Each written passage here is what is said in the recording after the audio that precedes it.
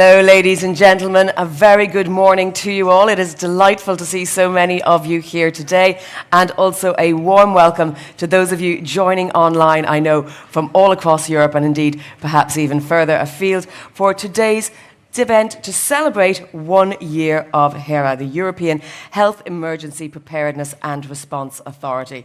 It's a very timely conference. It's Hera's first conference, but just last week we saw the second annual plan announced and investing nearly 1.3 billion for 2023 to prevent, prepare and rapidly respond to emerging and evolving cross-border health crises, to anticipate health threats, invest in medical solutions and deliver those medical countermeasures that are so essential.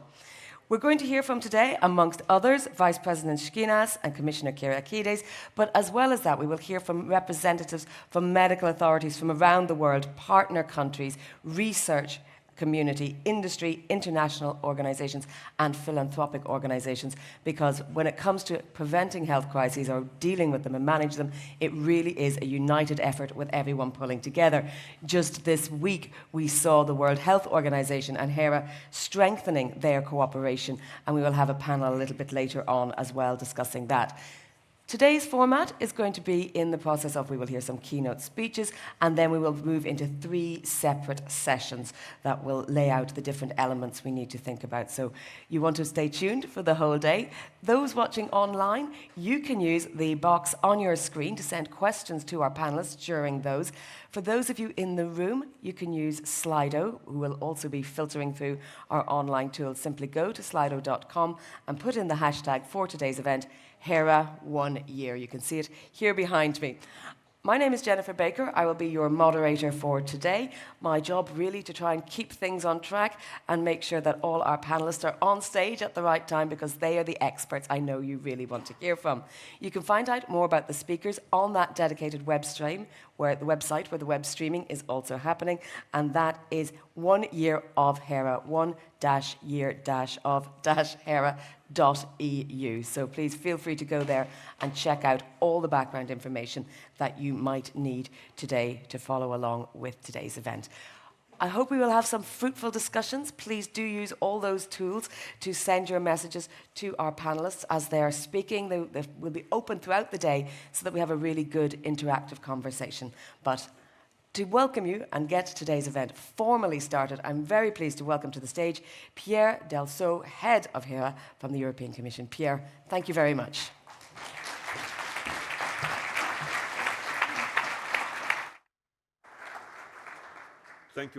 Thank you very much, Jennifer. Dear Commissioner, dear Minister, chère Madame Trier-Lenoir, ladies and gentlemen, you know, 1 year ago, Hera was created. And I remember at that time, I received the questions, why creating Hera? Why do we need Hera?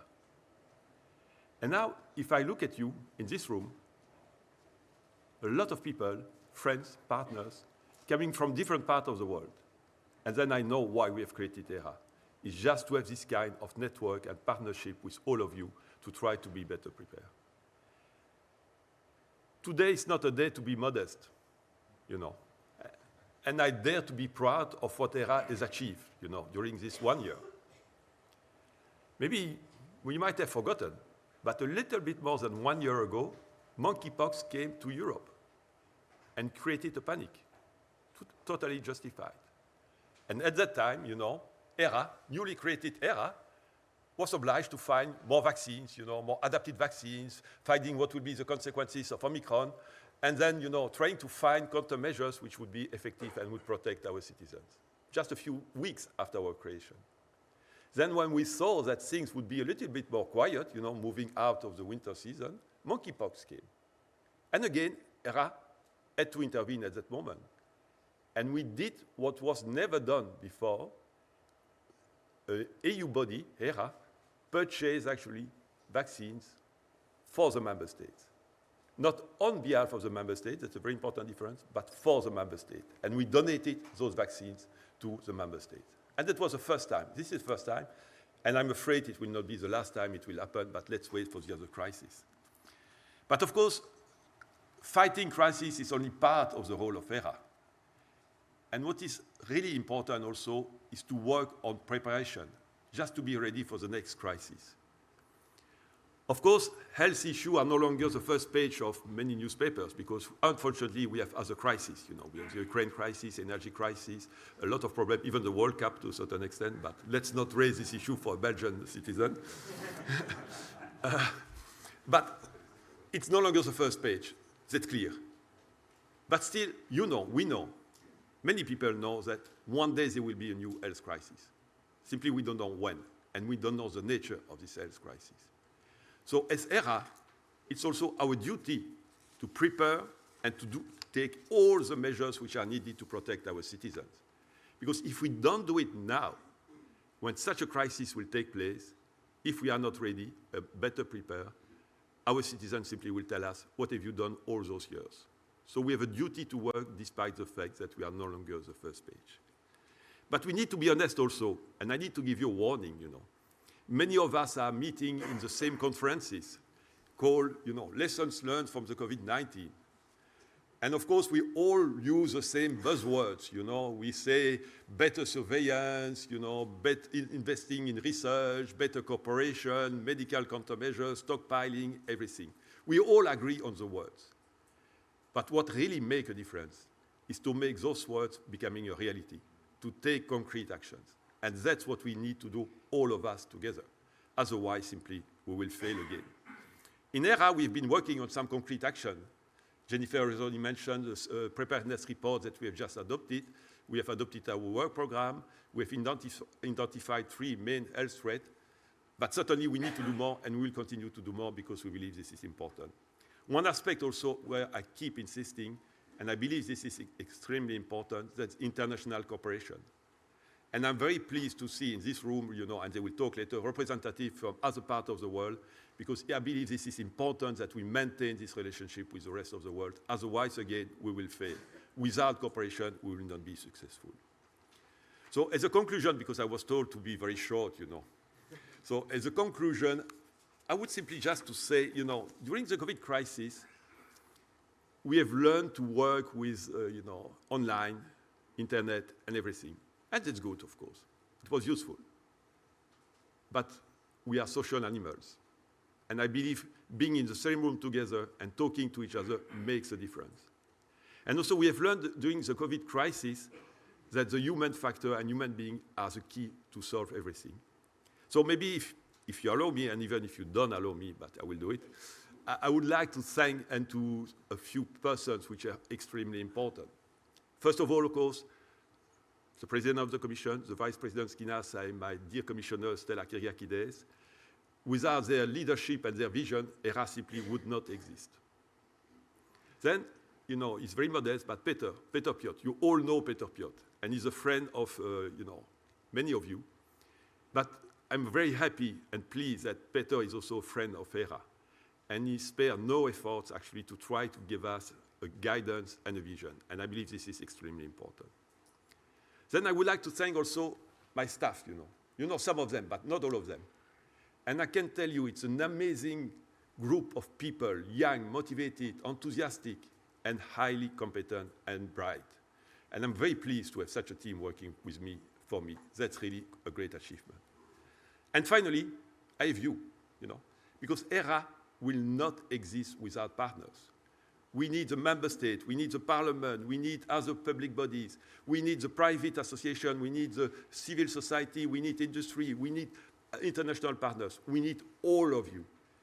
But something which for me will be extremely important, we need to continue to work together in unity. If we don't do it again, we will fail. But again, I'm an optimistic person, and if you know the Monty Python, you know, I will conclude by simply saying, always look at the bright side of life. Have a great day. Past, present, and future. At the start of And now I'm supposed to announce you that a short video on Hera now. Hera, past, present, and future. At the start of 2020, healthcare systems across Europe were dealing with the usual stresses and strains. And then the COVID pandemic struck.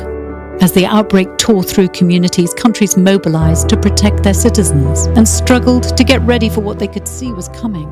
The human desire to help each other shone through. From neighboring countries stepping in to treat patients when systems got overwhelmed, to neighbors taking care of each other. At every level, people tried to save lives and keep each other safe. But with all the will in the world, the challenges were enormous. There were no vaccines or other effective medicines. We faced shortages of personal protection and limited testing capacity. Everyone saw that the only way to overcome this situation was to act collectively. The EU institutions were best placed to work with the member states and, where needed, on their behalf. Hera was set up in September 2021 to make that possible.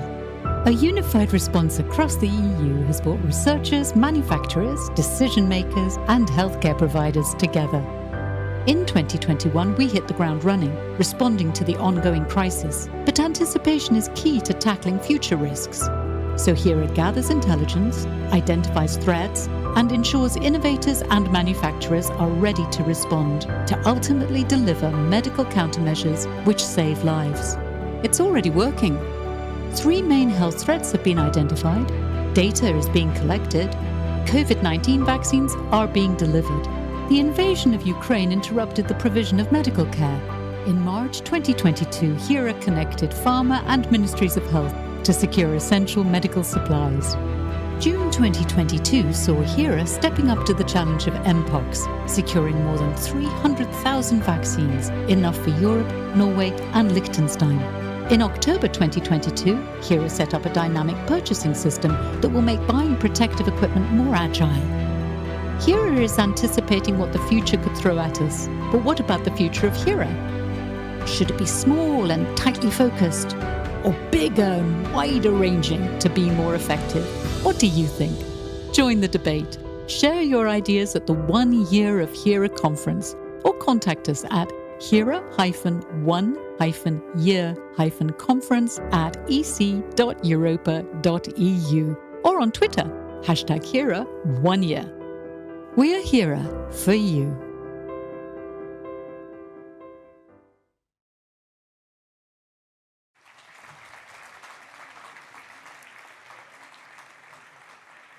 Well, I hope indeed that Pierre's warm words and that short video has whetted your appetite to find out more.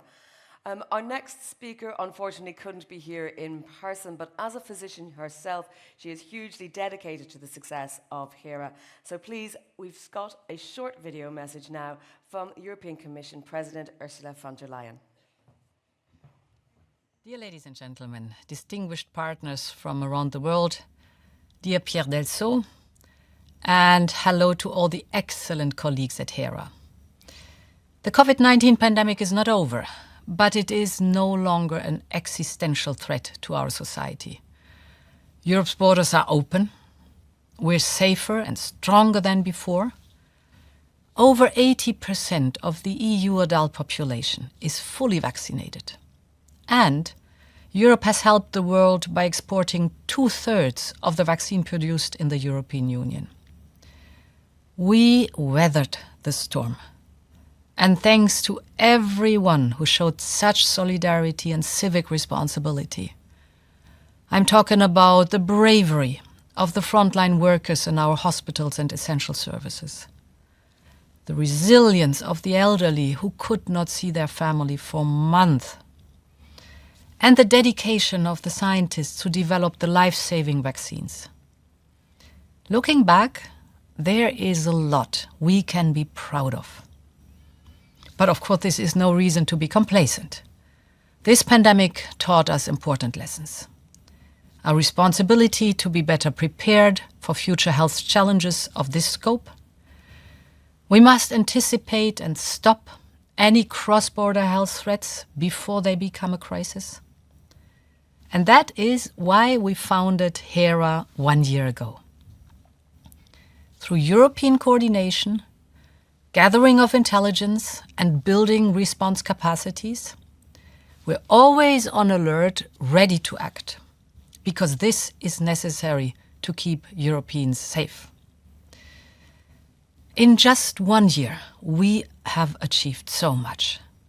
We were, for example, fast to contain monkeypox by purchasing vaccines directly from the European budget, a first in our history.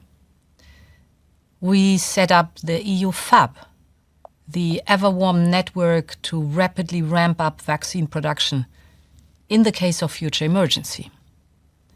We're cooperating with international partners on developing next-generation vaccines as part of our Vaccine 2.0 strategy. And in response to Russia's brutal war, we have supported our Ukrainian friends with potassium iodide and other medicines to prepare for the case of a nuclear disaster. Hera today is an example for speed and institutional agility of Europe. And I want Hera to keep that pace. In the years to come, the challenges for Hera will even become more demanding. To make sure we are never caught off guard, Hera has identified the top 3 cross-border health threats as pathogens with high pandemic potential, chemical, biological, radiological, and nuclear threats, and threats resulting from antimicrobial resistance. Against each of these, medical and other countermeasures must be in place.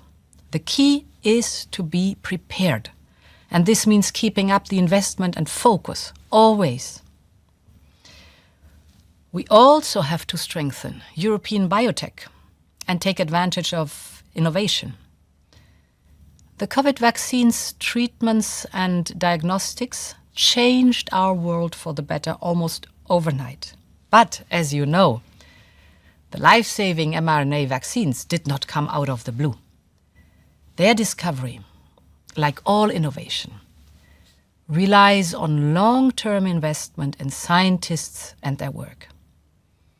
In fact, the European Commission had been investing in mRNA vaccine research since the early 2010s. And that is why it is so important that Hera works closely and strategically with our Horizon Europe research program to close the circle from blue sky discovery all the way to scaling up life-saving measures. And we will make biotech a priority of our new European Sovereignty Fund. Last but not least, Europe should use its power to convene and lead coalitions of the willing.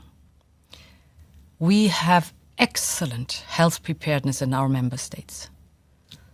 Europe's pharmaceutical firms are world leaders in innovation. Our network of universities, health institutions, and civil society is rich in expertise. I want Hera to be a locus for cooperation and synergy across Europe, and with our global partners, of course, such as BARDA, CEPI, and the African CDC. This way, Hera will become a focal point for health preparedness measures. So rather than to duplicate, we complement and multitude our strength with a very sharp focus to mobilize all actors and assets to be prepared for cross-border health threats and respond in real time when they occur. It requires as much work when there is no health crisis as when there is one. Because when push comes to shove, your work saves lives. Our nascent European Health Union goes beyond Hera. But it is already clear there is no health union without Hera. So, happy birthday, Hera, and let's keep up the excellent work. Thank you very much.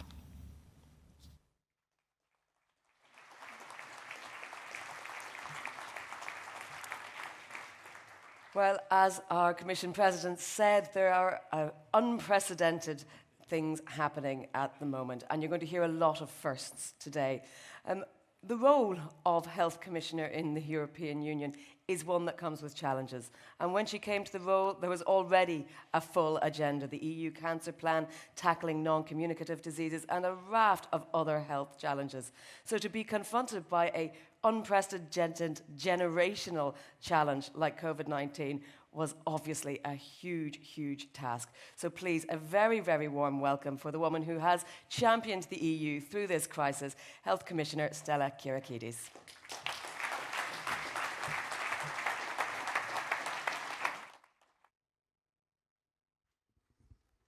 Thank you, Jennifer. Thank you, Jennifer.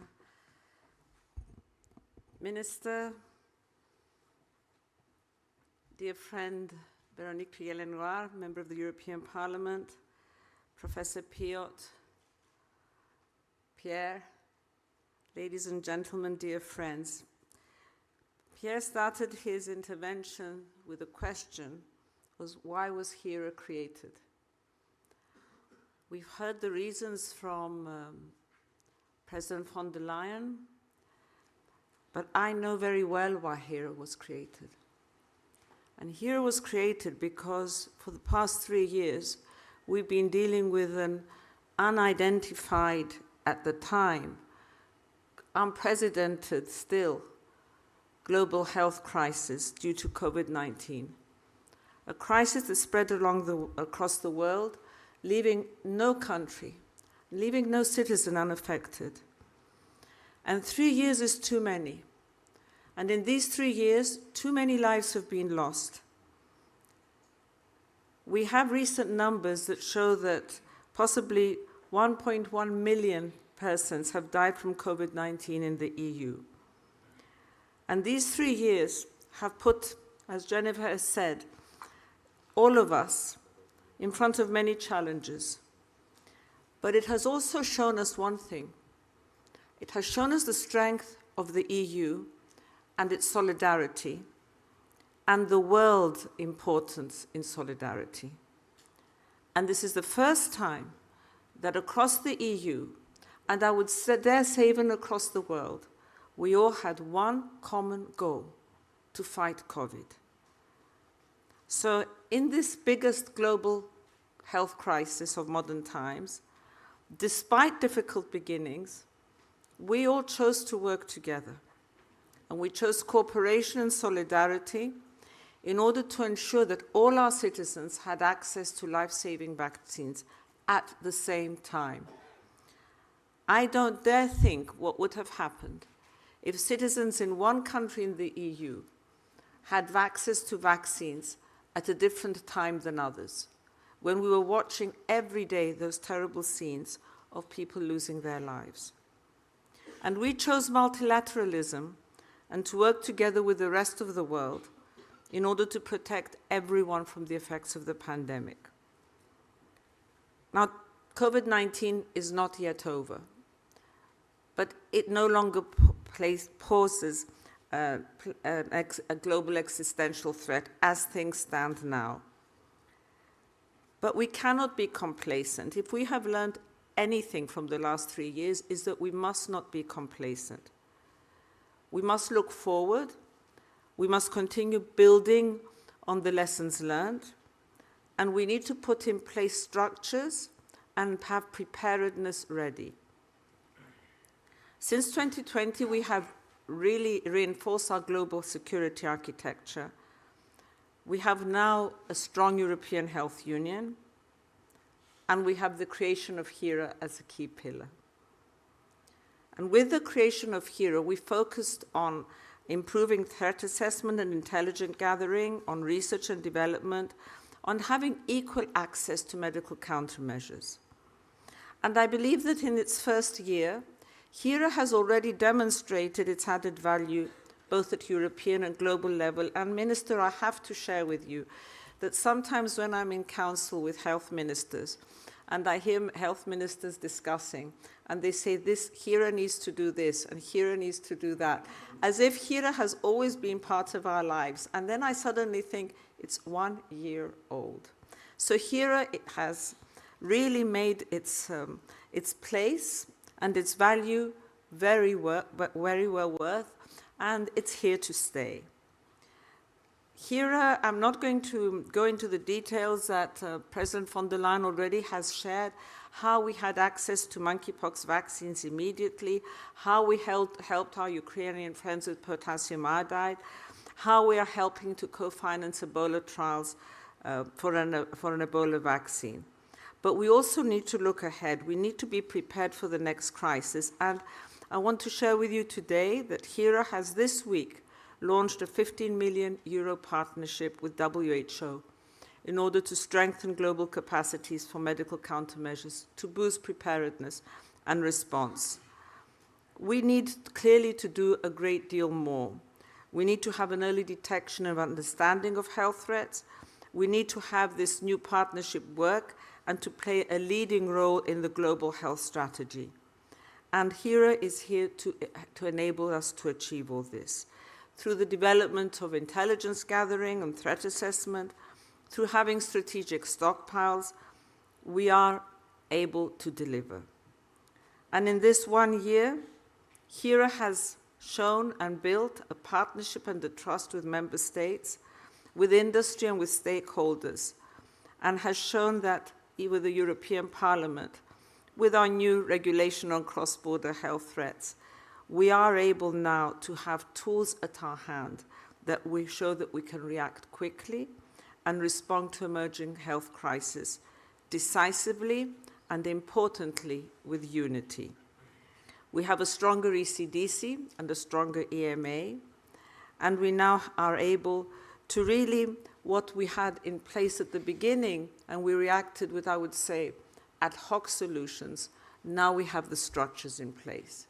And what we saw was missing, and Hera was definitely missing at the time, now we have Hera in place. So I believe that what we need to do now is to keep preparedness. And I can understand that, as has been said, there are other issues, Pierre, in the headlines. But we cannot afford to take our eyes off preparedness and the need to really monitor what is happening globally in the area of public health. And to be prepared to deal with health emergencies and to keep them on the top of the political agenda. And this is what Hera is here to do. So I'm going to end here by just saying a big thank you. A thank you to all that have put so much effort in making Hera a reality. A thank you to the member states, to the presidency that has really done so much in the last 6 months to allow us to move forward. A thank you to the European Parliament and to friends in the European Parliament who had the vision of the European Health Union and who, despite some that didn't believe that Hera could be a reality, to bring us here today. Thank you to Professor Piot. I think that sometimes we take for granted how lucky we are that we have such level of expertise at hand, and he has been an unwavering pillar of support. And last but not least, thank you to all the team at Hera, every single one, because I know that you work under very challenging circumstances all the time. But what you can be really assured is that you have our unwavering support. And when the next crisis arrives, we will be ready to tackle it decisively and quickly. And with you as our watchtower, I'm sure we will have this protective shield that we all know we need to have. So President von der Leyen stole my line, but I will repeat it. Happy birthday, Hera. And I wish everyone a very successful conference today. Thank you.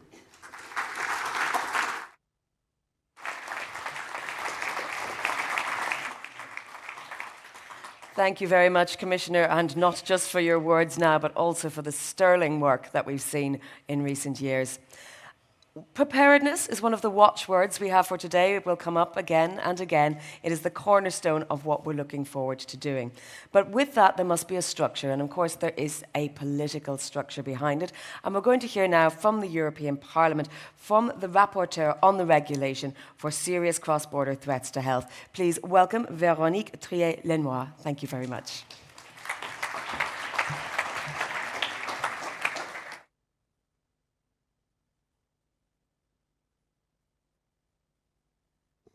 Thank you. Thank you, Jennifer.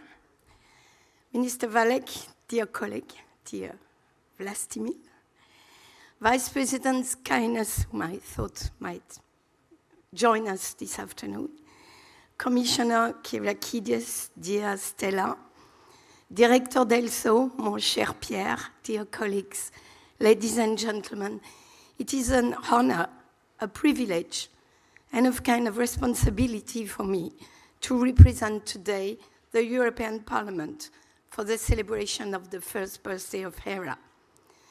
The European Health Emergency Preparedness and Response Authority was born 1 year ago, but the Hera project had been in our minds for longer. It has been quite a long pregnancy, if I may say so. At the height of the COVID-19 health crisis in April 2020, the European Parliament already called for a European health response mechanism in its first resolution on the pandemic. And in September 2020, the President of the European Commission, Mrs. Ursula von der Leyen, did answer positively to our expectations and announced the first establishment of an advanced biomedical research and development agency at the European level. It was inspired by the American BARDA. Long-awaited and often idealized, births are not always as planned. And as the European Parliament of the rapporteur on the regulation on serious cross-border health threats, I was first hoping to be involved in the setting of Hera. It was not the case at the beginning, and I must say that for a time, the European Parliament felt kind of left out of the process of building Hera. But despite the complex delivery, we finally managed together, and thank you, Pierre and Stella, for this wonderful collaboration. We managed to raise the newborn Hera and to integrate the baby into the ecosystem of preparation, preparedness, and response to human health through the negotiations of the cross-border regulation. The Parliament's priorities will enter into effect mid-December. Here we are. And if I may, I would like to remind you these priorities: involvement of the European Parliament, mandatory consultation of all stakeholders, especially patients and health professional organizations, coordination between Hera and the relevant European agencies, better cooperation at that time between the Health Union package and the Hera legislation, and an evaluation of Hera in 2024. Within its first year of life, Hera, and you already mentioned it, took its first steps and launched the projects and actions to meet objectives set for the year 2022, identification of different human health threats, deployment of EU FAB, and conclusion of several joint purchase agreements. These first results really deserve to be warmly welcomed today.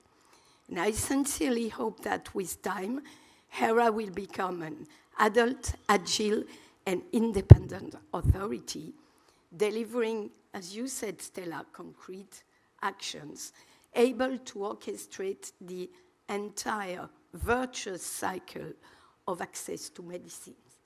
I mean, anticipation, innovation, negotiation, production, and stock protection. Anticipation must be our primary strength. Hera should allow us to identify all types of human health threats, be they infectious or environmental, food-related, biological, chemical, radiological, or nuclear. Hera must set up a list of treatments which will enable us to counter these threats. The European Union must urgently boost its support for innovation. The whole innovation chain has to be ensured, from laboratory benches to the patient's bedside, and through close and continuous interaction between European academic laboratories, pharmas, and health agencies, be they European or national, like Cocorico, the new Agence d'Innovation en Santé in France. It is an example, but I'm happy to give it to you. Such strategies should, in the long term, allow a return on investment to all stakeholders, manufacturers, of course, but also public funders who should no more pay the highest price for the products they have initially financed. The 27 member states should continue negotiations with the health industry through a single voice, and Hera could be the single interlocutor. The health crisis revealed the relevance and efficiency of joint purchase agreements and on medical equipment, medicines, and of course, vaccines. Let us make joint procurements the norm to ensure fair and equitable access to essential medicines in times of crisis, and eventually for all innovative medicines. Let us converge towards a single price for each medical product in the EU. This will open the way to a European medicines market, avoid deleterious competitions between the member states, and last but not least, help us to reduce health inequalities among citizens in Europe. In terms of production, the European industrial park must live up its ambition. Hera should continue the process of mapping, evaluating, and strengthening production capacities on the European soil, which has already been undertaken for vaccines.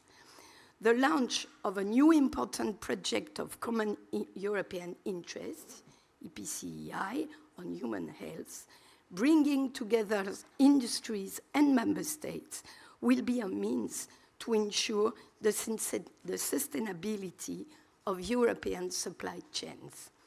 Finally, through adequate stock protection, the prevention and management of shortages must be led at the European scale.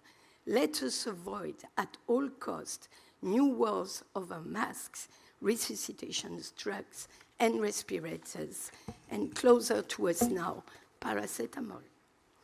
A list of medical countermeasures of vital importance must be established at the European level. And again, sorry, I know your shoulders are robust. Hera appears to be the necessary device to do so. Preventing shortages will require the creation of a strategic European stockpile to ensure the fair distribution of medicines of major therapeutic interest. Last but not least, Hera must have a budget commensurate with its tasks. In the light of the paradigm shift imposed by the COVID-19 crisis, human health should no longer be considered as a cost, but as an investment. The US BARDA budget for 2020 was $1.6 billion, increased by $3.5 billion for the COVID-19 response for 325 people. The EU, with its 450 million citizens, should therefore grant Hera an equivalent budget, although I know from Pierre that the Americans are now coming to ask Hera the money, but Europe first, if I may say so, and this will enable Pierre to carry its missions.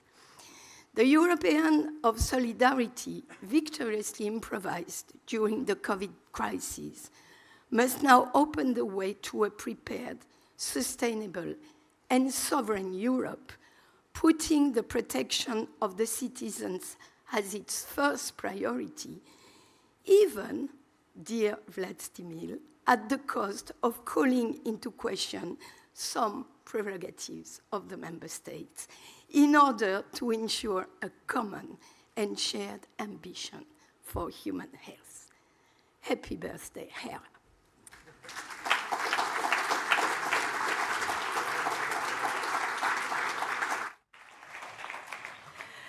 Thank you very much indeed. We're going to hear now from the Presidency of the European Council. And I think as we're in Brussels, I can say with some confidence that it's not always easy to get 27 different member states to sing the same tune.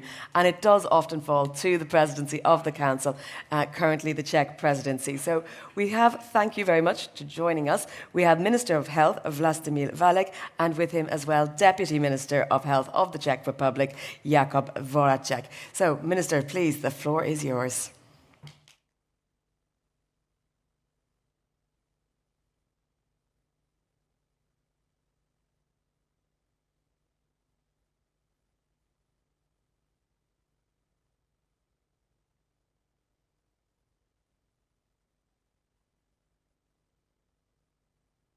Not so easy to find in my laptop my prepared speech, so I use this one. Even if I like technique and data are extremely important, sometimes it's technique more powerful as a Prime Minister and Minister. So, Ma'am Commissioner, dear Stella, dear Veronique, and dear Pierre, dear colleagues, ladies and gentlemen, it's really very hard to address all of you as the last of so many prominent speakers. We have heard representatives of our Commission, public, as well as of the European Parliament. I will focus on the point of view of member states, of course. I am glad that we have the opportunity to celebrate 1 year of Hera during the Czech presidency to the Council. I am glad because I am a medical doctor, and doctors' responsibilities is support soiglings. And Hera, it is newborn or something like soiglings. But very, very powerful, hardworking, really excellent newborn. It is, after 1 year from soigling, the way to Nobel Prize winner. Very fast, and today is Hera strong, powerful adult and supporter, and I would like to say thank you very much for everything during our presidency. Thank you. Because, at least for me, as a Minister of Health, cooperation of my ministry with Hera has been more intense than with any other DG throughout our presidency. It's true reality. COVID-19 has caused the death of more than 1 million people in the European Union, and still are some people which have very strong COVID infection. Still are some deaths in our hospitals, so COVID don't disappear, and I am sure as a doctor, it will not disappear. COVID will be here with us, and European strategy was excellent, it is excellent, and I am happy that this strategy is fully supported by Hera. European Union was not ready to react, but Hera as a proof that we have learned a lesson. The ad hoc measures taken by the European Union and the member states, often without coordination, were effective but confusing, sometimes contraindicating each other. The European Union as a whole was not ready to ensure development, manufacturing, procurement, and distribution of crisis-relevant medical countermeasures. We were and still are lacking information on the research activities and, more importantly, of manufacturing capacities in European Union member states. It is important to learn from the mistakes and establishment of Hera, accompanied by several very important legislation proofs that the European Union has learned. The data, the information, the network, the cooperation and collaboration, this is the keys which can offer us better future concerning the next problems like was COVID 2 years ago. We have to prepare, and I fully agree with Stella, I fully agree with Veronique. This is our most important responsibility. I don't want to go into detail, since I believe we had read or have been briefed on the preparedness report, but I would like to use the opportunity to share with you my opinion on what Hera should for better preparedness for the point of view of the Czech as one of the member states. When COVID started, I was a radiologist and doctor in my hospital. I was vice director of the hospital. I was responsible to coordinate the vaccination in my hospital between nurses and doctors. So I was responsible to build one of the biggest centers in Brno for vaccination and vaccinate in this center more like 1.5 million people. So it was really huge, and we vaccinate 7 days in a week from 7 in the morning till 10 in the evening. And it was very hard work. There was a lot of volunteers involved in this work. There was a lot of doctors, nurses, and supporters involved. And even if we worked very hard, we missed some informations because there was published on internet some disinterpretation, some crazy information, and unfortunately, also some scientists supported these disinformations. And this is what we have to change. Protecting our citizens from cross-border health threats is our priority. Both us, the member states, as well as the Commission, should work on strengthening our preparedness for respecting our responsibilities as well as capacities to handle existing as well as newly emerging tasks. Member states are and will remain the ones responsible for health of the citizen. However, COVID-19 has shown that in many areas we are stronger when we cooperate, when we collaborate, when exists cooperation and collaboration. Could be on a regional basis, could be between countries, but under or under the framework and leadership of the Commission. And the framework, the leadership of Commission was very fruitful, and the coordination under the Hera guidance was also very fruitful. And so we learn that only collaboration between 2 and 3 countries is not good enough. The collaboration, cooperation, coordination must be between all 27 countries. And this is through power of European Union. In recent years, we have accepted that spending in health prevention is not a cost, but rather an investment. We have adopted this approach because non-communicable diseases represented the major spending of our health budgets. It is time we accept the fact that we do not only need to invest into prevention of non-communicable disease, but also into protection from communicable disease. And no state can ensure that on its own. Strategic and coordinated approach to preparedness at the European Union level should help to avoid or, at the very least, significantly decrease the adverse effect of health crisis in terms of human lives, impacts on health services, or economic costs. European Union has a massive potential when it comes to research, accessibility of top technologies, and ability to attract top researchers from all around the world. The potential concerning research, potential concerning to be a leader of European Union is really strong. We need to start to cooperate and coordinate. What we must do is to easy access to market for newly developed products, but in a way that we will guarantee its producers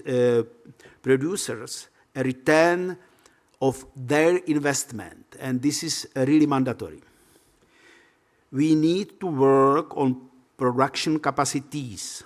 Total independence on the rest of the world is perhaps dream, but it's not a viable option. Needs of the European Union are massive, while production costs high and production capacities not sufficient. It's true reality. There are ways of reaching independence, but first of all, we must know all about our capacities. Without data, it's impossible to prepare plan.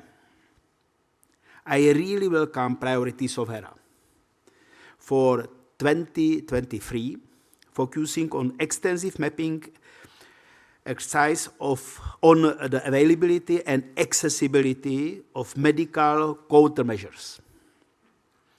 Mapping the European Union storage capacities and their potential to help with further crises is also needed. There are many areas we need to work on it, like IT tools or legislative framework that will allow us to act swiftly, but I am sure my deputy minister is better expert as I concerning this issue, and perhaps he gives us more information concerning practical point of view. So, let me conclude. Hera is very strong, powerful adult. I mean, Hera is one of the future of better healthcare system in Europe, of better cooperation and coordination. And we as a politician, we are here not because we want to be here, but because our responsibility is support citizens, citizens of Europe, to offer them better health, to offer them better availability of drugs, vaccines, better availability of treatment, screening programs. All this was priority of our presidency. And finally, to offer them better public health, because money are important, oil is important, good quality Swiss chocolate is also important, but without health, it is definitely nothing. So, happy birthday to you. Happy birthday, Hera, and thank you very much for everything.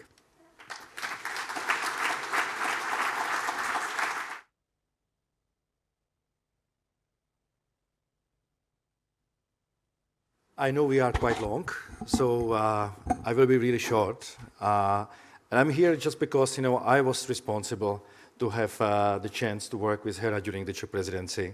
And I have to say, Pierre, that it was really a nice experience. And from the early beginning, we adopt Hera as a Czech presidency. We decide, that to bring, the needs of member states, especially in the area of vaccination and supply of the vaccine, is the only chance, how to get to the better conditions, to find a way, how to deal with the situation, which was, let's say, quite complicated. And I have to say, there is tomorrow coming EBSCO meeting, that thanks to your support and thanks, to the joint work of all the people at Hera, but also, in member states, we are coming much closer to better conditions and better management of supplies of vaccines, for the Europe. And it will not be possible, without you, without Hera, without your team and your colleagues, and of course, without the support of Madam Commissioner and the rest of the key institutions like ECDC or EMA. But together we are really moving forward. So as I said, we adopt you, and as a Czech presidency, and I can really promise, we will support you also during the trial of the presidency. It's not just us, but we are working together with France. And thank you, Veronica. It's always great, to get the chance to speak after you, but also with our Swedish colleagues. And I believe, that upcoming presidencies will again support you and move it, all the task forward. The few things which I would like to mention, I believe, it's really important, is, to get the support, what you have in plans. So to really work on the transfer of technology, to seek what we have in the Europe, and I believe we have a good R&D, we have a lot of promising scientific groups and projects. It's just to find them, to help them grow, and to transfer them to the production, to get a better response, on the situation which will come. We invest a lot as Europe to R&D. It's just, that we need to find a better way how those results to bring to practice. And it's bringing me to the last point, and it's the communication. I had a doubt at the beginning of the Czech presidency, how we will really work with Hera and how we will work, on this task. But you really did a great job in the communication and bringing us together. And I can see, that all those important tasks, which are in front of us, and it was mentioned here, I believe, by Veronique, but also by other speakers, is the interruption of supplies. Each and every state of the European Union has now this big problem, and it's coming on a daily basis again and again and again. And we have to find the solution. We have to build a robust supply chain. We have to know how the logistic works, how all those key points in the chain are working. And it's only possible, if we will have a good IT solution, and if we will see, what is the key issues, in the supply chains. Without that, we will have on daily basis the problem to treat the patients and to get them the right support. I know that the BARDA was mentioned here a few times. 17 years old, it's quite different, but we are definitely on the right track. And we will help you as member states to get, to the stage. And I think, this is something, what is inevitable. We will have the European BARDA, or the US will have Hera in the future. We will compare it on that way. So thank you very much for attention. I will not take the more of your time. Thank you for everything, Pierre. It was a really nice half a year of work together.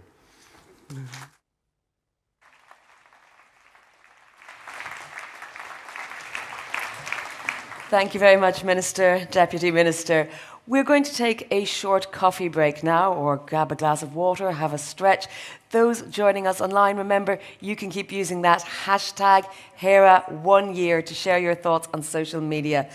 Those here, please take the opportunity to go and visit some of the stands we have outside. There's the EMA, there's the Health and Digital Executive Agency, and there's the Meet Hera corner where you can pick up documents from the documents kiosk.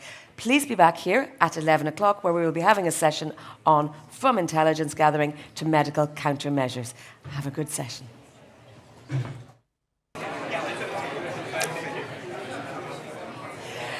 Ladies and gentlemen, grab a seat because our next session is about to start. This section is going to deal with From Intelligence Gathering to Medical Countermeasures, looking at innovative solutions to address cross-border health threats. We heard earlier this morning that the European Commission President, Ursula von der Leyen, was putting her hopes in some innovative solutions. We cannot be complacent, has been heard over and over again this morning from our keynote speakers. So we're going to build on that. We will have a keynote address here to set out the scene from Professor Piot, the EU Chief Scientific Advisor on Epidemics, and then we will have a panel discussion which will be led by Wolfgang Philipp. But first of all, please give a warm welcome to Professor Piot, the EU Chief Scientific Advisor. Thank you very much, Peter. Thank you very much, Jennifer, and hello everybody. Good morning. Well, it's first of all, of course, it's my turn to congratulate everybody, the President, Commissioner, European Parliament, Pierre Delceau, Director General, but also all the staff of Hera. I've been witnessing, trying to support from the conception to the delivery to you know, the development of this one-year-old. And I must say that I'm not going to repeat the achievements. I think they were very clear in the various speeches and the video. And also, I would say, I recommend to read the first State of Health Preparedness report, which really provides clear evidence that Hera is already making a difference for European citizens, because that's what it's all about. Although I trust that next year's report, or next year's edition, will discuss both biomedical measures as well as the equally important behavioral and societal measures, because they go together. Now, above all, thanks to Hera, Europe is now finally as a mechanism for concerted action on and preparedness on epidemic and biosecurity threats, and grounded in a number of very important principles dear to the Union. I mean, of course, science, multisectoralism, I think is really important, pragmatic and rapid action, and close collaboration with member states as a shared resource, and commitment to equity for all. And there is now, to quote a former Secretary of State of the US, you know, now they know how to call in Brussels when there is a pandemic problem. And I see Hera as a kind of insurance broker to help protect Europe from the threats it identified, as mentioned by various speakers. Don't worry, I'm not going to give a talk about lessons learned from COVID. I think we have quite a few of those reports and conferences and meetings and so. They're needed, but we know what it was. But as Minister Vacek said, you know, let's not fool ourselves. COVID is not over. And it's even likely that SARS-CoV-2 will be with us for our lifetime. And Minister, I totally agree with what you said about that. That's not a pessimistic view. That's just the way, the reality. And that's how viruses, once they found a host like a human host, then they will continue. However, even if new infections and hospitalizations are again on the rise in many countries in the region, it's safe to state that the pandemic has entered into a new phase. And this was also the view of last week. I co-chair with Commissioner Kyriakides a platform of the national COVID coordinators and scientists, and we're entering a new phase, but also a phase of some kind of endemicity, some form, thanks to immunity from both vaccination and natural infection. And because of the growing diversity, the soup of variants, all offspring of Omicron, interestingly, it's not so clear where we're going. But I'm particularly concerned about variants such as BQ.1.1, for example, which has immense and more immune escape features than others. But what's even more worrisome, I would say, is that the low take-up of the fourth dose of vaccination, even among people at high risk in many of our member states. And by the way, I think we should bin and delete the word booster for that. We're going for a maybe annual or seasonal vaccination, because Kerhag to explain that we will need a 7th booster in 4 years or so. It's no longer a booster. So these are some of the issues, and it's not clear where we're going in the medium and long term, but in the meantime, we also see a surge in RSV infections. Major influenza epidemic is bound to happen, there's no doubt about that. And as was also the consensus at this COVID coordinators platform last week, we must adopt our approaches and tools when the situation changes as well. And this will be a continuing challenge at all levels. Let me briefly mention 5 points which I believe are critical for a successful response, preparedness and resilience to epidemics and other threats in Europe. And the list is not complete. There are many others, particularly, I would say, leadership, political leadership, technical leadership at all levels. Without that, nothing is possible. First of all, now that COVID is still in our collective memory, who knows for how long, this is a time to strengthen and create new structures, systems, institutions, fire drill simulations, which will be all be key to ensure we are better prepared and continue to manage effectively the continuing COVID epidemic and future epidemics. And this is what is being done with Hera. But also in many member states, we're going through that. But in some, it's already forgotten. When we look at countries in East and Southeast Asia, they learned these lessons from the SARS epidemic in 2003. And thanks to that, they were better prepared. And I'm very happy that this afternoon we'll have Professor Chorchontan from Singapore who can talk about that experience in Singapore. Secondly, I think we need to, in terms of new institutions, I feel that there is too often a quite artificial separation of biomedical countermeasures and non-pharmaceutical interventions, as is being said.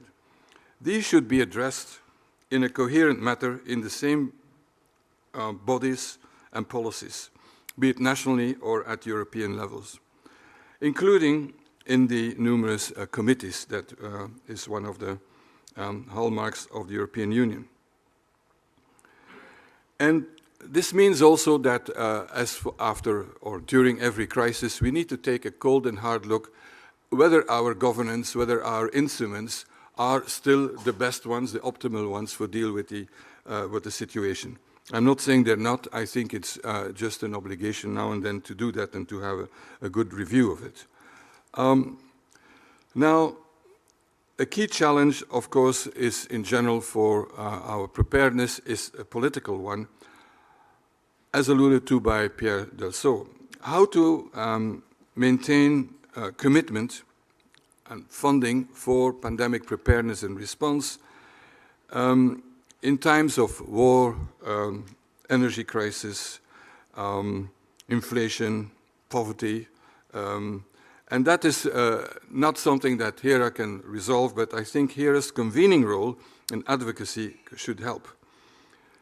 Now, secondly, as we all know, thanks to the rapid availability of vaccines was literally life-saving for millions.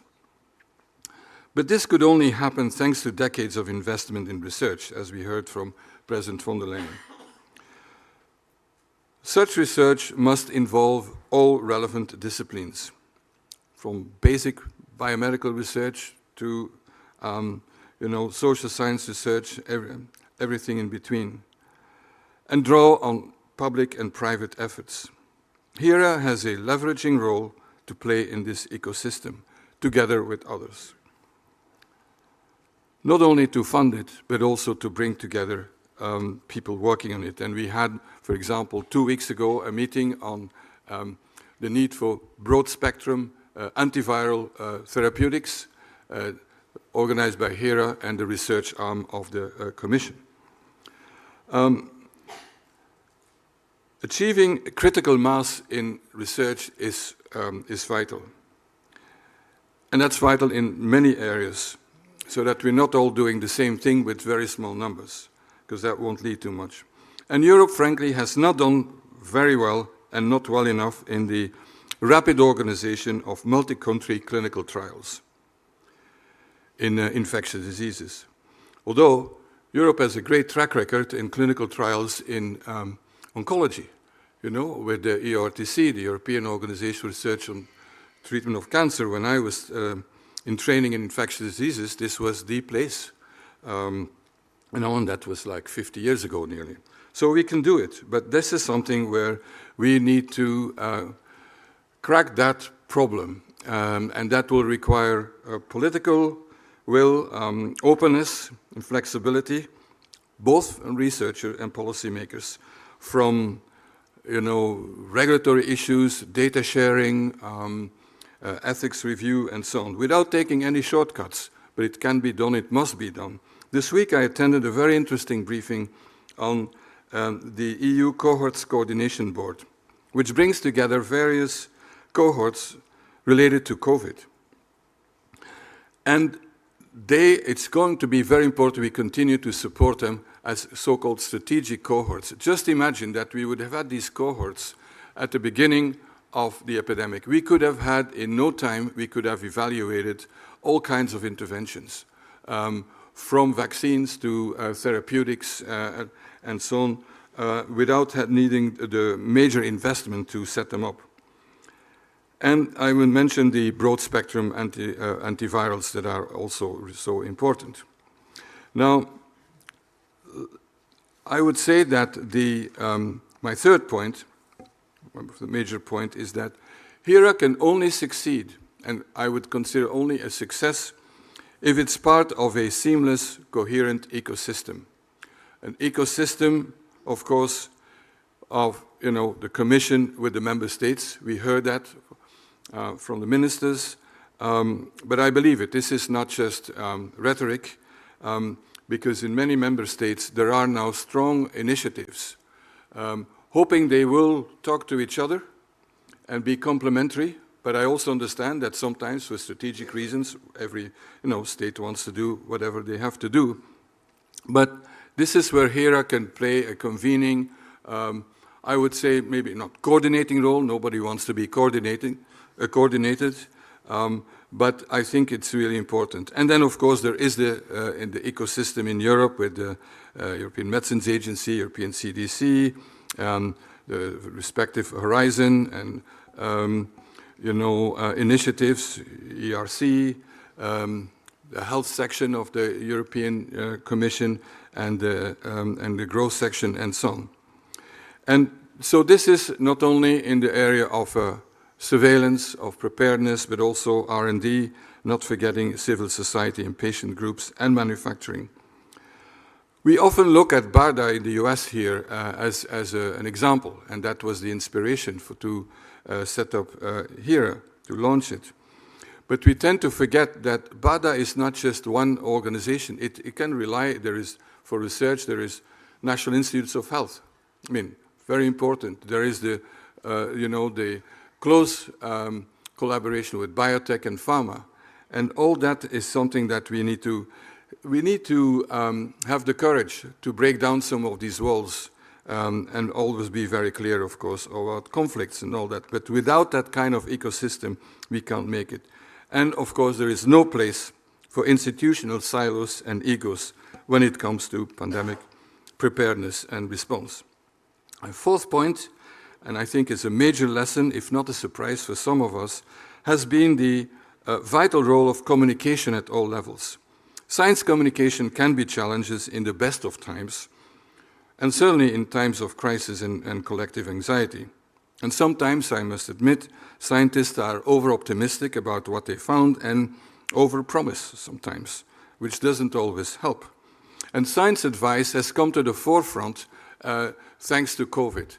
And here I think that we need to make sure that in countries where there is no organized science advice, that we use the experience of COVID to develop a more general science advice. For example, I was recently in Paris, and in France that's what is happening now. And so moving to that type of level of generalized science advice.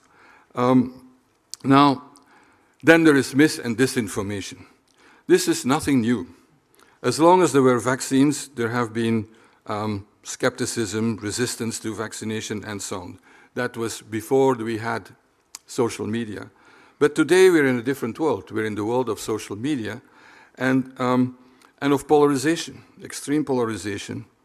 And this has been, in some populations, led to huge problems. And I think we forget sometimes to say that this has been leading to avoidable deaths. And let's not be naive, not all of this is spontaneous. Some of this is generated, is a matter of security and of, either political or foreign state influence. So I would say that this is something we need to take serious. We need to develop the science. We need not just react, but be proactive. But in the first place, we need to listen to people. We need to listen to the concerns. Some are valid, some maybe not. Though it's very difficult to get in a discussion with people who claim the earth is flat. And, you may laugh, but that's quite a substantive proportion of people still in many countries. So we need to understand and be proactive and through personalized communication. And it has to become part of health and starting in schools. And then my last point is close to my heart, and that's international cooperation. By definition, a pandemic is worldwide, but we will have probably more regional epidemics, and even there, working together, exchanging information early on in real time is beneficial to all. It obviously starts with early warning, openness and exchange of key epidemiological and virological information. But this is where we need strong global and regional multilateral organizations, such as WHO and its regional offices, European CDC, but Africa CDC, and a growing body of regional entities, which I think for the future are going to be far more important than the global organizations, because they're closer to the realities on the ground. There are two other issues. One is access to products and tools, and the other one is R&D cooperation. On equitable access, we've had very big problems, as you know, and a mixed track record. And in general, I would say scarcity is the enemy of equity. That was the problem in the beginning. But let's not forget also that Europe has been the major exporter of vaccines, including to low and middle income countries. But I would say and argue that if we don't now invest massively in distributed manufacturing for geopolitical and equity imperatives, we will have failed.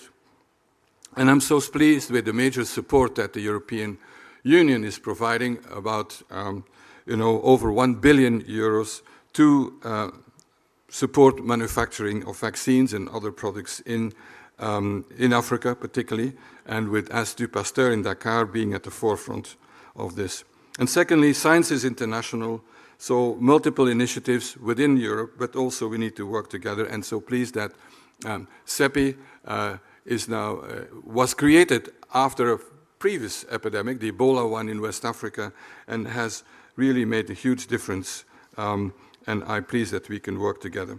So, well, this is where we are now, and let me conclude. Whereas no two epidemics are identical, even if caused by the same pathogens, the basics are the same, and we can and must do better. And as EU, as we've heard, we are much stronger together than if we're each individually going to approach. So good coordination is not just a boring bureaucratic exercise, but it's a hallmark of providing health security to the citizens and to save lives. With Hera, we have now one of the main components of the European Health Union, and this illustrates once more that we should never miss a crisis to make us all better. Thank you very much.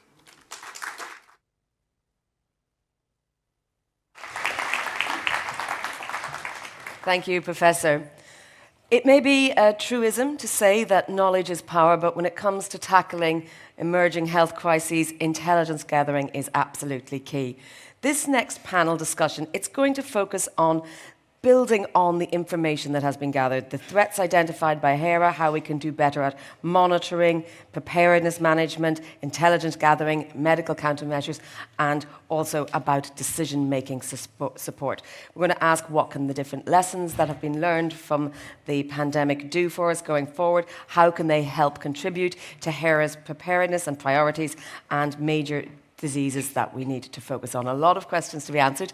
And if you want to ask one of your questions, the Slido option is now open. So you can go to slido.com on your mobile phone or your tablet on your browser and just put in the code HERA 1 year, and you can type your questions in there, and our moderator for this session will be able to see them here on the screens and put them to our speakers. And for those joining online, remember you have a box there on your screen as well that you can put your questions into as well. So I'd like to invite to the stage the moderator, our host for this session, Wolfgang Philipp, Deputy Head of Hera at the European Commission. Thank you very much indeed, Wolfgang. And also the panelists. We have a wonderful lineup of different stakeholders and experts. Mads Korsgaard Thomsen is CEO of Novo Nordisk Foundation. Rino Rapoli is Scientific Director at Biotecnopolo Foundation of Siena. Anna Maria Henao Restrepo is co-lead at the World Health Organization and Blueprint for Epidemics Health Emergencies Program at WHO. Roberto Bruzzone, co-director of the HKU Pasteur Research Pole. Richard Hatchett, CEO at the Coalition for Epidemic Preparedness Innovation, CEPI. And last but by no means least, Eloise Todd, Executive Director at the Pandemic Action Network. Thank you very much, ladies and gentlemen. Wolfgang, I hand over to you, and I wish you a very fruitful discussion. Thank you very much. I need to keep this a little bit further away. So I'm very happy that we have such a great panel here. It's a huge variety of people with specializations and covering different areas of expertise. I just want to come back to what Peter said. You said scarcity is the enemy of equity. And if we don't invest further into research and development, that sounds perhaps a little bit simple. If that's not going to be done, scarcity will be the enemy of equity again in the future. So therefore, I'm happy to have about 2 or 3 minutes just to go through a couple of facts and figures to illustrate what we are doing at Hera and what we try to do in the future as well. So we have 1 year now. 1 year is a great achievement. We have been growing from, let's say, 9 people to 90 people now, and they're all great, very much enthusiastic and motivated colleagues. And that's the biggest present, basically, to work every day with these people and really go forward with some practical achievements and not just developing plans which are not implemented. So that's a great thing. The other thing is, and you mentioned this, Peter, as well, that's the second time I refer to you, that's around collaboration. And collaboration only works if we talk facts, if we talk really outcomes, if we start from endpoints, and if we don't start with processes. So therefore, I'm happy that we have here a large number of people, and I'm really happy that we get some feedback on this. It was already mentioned, Hera works as an end-to-end approach. So that means we start with the intelligence function. So that's gathering intelligence around epidemiology. Many organizations are doing this. We don't want to repeat that. We simply want to cooperate with these different entities and see what kind of information is relevant for us to take a decision if there is need for follow-up. That would then go down to research and development, innovation, production, manufacturing, procurement, and distribution. And that is all of these steps have their intrinsic problems. What we have been doing over the past years is really to start with the 3 major threats that were mentioned now multiple times: emerging viruses, antimicrobial resistance, and then chemical, biological, radiological, nuclear threats. So we are looking into these areas and try to dissect them in order to make sure that we identify the critical elements in the supply of medical countermeasures to deal with potential threats under these headings. That requires obviously a lot of innovation. It requires also a long-standing investments into research and development. And it was mentioned already, I think the fast development of the mRNA vaccines or the other vaccines that are on the market now to act on SARS-CoV-2, that was really very much based also on the identification through basic research of antigens that are protective and that allowed us to really quickly develop these, or the companies to develop quickly these vaccines. So therefore, there is a need for basic research, but at Hera, obviously, we are much more looking into the translational research phase. That is what we want to focus on, to pool our resources with partners across the globe, not just in the EU, and then to make sure that we have a good plan, match plan, which is actually implemented. So we operate through programs. That's the research program, that's the health program, and then something we call RESC-EU, that is a program that is used to establish strategic stockpiles.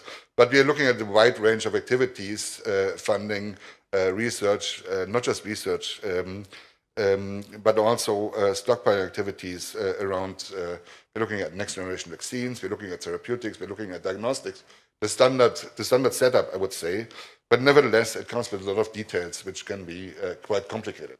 And not just complicated in terms of availability of funds. One element is we also set up now what we call Hera Invest. That is a fund where we put 100 million in, and we hope that we can attract as well private contributions to that, simply to make sure that we have the means also to pull good and promising products to the pipeline. That's the whole idea, for the sake of public health. No? So not for the sake of generating money, but for the sake of public health. We are involved in many, many things. It was mentioned already a couple of times. Procurement, Mpox, as it is called now, Mpox vaccines. We are contributing to clinical trials now in Uganda for the Sudan strain Ebola vaccine. We are looking into research of vaccine-induced immunity and so on and so forth. So there's many, many things happening at the moment, but it would be not fair from my side to continue now to bore you with all of these details, but I would really like to start a discussion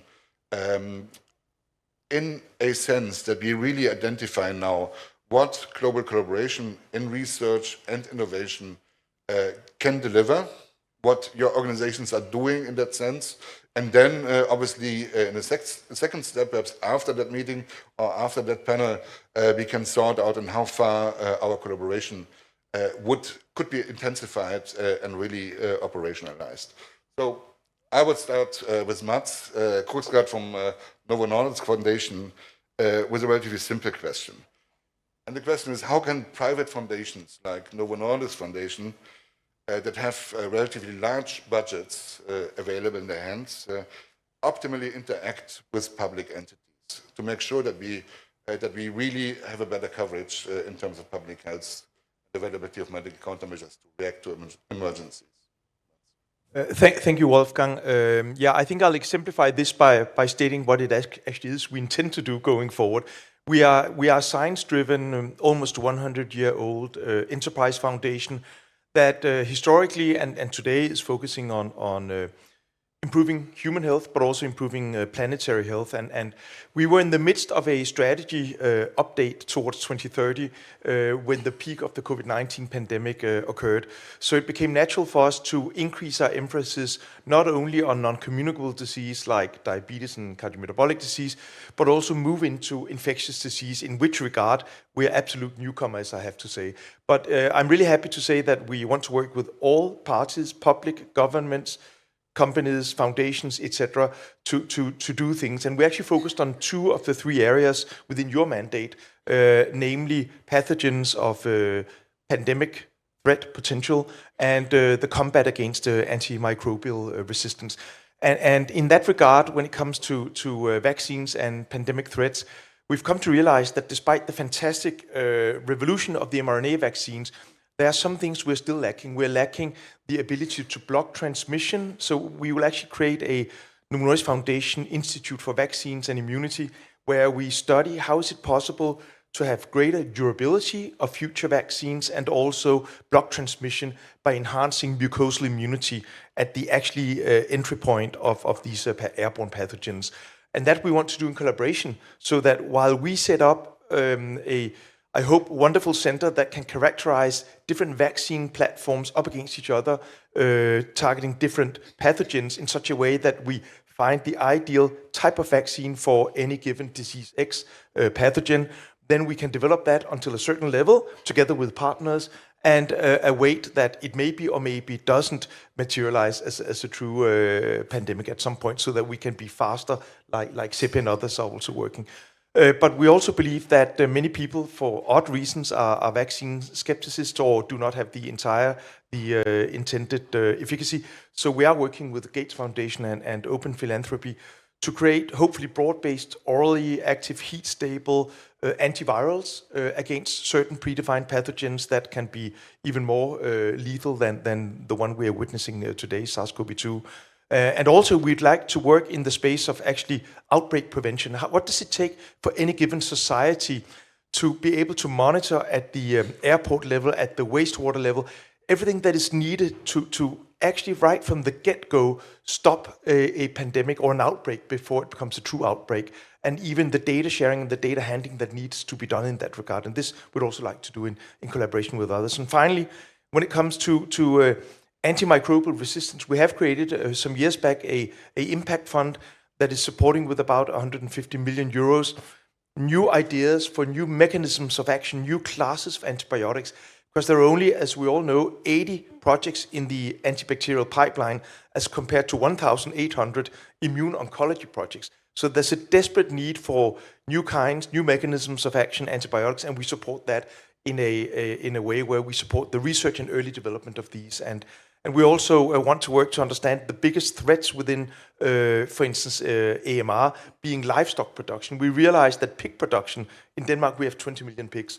Pig production is a big problem because as these little piglets are weaned from their mother, the sow, the whole microbiome is stressed and challenged in a way that we want to understand so that we can avoid all these post-weaning diarrheas in a way that this huge antibiotic consumption that happens in pig farming can be minimized by understanding what goes on as this microbiome matures. So we support many different kinds of science in the area, and we want to work with as many as possible people in this audience in public-private partnerships. I think that's the only way we can solve it, as you and Peter have just alluded to. I think I'll stop there.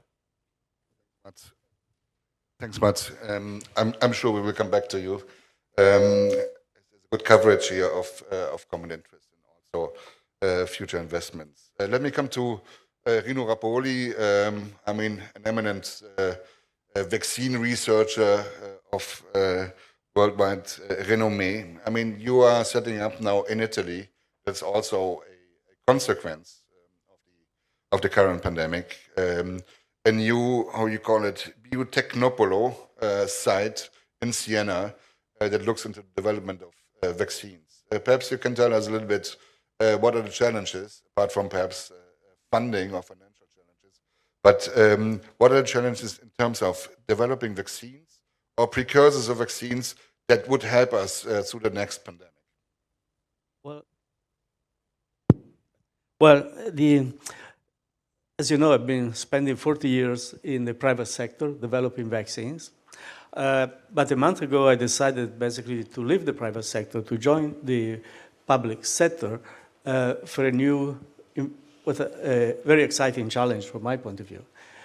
Because the Italian government has decided to basically set up and fund a National Institute for Pandemic Preparedness. And they asked me to lead that. And that's obviously a big challenge, a great initiative, I believe a huge opportunity. And I'm very excited about it. Now, what can we do? Well, the only two things I can do are vaccines and monoclonal antibodies. So I will not go beyond the things I can do. Obviously, antivirals are very important. If we need to do them, we'll obviously partner with people that are much better than we are in doing them. So we'll do vaccines and monoclonal antibodies.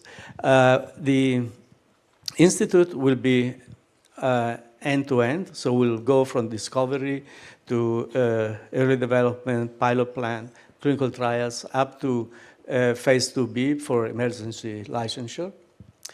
The focus will be two things. obviously emerging viruses, but we'll also focus on antimicrobial resistance. I mean, we are very focused on viruses, but they come and go, they strike. But, you know, the antimicrobial resistance is an extremely important thing. I think it's a silent pandemic. It's coming up very, faster than we thought. And if we don't do something, it will be too late. So my experience, I've been developing several vaccines for bacteria. And I would like really to use the experience, the things to do antimicrobial resistance. Basically, that's what we're going to do. And the question is, now you have a national institute in Italy is going to do these kind of things. But obviously, we cannot be alone. We cannot prepare for the country for the pandemic. We cannot prepare for everything. So I think what we need to do is basically, and the reason I'm here is basically to be part of a global network. I mean, talk with Hera, see what the role we're going to play, which are the partners in Europe. We would like to be a resource not only for Italy, we'd like to be a resource for Europe. And together, we'd like to collaborate not only with all the European partners, but the global partners like CEPI, the NIH, BARDA, whatever. And we were talking about Singapore. Why not? I think we need a global network. We're going to work together. If each of us, without overlap, is going to do his own work, all together, maybe we can better prepare the world for future pandemics. So I think that's the goal. We will do our part. We would like to make a significant contribution, but we need to be part of a global network. That brings you to the next panelist. That's Anna Maria from WHO. As you touched on the global network and global activities, Anna Maria is working for the R&D blueprint at WHO. So perhaps you can just elaborate. One thing is detection is crucial. But at the end of the day, acceleration of development of vaccines, of therapeutics, of diagnostics in the first instance, when it comes to trigger and when it comes to direct and steer response to pandemics or health emergencies, is absolutely key. Perhaps you can tell us in how far the R&D blueprint is going to accelerate exactly the development of diagnostics, therapeutics, and vaccines in case of future health emergencies. Good morning. Good morning. So thank you for the question. I just want to let all of you know that since 2015, when the World Health Assembly created the R&D blueprint for epidemics, we have been working on preparing a list of priority pathogens that can cause epidemics. We have already published 2 lists, including pathogen X on those lists, and now we are moving into the third process in which Hera is part, and we are very happy that they are coming and contributing. That's the first thing. The second is that when there is an outbreak, there is a lot of tremendous upsurge of efforts and solidarity, and everybody wants to contribute to cure lives and to save lives and to cure people. But what we have observed too is that the competitive spirit that accompanies science also shows up during outbreaks. And this is really important because outbreaks are an opportunity for scientists to get pride. It's an opportunity to move forward. But unfortunately, due to lack of coordination, we see lots of little trials, what we call boutique trials, and lots of inefficiencies in the system that we have to address. So we are saying that our challenge is not to prepare for the next pandemic. Our challenge is to prepare for the next outbreak, to prevent that this outbreak becomes a fake or becomes a pandemic. So are we doing better? I want to say what we have been doing shows that it's possible. I was personally involved in the West Africa outbreak response, in which a multilateral effort coordinated by WHO moved from nothing in August when the outbreak was declared to having a vaccine tested starting 7 months later with results in efficacy in less than a year, and this vaccine became part of the response to that outbreak. Moreover, now in the response for Sudan Ebola virus in Uganda, the same effort, collaborative, multi-party effort, thanks to the investment of the governments of the United States and the UK that have candidate vaccines, we have been able to move from no vaccines. To have vaccines that arrive today, yes, in the field, arrive today 70 days later. So it's really amazing, and the trial team ready in the field to move forward with the evaluation of these candidate vaccines. What we also learned is that putting vaccines into stockpiles is good, but it's not good enough, because these three developers work against the clock, and still it took them 70 days to go from the bulk or to produce the vaccine for the vaccines to land in Uganda. So we have made that. These investments that have been done have to be underlined. Without the work of the UK and the United States government, we will not be telling this story. Another area in which we are pushing the edge is on the trial design. The beautiful long trial protocols that require lots of information are not suitable for outbreak response. We need to have trials that are suitable to answer the key priority public health questions, that gather the information that is critical to answer those questions. And that is a part where we still have a lot of work to do, and I will say in Europe in particular, in our previous experience.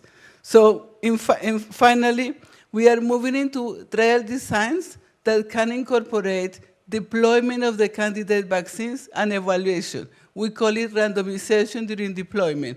And now for monkeypox, the two vaccines that do not have clinical efficacy data that are being used are going to be evaluated in 2 South American countries using this approach that will provide all of us with true efficacy from these vaccines.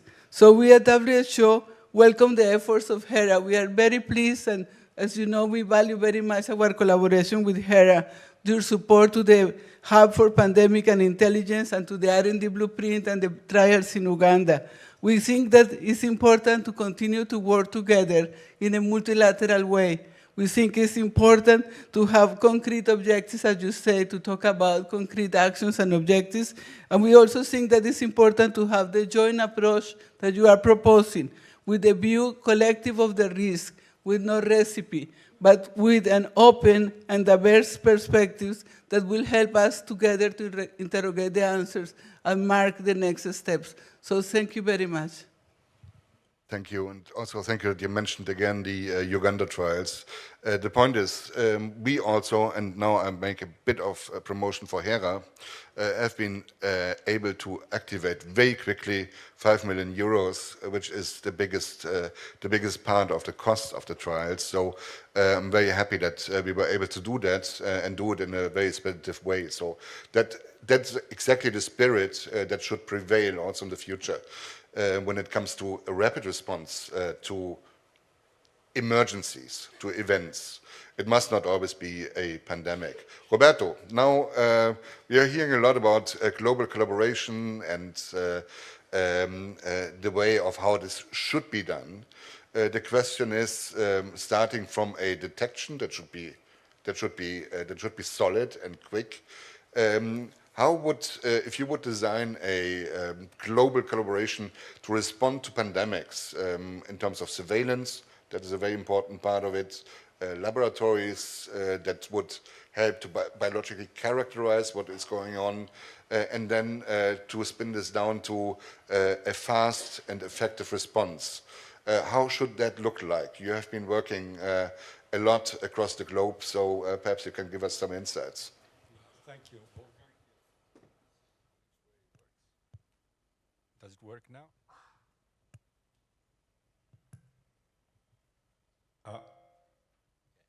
So thank you. I would design in such a way that, of course, it will work very well and it will be supported by Hera. But aside from that, I think that it is important to always keep in mind the need that is based on the will to work together and to create a network of research laboratories that have a very proactive approach in the way that they try to identify potential risk, define a risk assessment, and work a research project that will then lead to potential countermeasures. We need to do it clearly in peacetime. And I think that this is a model that works, because if I see my small personal example being at the Hong Kong U Pasteur Research Pole for many years, where we had developed a research program based on junior group leaders, to whom I always said, you have to do work that is independent of another outbreak. You have to be performing because we are tackling important basic questions. And then when things happen, then you have the tools to really define and work and contribute to the response that research, surveillance, and also public health can give to that. So I think that if we tie those two things together, it is important then that we also have a midterm or long-term perspective. That's also how I see it, that pretty much the way that there are WHO reference and national laboratories, we should have also research reference laboratories that don't need but want to work together, for example in Europe, where there are top leading laboratories, institutions, that then with the support with other collaborators from member states can really develop a very proactive program in which things can be tested for the next outbreak. I think we cannot cover at the beginning everything. At the moment, I think that focusing on viruses is probably more important, although there are many other threats, because we need to develop a pipeline, a protocol that works, that allows us really to prove the efficacy of this type of research. And then, once we have this in place and we really start making strides in the way that these many partners work together with Hera, we need immediately to open to other networks. The Pasteur network is very old, is present in the world for more than 100 years, 33 institutes, 5 continents, etc. But we need also to work with other networks, in particular with clinical networks around the globe, because surveillance at the clinical level is also very, very important. And I think that this is something that can really help doing that. And Hera and the EU need also to see that in the intelligence gathering, we need to also have collaboration from countries outside the EU, and there has to be means, flexible means, to support this type of collaboration. That sounds like a good plan, and we will certainly work on that in the future. But we are also going to work with Sippy and with Richard. We had a discussion already. I found a very positive discussion about merging resources, looking into common interests in terms of priorities. You have a list of infections that match very much any other list in the world, but it's a matter of setting the priorities. So how would you see a future in terms of bringing all the resources together to really come up with vaccines or with precursors of vaccines that could be quickly mobilized in case of needs? Great. Thank you, Wolfgang, and let me congratulate you and Pierre on a very fast start for Hera. Just in the year and a bit since Hera was created, we've dealt with the challenge of Omicron, we've dealt with the challenge of Mpox, and now we're dealing with the challenge of Sudan. And I think every outbreak is offering us opportunities to practice. Every outbreak, I think Peter said it, every outbreak is distinct and unique, presents different challenges. I think in terms of the collaborations between the partners, I think over the course of the year, actually, even particularly with respect to Sudan, I think Anna Maria would agree that the collaboration has come together more quickly. It's resulted in the deployment of vaccines into the field more rapidly than we've ever done before. That represents a new high watermark, and it is through partners coming together. And I think the different institutions that you have gathered for this discussion illustrate in their way the different distribution of assets. I mean with Pasteur being globally distributed, different concentration of capabilities. The group that Mads has brought together have unique capabilities. At CEPI, coalition is the first part of our name. So that is, how we think is how can we bring institutions together to bring their strengths together towards a collective goal of reducing epidemic and pandemic risk. I think in terms of how we envision going forward, we have laid out what we have described as the CEPI 2.0 agenda.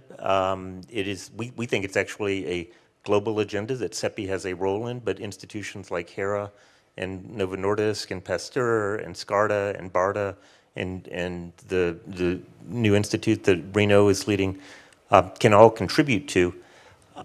The core of CEPI 2.0 is to address the pathogens that we know about, which are on the priority pathogens list from WHO, but also to transform how we respond to future threats. And we've laid out this ambitious goal of the 100 days to deliver new vaccines. I think the Sudan effort in Uganda represents sort of a step towards that. To achieve that, we have argued that we need to create vaccine libraries of prototype vaccines against exemplar pathogens from all of the different viral families that present a threat of epidemic or pandemic disease. We think we can prioritize among the viral families, and we think that across the new institutions that have been set up globally to develop countermeasures, which will focus on their own regional priorities. But collectively, I think with light coordination, with nobody feeling like they're being coordinated, as Peter said, nobody likes to be coordinated, but with light coordination and information sharing, we can rapidly build that global library and global set of capabilities to respond in the future. And so we're very excited to have Hera as a full partner, very much looking forward to working with many of the other partners who are in the room today to bring that to pass, and working closely with WHO on that. Thanks. Thanks, Richard. Now I come to Louise. She is representing the Pandemic Action Network. And perhaps, you have been listening now to your co-panelists and see there's a lot of agreement of what needs to be done or what needs to be established. Now, perhaps you can briefly explain to us what kind of lessons would civil society, or has civil society drawn from the COVID-19 pandemic and also from other pandemics and epidemics before? Are there any kind of blind spots that we are never discussing? Is there anything that you would like to come up with an advice on how to move forward in terms of having better R&D capacity to respond to future pandemics? Thank you, Wolfgang. Thank you. I'm switched on. Great. And it's wonderful to be here today. Thank you, and congratulations to Hera for the first year. So I think the first lesson learned for the Pandemic Action Network is very much about our inception and how we sprang into life. Several of us around the world with a background in international development, health issues, some experts on pandemics, felt this vacuum in civil society in those early days of the COVID pandemic, when there was a lot of confusion and it was a bit wet. What should civil society be asking for? There's an awful lot of global health experts, but what does it mean when a pandemic takes over the world? We didn't necessarily have the answers, but we thought that we could convene people that would. And so the Pandemic Action Network was born. And we basically sought to say, this is not about us. We want to provide the right kind of policy asks, advocacy tools, communications piece to all the civil society groups in the world that want to engage in the pandemic. And we now are on a mission to make sure that pandemic prevention and preparedness do not drop off the political agenda of our leaders, finance ministers, as well as our precious health ministers, but we need to keep it at the top of the political agenda. We need, it's great to have Ursula von der Leyen talking about it. We want all prime ministers and presidents talking about it. And we also want civil society broadly, whether you're a health civil society organization or more broadly, to keep these issues on the agenda. We work with brilliant partners like DSW, others in the R&D sector, for example. But in terms of the blind spots that you asked about, I think in the early days of the pandemic, to give a couple of examples, one of the things, and my colleague in the audience wrote a policy paper for us on masking before it was the official policy of the WHO, and we managed to put together a campaign. We worked very hard to bring together expertise on that area, and we decided to go out and say, we need to push this out, we need to make a call on this. And in the end, it started to be around the time that the WHO did pronounce on the issue. There was another report later that year in 2020 on equity aspects of R&D. How can we make sure that maybe the vaccines produced, and I know this is something that CEPI is very focused on, and we encourage Hera to be focused on as well, how can we make sure that actually they can be distributed in low-income settings, that it's not just all, that the mRNA successes are fantastic, but ultra-cold chain is tricky in some settings. So how can we make sure that we're bringing together all of civil society, bringing together international perspectives as well, to make sure that upstream we've got that focus and got that equity, not just because it's the right thing to do, but because it ends up protecting us all. So I would say, as we think about what next, we really want to work with every stakeholder in this room, all these committed people that absolutely understand that we need to prevent the next pandemic, not just wait for the pandemic. We need to be there pre-spillover, pre-pathogen, and if there is a pathogen, absolutely pouncing on the outbreak. And we want to help do that in terms of communications, in terms of helping people understand what the right messages are, to whether it's on vaccine hesitancy or whether it's on masking. But we also have a job to do with our political leadership. Several speakers have spoken about the polycrisis we are currently in, the energy poverty crisis in our own rich countries, the Ukraine war, terrible within our own continent here. All of this detracts from the political focus that can be put on these issues. And as time goes on, that window of opportunity will diminish. So in order to get that investment in R&D, we deeply believe that this should not just be a raid on health budgets. We think that every single corner of government, whether it's in member states, whether it's the EU budget, should be investing in the resilience agenda, like people do for climate. We need to see pandemic prevention in the same terms. So we want to work together to make sure we're increasing investment in all these vital areas. And we would urge you, it's not a blind spot. Hera's got a proud international aspect, but we need to take that international aspect upstream. We need to take equity upstream. And so those would be the key messages I would leave you with. Let's be international. We need Team Europe to be Team Global. Let's be equitable as far upstream as possible, as structurally as possible in all senses. And we're really pleased to be working, hopefully, with all of you in the future. Thank you. Thanks, Louise. Applause. So let's see if we get another applause for a question. I mean, you mentioned a couple of important aspects that really translates into our daily lives. You know, at Hera was created exactly during the pandemic, which was a massive move at the time. Also in terms of investment, in terms of determination. So let's say the animal is there. There is also a budget, earmarked budget to run and do research. And we really looking forward to put this into shaping or consolidating a pandemic preparedness research agenda. I think that is what we need.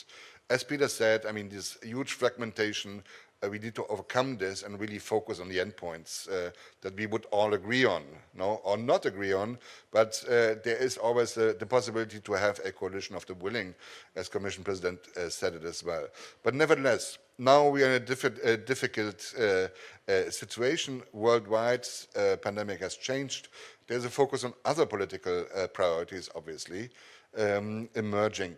So how to keep the willingness to further invest into research and development and strengthening innovation in the biotech sector in particular, how can this be done or should it be done? That's the question to all panelists. I don't know who has a good idea, recipe, Richard. Well, I'll jump in because I think it is the critical question. And Eloise, you talked about the distraction. I'll call it distraction from that agenda that our current political leaders face because of the other intervening crises. What I would say to those of you here, those of you watching online, is remind your political leaders when you have the opportunity that the crises that they are facing today, the economic crisis, the price of fuel, the war in Ukraine, frankly, and the food crisis, all derive from the destabilization that the pandemic caused. And every single one of those crises has roots, was exacerbated by an opportunity was opened, to Putin through the destabilization that was caused by 2 years of a pandemic. Pandemics are a constitutive security risk of modernity. And political leaders have to understand that if they're going to keep the focus on the R&D agenda that will enable us to reduce that risk substantially, and on the agenda for improving surveillance networks, for improving global collaboration networks. And I think that is critical. One other thing I would say, just much more practically, about promoting innovation, besides just flowing public sector funds into the sector, I think one of the critical lessons that BARDA provides the world that is often not understood is how coupling different kinds of incentives together in a rational regime, both push incentives for research, but also procurement decisions and guarantees to our private sector partners, are enabling of the kinds of partnerships we need if we're going to address things that present episodic or unpredictable risk. And I think it's critical that Hera fully understand the funding model in BARDA and in the US government, make sure that you can replicate that through EU functions, but that also our other institutions that are similarly aligned are seeking solutions that provide the kinds of guarantees to our private sector partners that they need to work with us to innovate. Mats first, and then Rino, and then Anna Maria. So everybody has 30 seconds because we want also to have some time for questions from the audience. That would be great. Okay, I'll be very brief. I agree with Richard that we need both push and pull mechanisms, and in peacetime it's difficult to get private companies to invest in some of these very uncertain things. Will they happen, will they not? So I think it's important that non-profit organizations like my own foundation actually both push research by funding it, like with impact funds, or even do the research themselves. And when it comes to the pull mechanisms, I think if we talk antimicrobial resistance, we're in a situation where we need a whole different business model if we are actually to incentivize people to do the research and bring the products to market, like a subscription model or the likes of it. So I think things can be done. We will have a good report, a very solid report on that kind of incentives that is coming out in the next couple of days. So that will give a good overview of what could be done, and we will then take decisions in how far we apply these models. Rino, and then Anna Maria. Yeah, well, I come from Siena, Italy, and Siena was a very rich city in 1300, and then a plague came and basically changed the history forever. And so pandemics can change the fate of history. This pandemic is changing the history. It has changed as Richard said, has changed the global political infrastructure, the war, the things. The economic damage is huge. Now, I was very pleased this morning that for a couple of times has been mentioned that investment in health is not an expense, is actually a real investment. I think that's what we need to educate the people, the finance people, and because unless we understand that investing in what Hera is doing, in health, is going to be the greatest return of investment that we can do, I mean, people will be distracted by other things. So this has to become a fundamental belief of our culture. Investment in health is so important, and there is no other return of investment for the global economy and for each country that invests in health. Just to give an idea, the 12.5 billion that Operation Warp Speed of BARDA invested or spent to accelerate vaccine development were repaid in 12 hours of anticipation of the vaccines, just because the global economy was burning 700, 900 million per year, per month at that time. So basically, I think what we need to do is probably to bring more economists, more people at these meetings. They're going to bring the right culture, do something like they did for education in the 1970s, when basically they said, if you invest in education, you invest in economy. Invest in health, invest in economy. It's always about competing interests and priorities. I think that's the crux, that's the difficult part of the game. Anna Maria. I want. Hello. Oh. Hello. Yes. So I want to make 2 points. And they're hard points, so apologies. I think the first one is that we talk a lot about equity during the pandemic. You remember? There was equity in Europe, but there was no equity in the planet. No? And for a long time, we have the problem of equity. And this is not anything about somebody being good or bad. It was a reality of the scarcity, as some people say today. So if we are going to address that, and WHO is working with the messenger RNA hub and other capacities in other countries, we need to discuss how, if Europe is going to be safe, for Europe to be safe, the others have to be safe. How can you also link out and invest on these other capacities beyond Europe? Like Elise is saying, be European, but be international, number one. And number two is that there is a risk of choosing horses and funding some horses, and if they fail, if their products are not successful and efficacious, we are all lost. So how can you maintain innovation, these alternatives that Richard was talking about? Because a lot of the vaccines we have today didn't come from big investments. They came from adventurous innovators in a corner with limited resources. So if we go back to history, we need to nurture these possibilities, because if we only become to the public sector, as Richard says, then we perhaps make small progress, but not the big progress we want.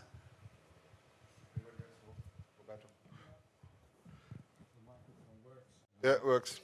Yes, it's working. Yes, it's working. Just wanted to add that trust reduces the cost of transactions. And I think that you need to build trust among different sectors of society through communication, through education. And yes, unfortunately, it takes a long time. So very shortly, we know that science, guiding policy through science is very good. But if you go to a scientific meeting, you know that very respectable people looking at the same data will come up with different conclusions. And we need to explain that. We cannot be dogmatic, because otherwise all these preparedness efforts, stockpiling this and that, they require a massive amount of funds flowing from one place to the other, will be considered sort of conspiracies, dark things, that there are private interests to buy 2 billion masks, or I don't know how many vaccine that will not be used. So we need really to be very careful, and we cannot take shortcuts in that, because it's a long process. Hello. Just very briefly, just wanted to echo what Richard said about, if you have chance to talk to your governments, remind them about the origins of all these crises.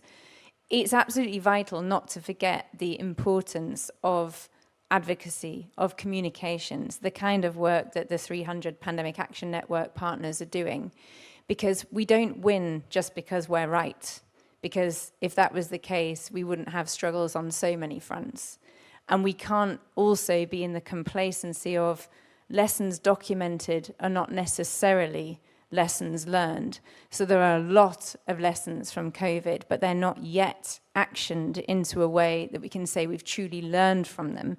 And the global inequity that we had is certainly the sort of biggest one of those. So advocacy, communications, making sure this stays on the political agenda is an absolute necessary and not a nice to have. Thank you. Many thanks. I think we come now to the fun part of the panel, and that's going to deal with some questions that were coming in from the audience. Let me just pick one. That's my privilege now. I like the question here: how can we strengthen cross-collaborative research in pandemic preparedness? I spoke already about consolidated research agenda, but I mean, how can this actually be done? And perhaps we have a look at what is left aside for the time being, or not paid enough attention to. Is that something you would like, Mats? Anna Maria? Yeah, is it on? Hello, yes.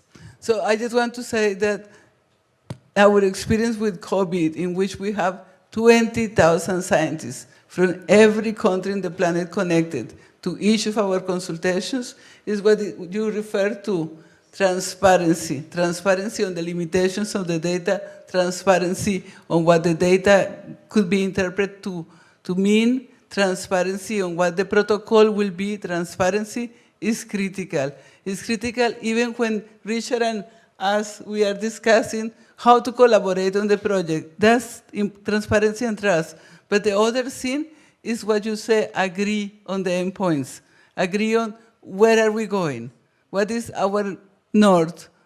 And then a multilateral approach works. What happens now is that many people think, many institutions, that their goal is the global goal. And they are sometimes mistaken, very often. Thank you. Anybody else has an opinion? Richard? Just to endorse what Anna Maria is saying, I think the normative function that WHO plays in setting research agendas on crises as they emerge has been critically important early in the response to these kinds of events, to galvanizing global scientific effort. And I think WHO needs to be supported, and that effort needs to be adequately funded to continue to play that role effectively. Okay. Let me go to another question from the audience, and that's also an interesting one.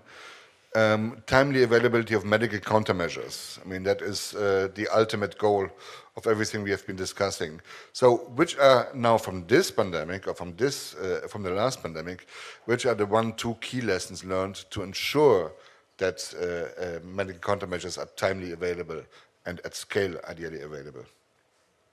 Mats?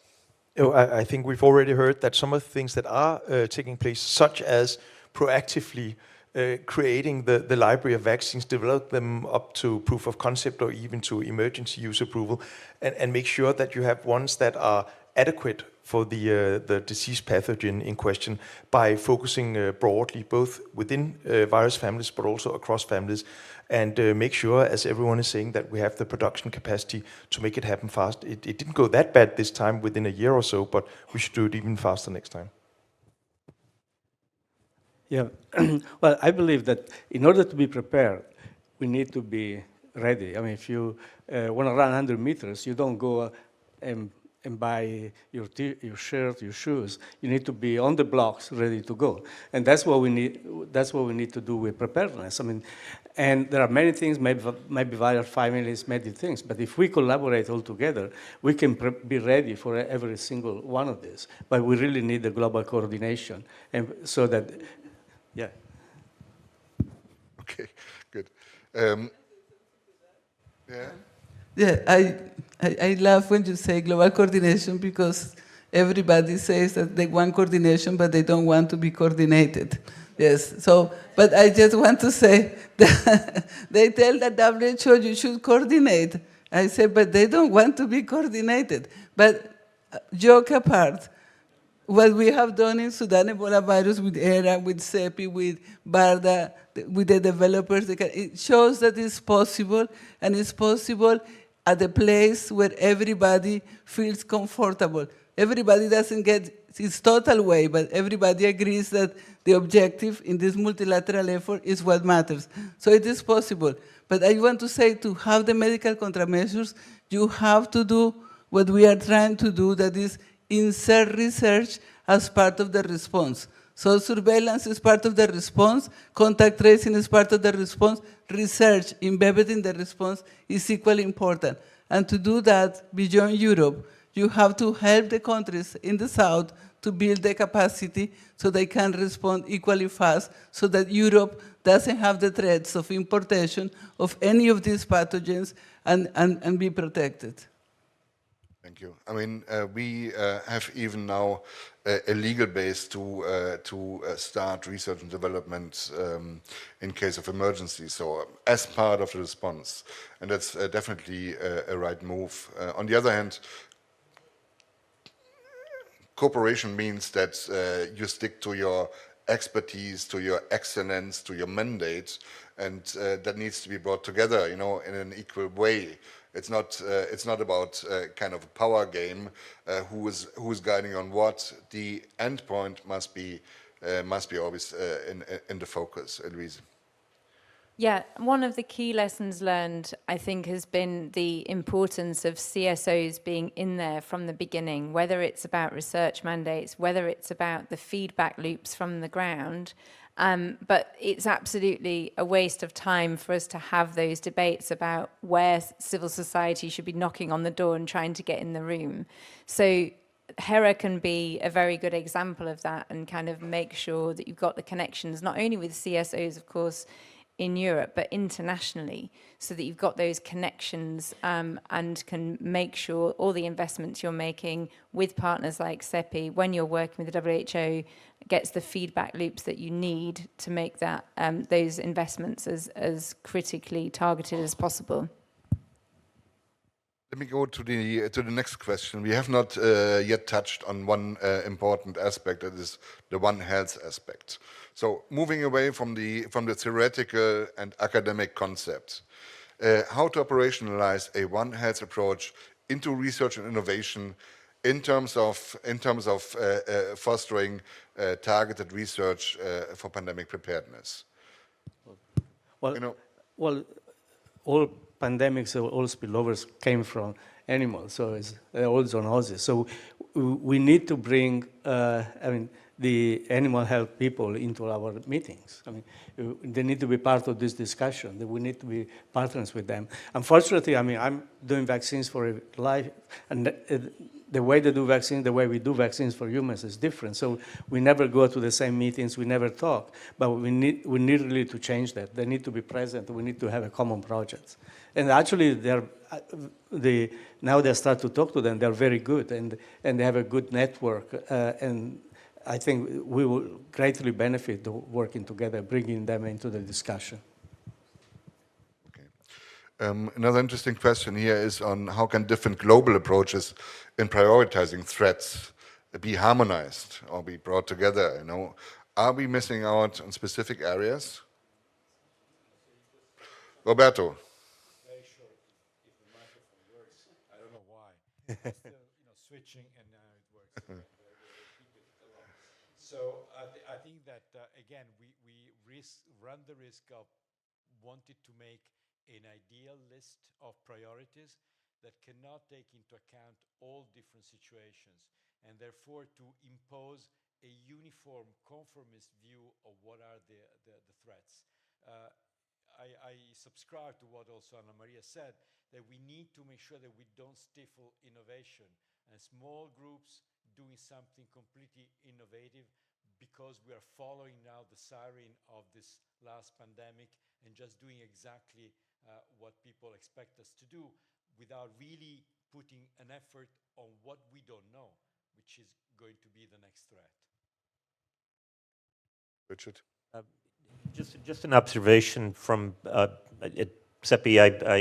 I speak to partners all around the world about this specific problem, what their priorities are in diseases, and I think what we would find if we could bring the organizations committed to countermeasures development together in a more systematic way, that the world of threats, are being divided up in a way where the labor is being shared. I go to Korea and they prioritize severe fever and thrombocytopenia syndrome, and in Japan it's Japanese encephalitis, and Brazil is interested in Mayora virus, and partners in Kenya are interested in Rift, and those are all from different viral families. And if we can tie addressing their regional priorities with a shared model of developing these prototype vaccines against, examples from the different viral families, letting each region work on the things that it cares about would rapidly probably cover 80% of the territory that needs to be covered. And if we could do that in a semi-coordinated way, it would be a collective achievement. We would fully subscribe to that. Anna-Maria. Hello?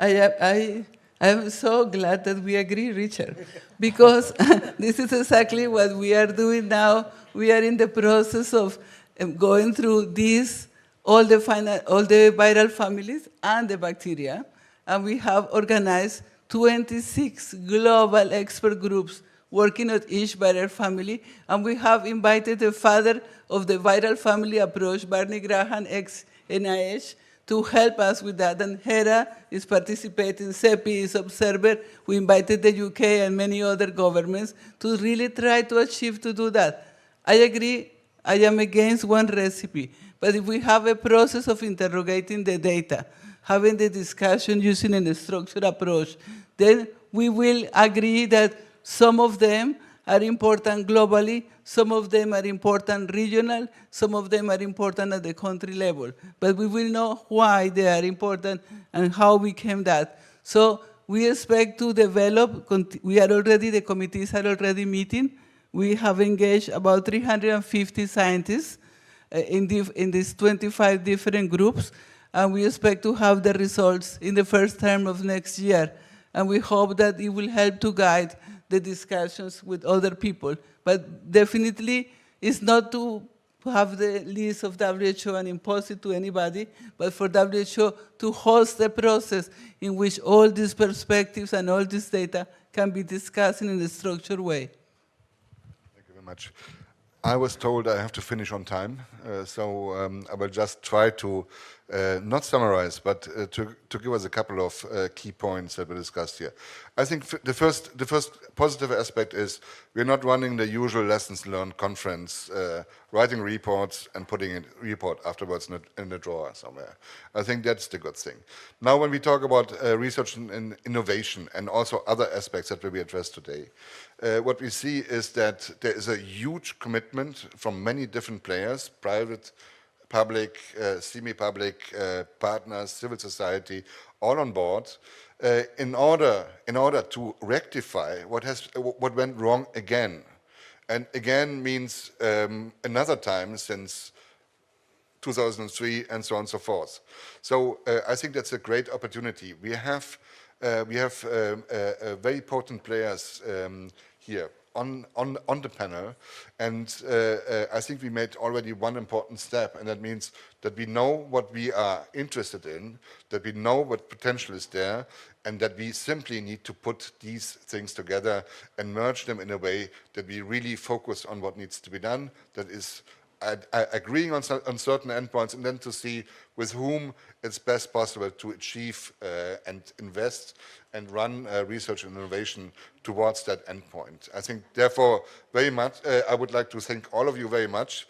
I will be on your back, my colleagues as well from Hera, that's promised, and I'm really looking forward to a better scene when it comes to strengthening and consolidating a research agenda for pandemic preparedness. Thanks a lot.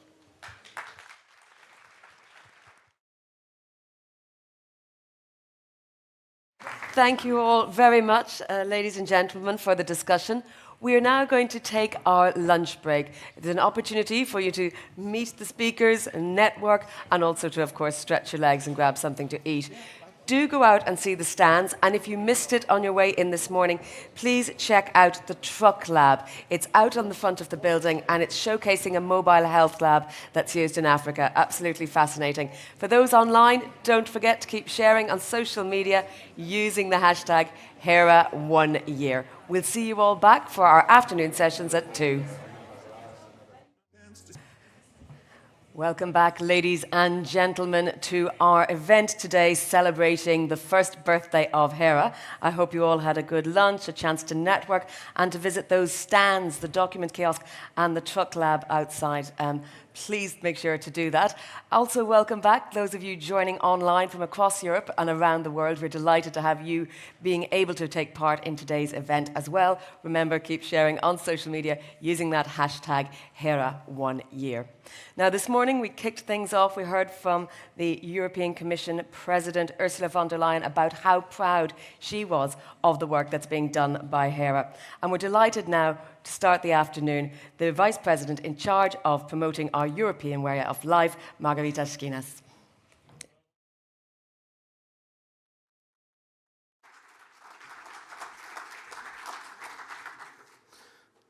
Bon après-midi tout le monde, Monsieur le Directeur Général, Madame la députée, chers amis. First of all, I wish to start by thanking all those involved in the preparation of this very timely conference around the first year anniversary of Hera, and to take stock of this year we're leaving behind. I'm also very happy to see that this event is happening outside a classical commission building, outside the Parlement, outside of the bubble. Although I have dedicated many years of my professional life to Brussels, I'm a firm believer of taking the European Union and our policies out of our buildings, closer to the society where the real problems exist. And this goes hand in hand with what we are here to discuss, namely a unique instrument within this emerging European health architecture. Hera is not yet another Directorate General. It's not yet another executive agency. Hera is a dynamic, vibrant, new, and innovative authority. It is the result of more Europe, a result and a need that we all understood when facing a common crisis. And Hera's creation, and I measure my words very carefully, is and will be a milestone in the process of European integration. I'm not bringing any news when I say that we are living unprecedented historic times. There is a war happening at our borders with multiple implications and profound impact on our security, on our economy, on our society. And next to that, we are dealing with historically high energy prices, inflation that generations of Europeans have forgotten, and other abrupt, intense challenges that disrupt our citizens' daily lives and threaten the cohesion of our societies and our way of life. And this has to be now the focus of our attention, and rightly so. In this very specific, difficult, complex context, health was, is, and should remain a core political priority for this Commission. We shall not forget what the COVID-19 pandemic has left behind, and we should reflect on what we went through. In a matter of months, more than 1 million officially deaths registered in the EU, with estimates suggesting a much higher death toll, exceeding 20 million deaths worldwide. And now looking back, one has to say that the European response and the ad hoc measures that we took together, EU institutions and our member states, to fight the virus and reduce its spread were effective, were responsive, and were inventive. I like to call the European response to the pandemic a small European miracle that has not yet been analyzed fully and has not yet found its place in the public debate. However, let's face it, despite this successful management of the virus, management of the consequences of this pandemic, we were not ready. We were not sufficiently prepared. We were not sufficiently knowledgeable, especially not only in terms of diagnosis and knowing what is hitting us, but also, and most crucially, when it came to guaranteeing crisis-relevant countermeasures in time. So one of the many things that the pandemic showed us, probably a key lesson to be drawn, was, of course, that we need structural change in the way we decide and deal with health policy at the European level. And next to the firefighting that was the management of the pandemic, we have to work as architects of building a true, genuine European health union. And I'm very happy to see that in the last 3 years, this construction work is paying off. It is an ambitious, far-reaching project, a clear project to people, to ensure that we are prepared, that we are resilient, and we will never again allow ourselves to be surprised by health threats. Dear friends, when you remember the creation or the circumstances around the creation of Hera, I cannot but think that the steps we've taken have been very well designed. It was not the result of coincidence on sequence. We knew very well what we had in mind. We have agreed common rules to deepen coordination and align action across the European Union. And it came parallel to reinforcing the mandates of our already established EU agencies and organizations in the area of health, ECDC, and EMA. But ECDC and EMA, although reinforced, were not enough for the resilience we were looking for. There was still something missing. We were lacking something that I would call a smooth operator, an authority able to reinforce our preparedness in normal times and to have the capacity to react swiftly and effectively in crisis. Not an ad hoc, but a permanent structure, a center of knowledge that will ensure that we have the remedies, the vaccines, everything is necessary to protect ourselves against health threats. And this is what we managed. This is what gave birth to Hera. And that was not an easy birth, if I may say so.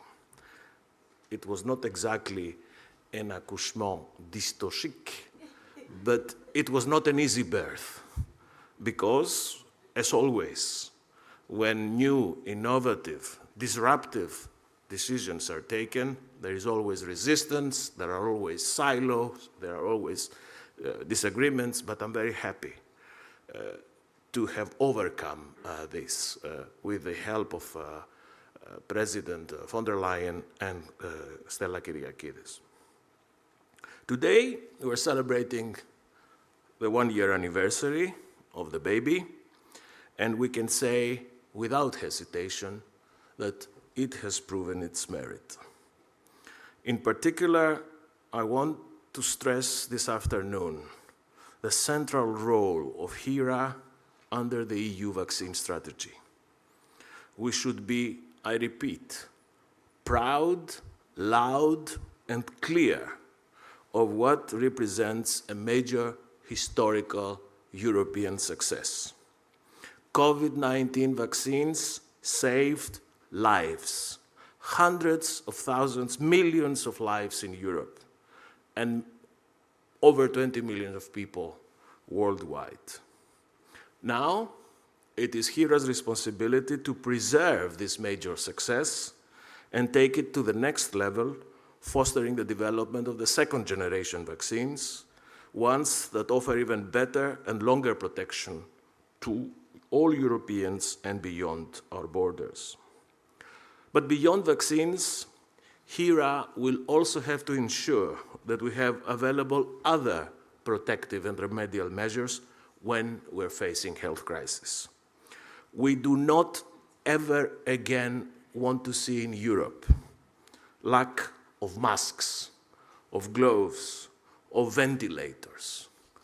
This is something that we painfully discovered during the pandemic, and we don't want to see it again. And the questions that we have ahead of us, or facing already, is what will happen tomorrow if another virus hits? What happens if we have to face another type of threat, a nuclear or chemical threat?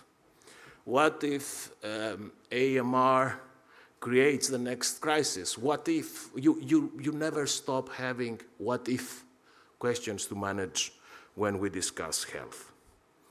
But regardless of the multiplicity of the questions asked, there should only be one answer available in Europe.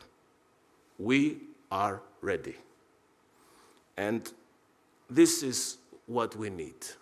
We need to build on our success, to keep the momentum going, and to see Hera continuing growing, not only in age, but also in capacity, in expertise, in networking, in visibility.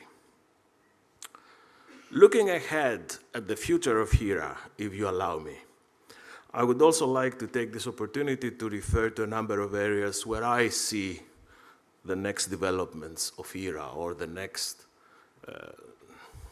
areas of opportunities, if you like, for Hera. First of all, Hera is and should absolutely remain agile. Falling trapped into stagnation, a feel-good factor, or even worse, bureaucratization, would be deathly traps. These would be main risks. Much alike the potential of the global threats we're facing, Hera needs to be flexible, agile, and constantly adapting to the evolution to the global health landscape. The second area of opportunity for Hera is, I think, the need to maintain its unique configuration. It should not, in my view, grow into a traditional mainstream service. I have lengthy experience of mainstream services with established and heavy bureaucratic structures. I would like Hera to remain special, unique, because this is the specific nature that we had in mind when we designed it, and this is what we will allow you to maintain an ever-changing approach to ever-changing scenarios of health threats. Thirdly, and that's rather obvious, Hera should be a European service, but open to the world. Much alike the threats we are preparing for, Hera should remain global. We, the European Union, are the world's epicenter of multilateralism. We are ardent defenders of a rules-based international order. And even during times where we felt very alone in this defense, we never wavered, never doubted that our role is to be the center of gravity of good governance. And as a world player, Hera should, of course, keep close relationship, contact with similar structures in other countries, like BARTA in the US and elsewhere. Being in contact, learning from them, learning what works, collaborating closely, defining synergies. Fourth, Hera, in my view, should also pilot and champion research. It is research that makes us find solutions, and the ongoing work on the second-generation vaccines is a perfect example. Connecting research with the right financial tools and encouraging the right private-public partnerships will be key in your work. We do have very good researchers in the European Union, and we also have relatively good resources for research. What we often link is the match of these two strands of work. Finally, hand in hand with research, Hera, in my view, needs to continue addressing market failures and boosting industrial capacity.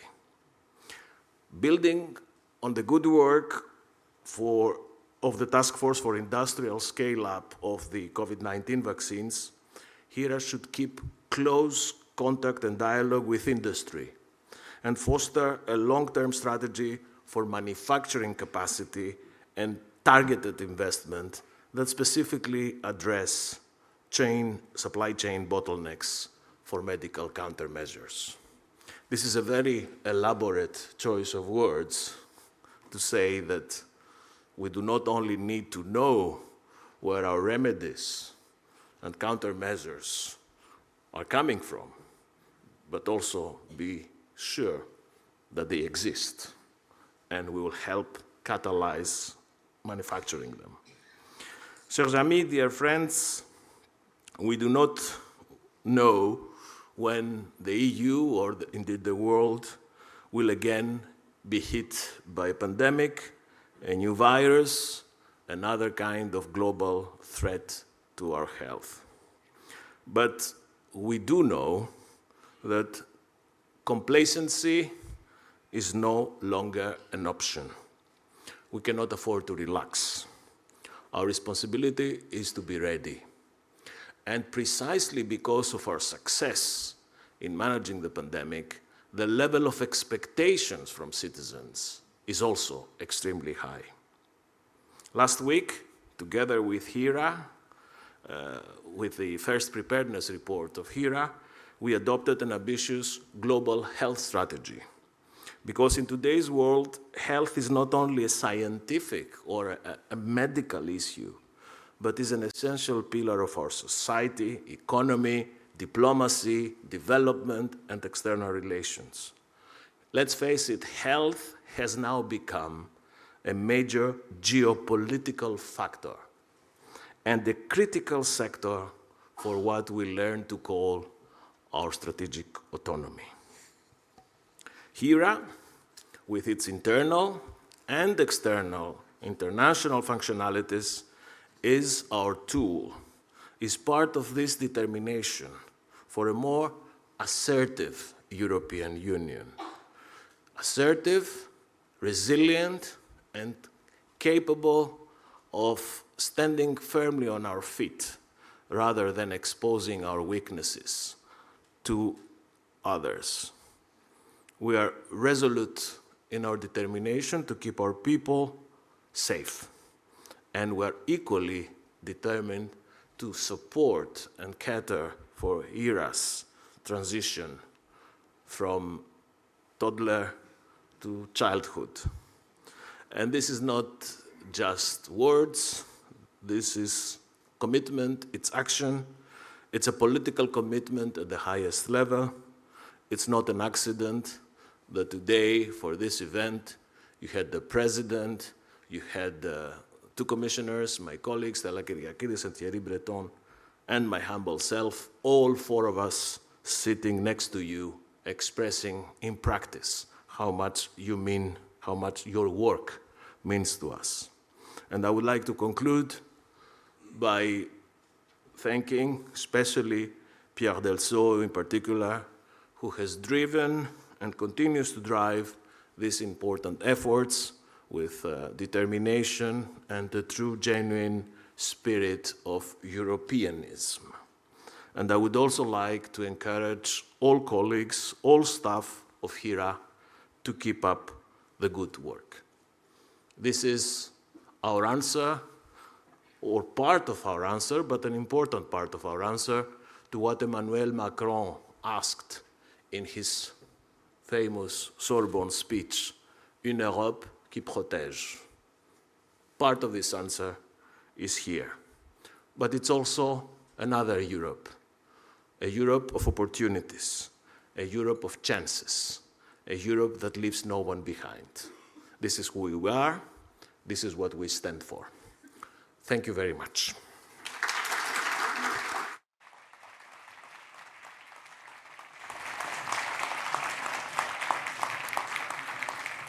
Thank you very much, Vice President, speaking to the hearts and minds of many, I'm sure, in the room and beyond. And a reminder that if you want to read more about the EU's global health strategy, you can find more out at our document kiosk outside and also online. Our next session is going to look at how to ensure resilient supply of medical countermeasures. We're going to talk about supply chain resilience. What have we learned about the EU's production capacity and the supply chains during the COVID-19 pandemic? How can the EU work together with industry and other stakeholders as well as national governments to ensure that we get those medicines that we need where they need to be? So I will also remind you that you can ask questions using the Slido app. Remember that you can open those on your browser, slido.com, and put in the hashtag Hera1Year, and that goes for those in the room as well as those watching online. But I'm pleased now to introduce you to our host for this session, Hubert Gams, Deputy Director General of DG GROW in the European Commission. Thank you very much. And joining him, we have a range of panelists and stakeholders. Elizabeth Stampa is President of Medicine for Europe and CEO of Medichem. Bill Anderson, CEO of Roche Pharmaceuticals and board member of the European Federation of Pharmaceuticals Industries and Associations. David Wild is head of Customer Support Center of Sartorius. Carlos Montanes Estupina is executive vice president of HIPRA. And Alessandro Izzo is director of the Equity Growth Capital and Project Finance of the European Investment Bank. Thank you all very much for joining us. I'm now going to throw back to a video that we have from Commissioner Thierry Breton, Commissioner for the Internal Market, to set the scene with some words about the subject of this panel. So let's have a look. Good afternoon, ladies and gentlemen. I'm pleased to open today's session on one of the cornerstones of Hera, Hera's industrial dimension. 1 year after the establishment of Hera, this is a timely occasion not only to take stock of our progress, but also, and most importantly, to look ahead into the catalyzing role Hera will play in Europe's response to a future health crisis. Who would have thought 3 years ago that a pandemic was simmering and we were about to enter an era of unprecedented crisis, perma-crisis, so to speak.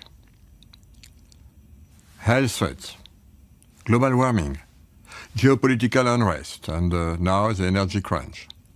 All these crises carry a twofold message. Europe must do better in anticipating and catering for its own industrial needs. I believe Hera symbolizes our efforts on both fronts. Allow me to highlight key components of Hera's industrial dimension.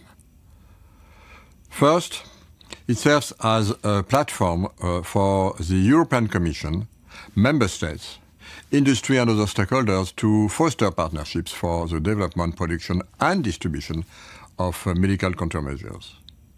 I am particularly pleased to see the engagement of industry in the Joint Industrial Cooperation Forum. It forms a continuous dialogue with industry to anticipate production and supply chain issues upstream. Second, as part of Hera's industrial dimension, I am pleased to see the progress on EU FAB, Europe's network of ever-warm vaccine production facilities.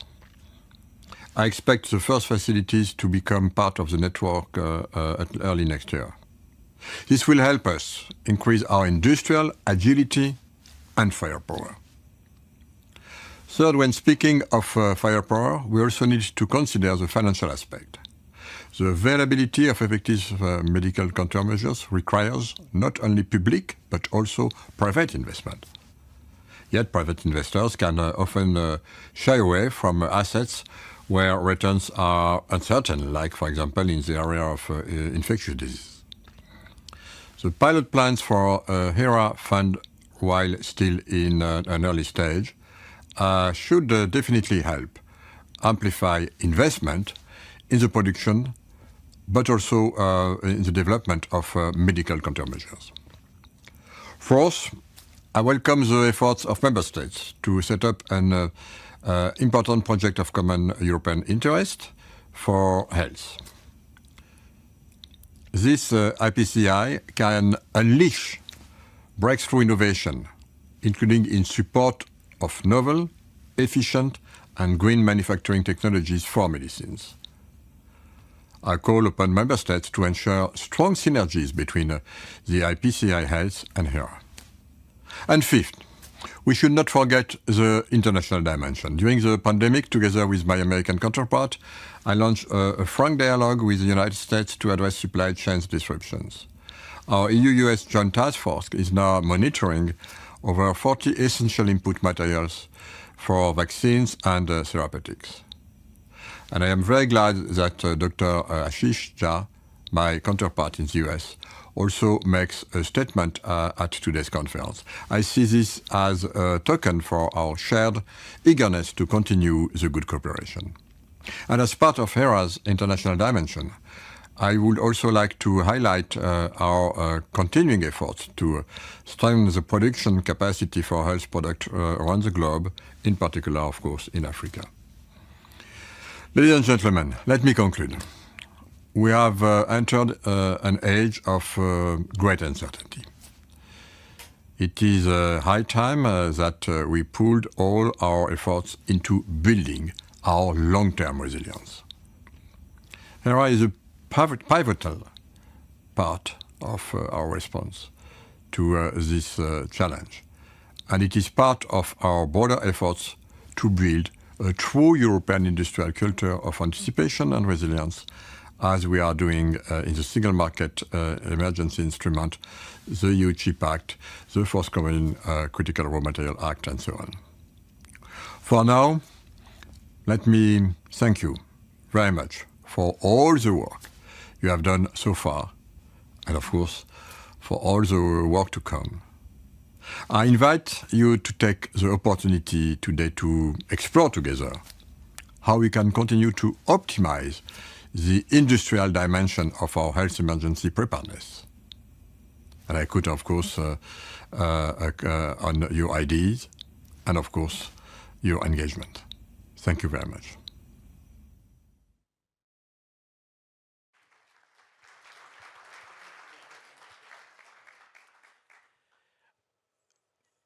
Vice President Skinner has mentioned the need for production capacities in Europe. Commissioner Breton talked about having an opportunity today to optimize, to improve and to optimize the industrial dimension of our health emergency preparedness. We have here a panel. We will have 2 rounds of questions and hopefully then a question and answer session. And I want to start by saying, you know, some might say in the beginning when we faced the pandemic, Europe was slow. But I would say we caught up. We caught up also in respect of the industrial capacity and the industrial dimension of facing the challenge. In January 21, we had a production capacity to produce COVID-19 vaccines of 20 million doses. By the second half of 2021, we were at 300 million doses per month. We have exported actually 3 billion doses to all parts of the world, and 1.3 billion doses have been distributed to all corners of the European Union. So I think we lived up to the challenge. At the same time, when the incubator for Hera was created in February 21, so the process started to create Hera a few months later, the Commission established also a task force for the industrial scale-up of COVID-19 vaccines. And the idea was, the Commission was in the process of concluding agreements, advanced purchase agreements with several vaccine manufacturers. And the objective of the task force was, what can we do to support these manufacturers so that they would live up to the commitment and deliver the doses that they had promised?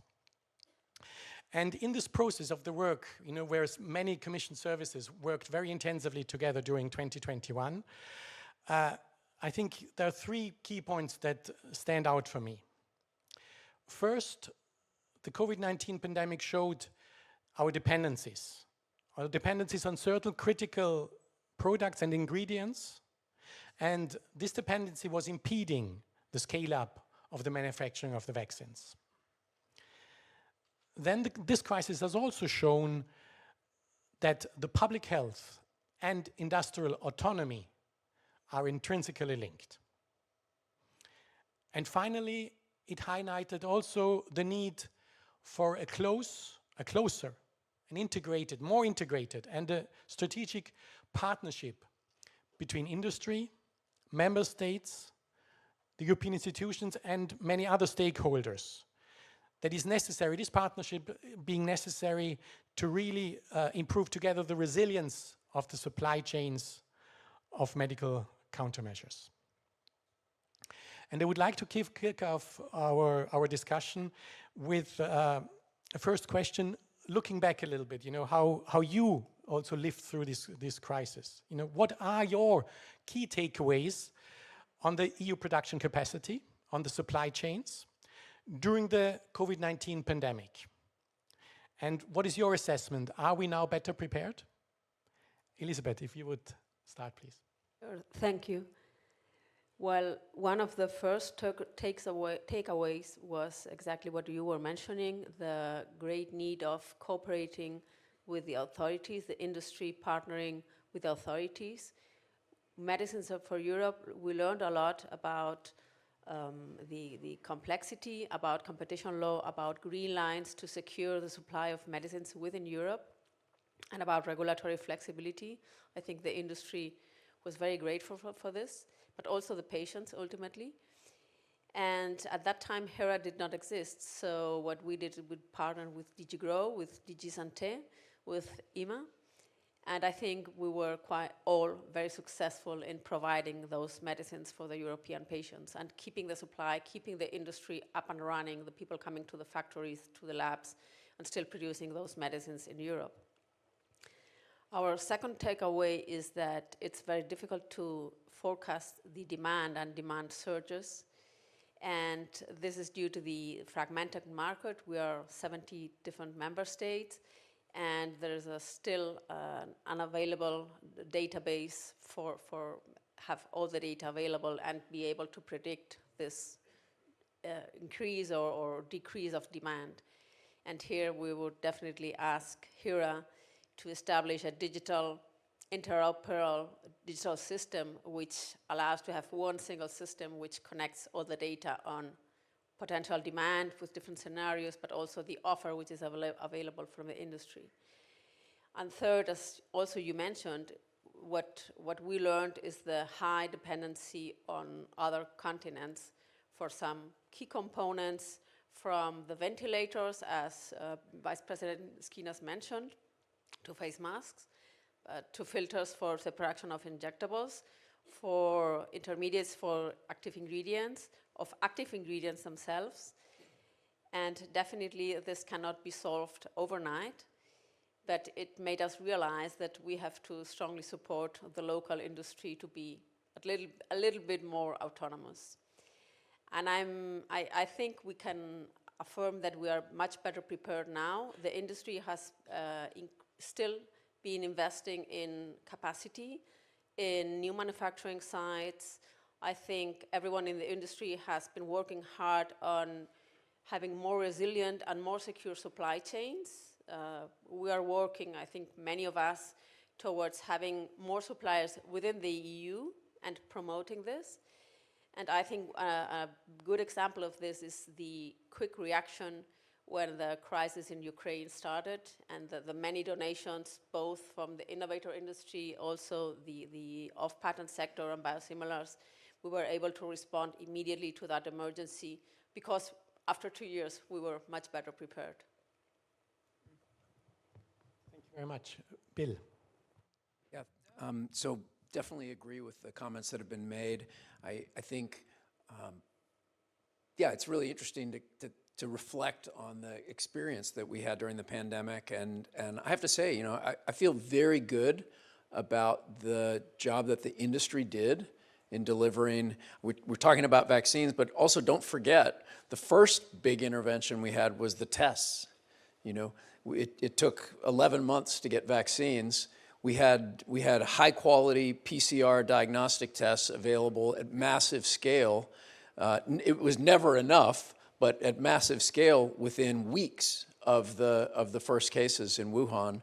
And so I think it's really important to sort of think, well, how did that occur? You know, how was it that we had first diagnostics, and we had therapies? My company brought one of the first therapeutics for treating hospitalized patients that was approved on emergency use, and then we had vaccines. And this happened very rapidly, setting, you know, sort of all kinds of records. And a fundamental cornerstone on this was intellectual property.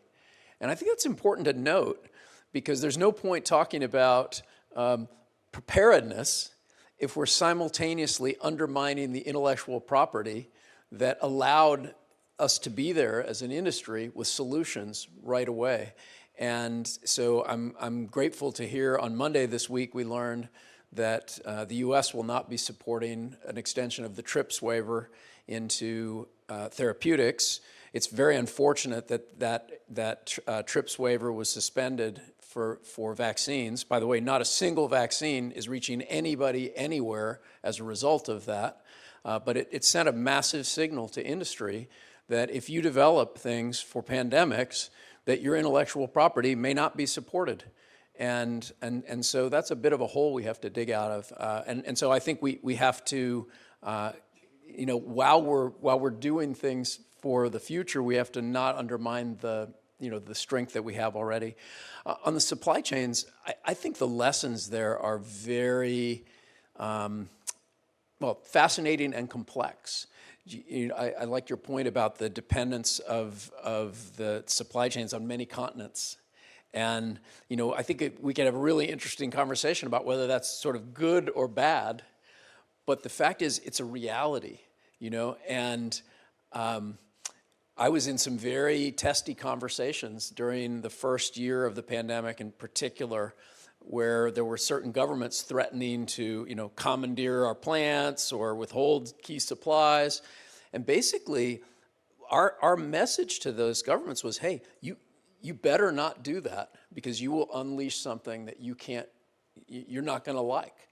You know, for example, we're producing cancer medicines on one continent. We're producing you know, therapeutic for COVID, the active substance on one continent, and filling it on a third continent.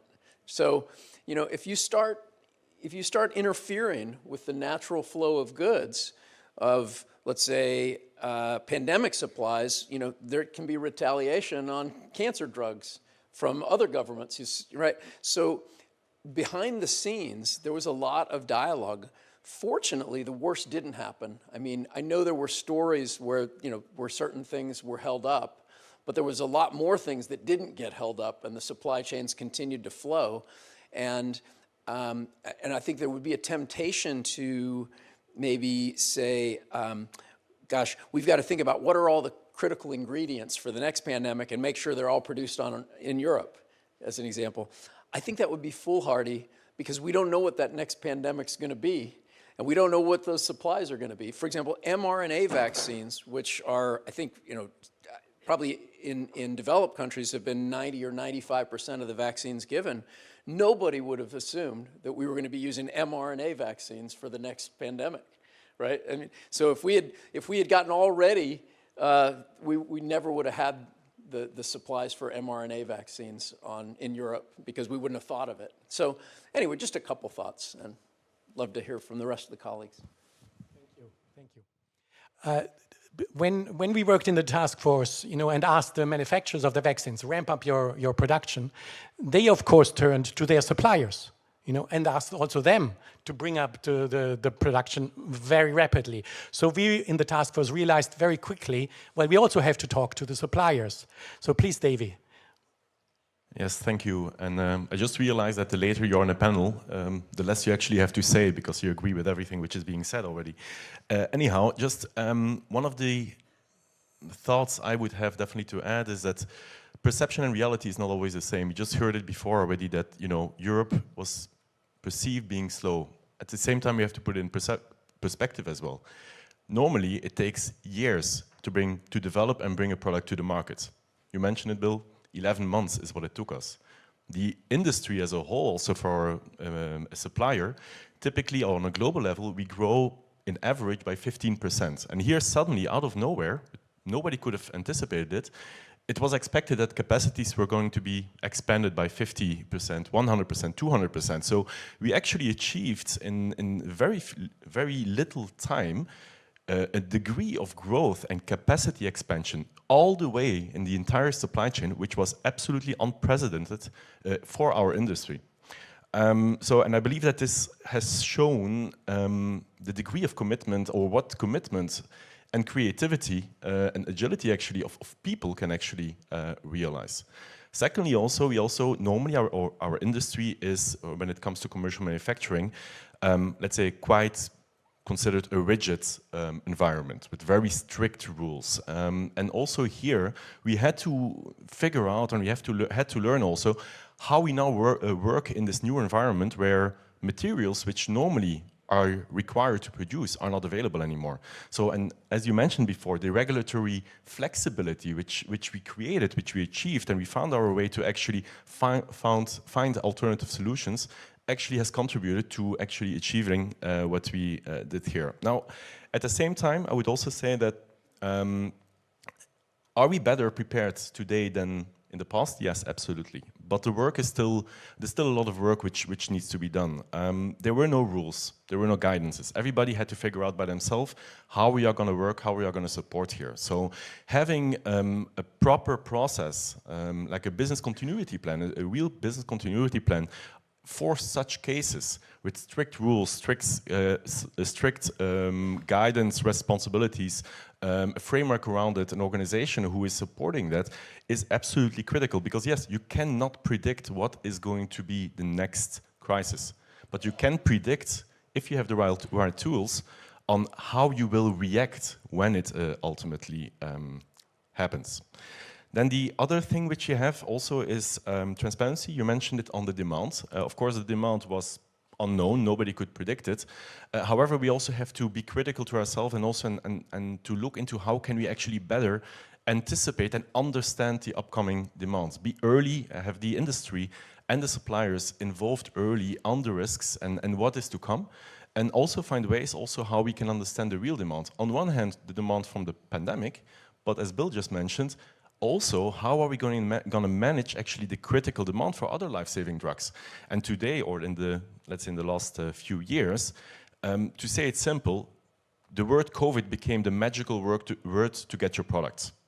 That was the #1 priority, and many other life-saving drugs had to wait. And here we also have to think about how can we, potentially with the help of Hera, actually become stronger in really understanding the true demand for the pandemic, as well as really understanding the demand which we need to also support for critical applications. And the last point which I would like to raise is indeed globalization. Globalization is everywhere. It is critical, and of course we should continue with our global collaboration. At the same time, we also have to consider now the facts that there are certain risks also related to globalization. Indeed, if the borders are closed, the material cannot be brought into Europe.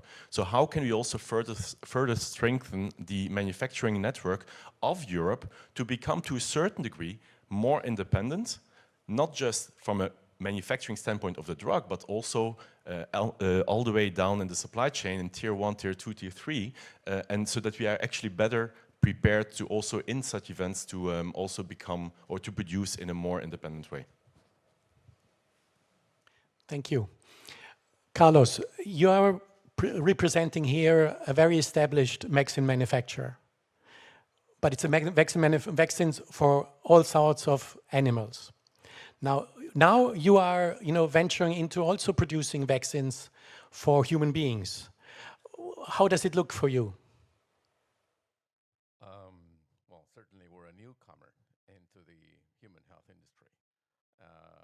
Life of a newcomer is not easy, by the way, especially in a pandemic situation. And we're not talking about any type of newcomer, but the comer that has been manufacturing vaccines against coronavirus for decades. Vaccines for coronavirus, flu, papilloma, bacteria. Earlier, we talked about the need to bring into the table companies from the animal health into discussion of the One Health concept. So, and I'm just saying that it's difficult for a newcomer, not in the way that we want to make a business out of it. It's just that in a way that we want to contribute to the solution. And I'm not talking about ourselves. I'm talking about any newcomer potentially coming into this arena. Just to give you an example, we've talked about the raw materials necessary to produce vaccines. You have to think that when there's an emergency, this kind of a gold rush, gold fever, for all vaccine manufacturers to have access to raw materials necessary to produce the vaccines. Now, needless to say that when there's a scarcity of raw materials, the leverage, the power of a newcomer to have access to compete against large companies, to have access to raw materials is very limited. At the end, you manage, but certainly under very different terms, as you can imagine. I have to say that this is not good for a newcomer, but certainly it's not good for the EU at all. I mean, this only sets the ground for larger companies to become larger, eventually to end up in a monopoly. And at the same time, it decreases the possibility for Europe to have access to more players, to more alternatives, to more options to decide which one is best. That's the first lesson that we learned. The second one, and it's not exactly related to the industry and the production capacity, but it has a lot to do with the timings and the calendars under which you plan your supply chain. At the time of the pandemic, EMA, the European Medicine Agency, plays a crucial role. EMA is and should be the only reference to bring new medicines into the European Union. As you can imagine, when there is a pandemic, there's a sudden surge, a sudden overload of overwhelming work for EMA. And EMA did not have the resources to cope with everything. Now, I know that there is initiative to address that situation, but in our case and others, we had to wait for a long time before our product to be reviewed and eventually now coming to the later stages. So this is critical. The only thing that we have to say is that from what we know, this is being addressed and more resources are being put into EMA, which is critical for this. The final lesson learned that I wanted to bring up is we've been talking about the strategic autonomy of the European Union. And just don't get me wrong, talk about strategic autonomy. Europe is not against globalization. We're all for that. There's nothing wrong with that. But it is in favor of Europe being able to decide, which is a very different thing. When talking about strategic autonomy, you have to say that you may recall at the beginning that the vaccines that were available were not EU vaccines. companies. There's nothing wrong with those vaccines. Those vaccines were not European, but they saved a lot of lives, and we owe a lot to those vaccines. But it's very unfortunate that the European Union has no option. There are no developers, and I'm talking about this word, developers of new vaccines, because for me, it's not so much about being able to manufacture somebody else's vaccine or somebody else's non-EU vaccine, as opposed to being able to have a network of vaccine developers. Now, COVID, or the worst part of COVID, is behind us, but there's going to be a new one. And actually, let me rephrase that. We heard today that COVID is not over and it's here to stay, but let me talk about new potential pandemics. We cannot still rely on being able to manufacture locally somebody else's vaccines. We have to have developers in Europe to develop our own EU vaccines. And again, this is nothing against globalization. And finally, about the strategic autonomy. Carlos, can I just make a comment? So I'm a little puzzled about your comment, though, about not being vaccines from Europe, because, I mean, BioNTech, which is the by far majority vaccine in the world, that's a German company. I mean, they have a partnership with Pfizer on the COVID vaccine, but I mean, the technology was developed in Germany, and and then Pasteur, Sanofi Pasteur in France is one of the largest vaccine manufacturers in the world. GSK in Britain, which is no longer in the EU, but obviously very closely linked, is one of the largest in the world. So I just wonder if I'm missing your intent or what. Would you let me finish what I was going to say, and then I'm going to go back to your question. Well, actually, about like I said, talking about the strategic autonomy of Europe, the last point I wanted to bring it up is that I think, Elizabeth, you mentioned that we're still missing the possibility to have 100% access to the raw materials involved in the production of the vaccine. We still have to buy them. In our case, it's 90% coming from the EU, but still there's a percentage that is not within the EU. So unfortunately, even if it's 10%, this 10% is all or nothing. You have that, you have vaccine. You don't have it, you don't have it. Just to answer your question, I'm afraid we're going to get into a lot of details about the agreement between BioNTech and Pfizer. That vaccine, that agreement is the developer, a European, but the decisions are made by the committee in Pfizer that takes care of where this vaccine is going to go in the world. So it's manufactured in Europe, but the committee, it's run by the president of the committee is from Pfizer, and the negotiations were run between European Union and Pfizer, not BioNTech. You mentioned the other companies. I referred strictly to EU companies, not UK companies. Thank you. There will be chances, of course, to come back on each other's comments, but I would like to bring Alessandro in, but the European Investment Bank is, of course, one of our very trusted partners in terms of financing for the European institutions, but also very much for innovative companies in Europe. So I would be very interested to have also your take. Thanks, Hubert. Well, just a first thought on are we better prepared now, and how do I feel about sort of like the reaction of the industry and the institutional framework to the crisis? Well, I'm optimistic, and I think actually, we are better prepared. We're better prepared for two reasons. First of all, you cannot actually fight against a threat if you're not aware of the possibility of a threat coming. And I think there has been a massive increase of awareness about the potential disruptive effects on economies, on societies, and on geopolitics deriving from health threats. And that is already a fantastic starting point. And I also think that, we are here today, witnessing the celebration of 1 year of creation of Hera, which is a significant change in the institutional architecture for emergency response. And this will stay in the long term. And that definitely will provide better tools and instruments to react to crisis. So with this optimism, I can only resonate the comment of Andy, coming last in the panel. There are a lot of things that I will say and thoughts that I will share that have already been put forward by colleagues, but I actually say it's positive, because as an investor, finding that we have the same kind of views and diagnosis of the reactions and of the industry to the crisis means that money and investment have been properly expensed and will follow through correctly. What are the main takeaways from our viewpoint of this crisis? Well, investment is clear.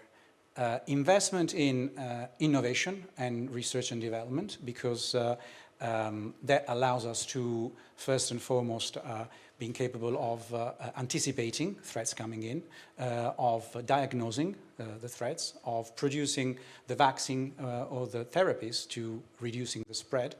It has also investments in innovation and research and development are more easily transposable to the next threats. So we have less of the issue that we heard before of being too sort of invasive and planning forward on the stockpiling of raw materials, where you actually do not know where the next produce will come from and what materials would need. I think investment should go significantly to the part that we call infrastructure and supply chain, as we heard, not only for ingredients, materials, bioproduction, but I think I will include in the supply chain, and I kept in my mind what we heard earlier on from Elizabeth, the workforce and skill required to be capable of reacting with the capacity production and research. And then fundamentally the third area of investment, which we heard significantly, is manufacturing and production capacity scale up. And on that one, I think the two words that I heard today, which is independency and sovereignty, and at the same time globalization, I don't think they're mutually exclusive. I think a number of global threats that have hit Europe, from the health crisis, the energy crisis, defense, have brought back to the center of the European agenda, awareness about, importance of being self-reliant. And this is fundamental. It's like, losing an ingenuity about, solutions coming from outside that I think is really of paramount importance. But at the same time, these challenges are global. You cannot solve these issues by just retrenching yourself and raising protectionist barriers or closing yourself into your fortress. It's especially with infectious diseases and health threats, you cannot sort the issue on the territory when there is still the pandemic all over the other continents. So I think it's an extremely difficult paradigm to square, but these are the two directories in which any action will have to proceed going forward. Being less naive and more mature about protecting an independence, a sovereignty internally, but at the same time realizing that the international dimension in terms of cooperation, in terms of, I use a word that is very important, I think solidarity also for a number of countries, continents that are at the root, sometimes causes, or where the diseases start spreading and they do not have the possibility to distribute, produce rapidly the treatments or the vaccines to reduce the challenges. So with this, I think I'll stop and hear further from the other colleagues on the panel. I want to actually pick up your point about, I think we needed both. We were successful because there was cooperation within Europe, and when negotiating the agreements with the manufacturers, we insisted we want you to have EU supply chains as much as possible, at least, because when borders are closed or some countries put export restrictions in place, well, we wanted that it would have the impact that we wanted to make sure production would continue. But at the same time, of course, we needed international cooperation because we knew that ingredients and equipment came from other parts. So we also needed to make sure that these channels stayed open. And that's why also the international cooperation was so important, and reaching out to partners all over the world. And maybe in view of the time also, I would like to come to our second, block of questions or matters to discuss, and then we hopefully find also time, of course, for reacting to each other. And the thing is, we have seen the establishment of Hera, and many different actions have been put in place. in concerning also how to support the industrial dimension of it. And Hera very much wants to work as a support platform with all the, collaborating with all key actors to make sure that we identify and also mitigate, where there are critical dependencies or where possible bottlenecks would appear, and then also how we can face in the best way possible shortages of certain goods and that are needed. We have set up this joint industrial cooperation forum because we realized we need this basically constant exchange and dialogue with our industrial partners, with the companies, to make sure that we foresee also that we are close to what is needed and can also tell them what we see, what we pick up, where issues would be. And one of the measures there is a dialogue that we installed with what I referred to the international cooperation with our US counterparts, and we put in place very soon a very regular dialogue and even a joint US-EU COVID-19 manufacturing and supply chain task force to make sure to keep the flow of ingredients and critical input materials across the Atlantic open, and that goes in both directions, of course. Yeah. We also want, of course, to see how can we support the development and production of medical countermeasures, and there are instruments like what we're thinking about, the Hera Invest, or the important project of common European interest in the area of health. We think that this will also bring together what the member states, our industrial partners, to really work on a better preparedness. EU Fab was also mentioned as ensuring the production. We will be quicker next time. We have been fantastically quick. It has been really an amazing experience, but it was also a very intensive process. All of us, I think, had our fair share of suffering, but it was worth it, and that was, of course, the big recompensation. Very important also, intelligence gathering, monitoring. Monitoring how are the trade flows developing, how are the production capacities developing of critical input materials that we need. And we do that also, on both sides of the Atlantic, to use an example. And also to have, Hera is establishing an IT platform for this intelligence gathering on what could be the next health threats and what would be the medical countermeasures that we need for that. And that's why I would like, together with you, look forward, beyond what we have mentioned and the issues identified.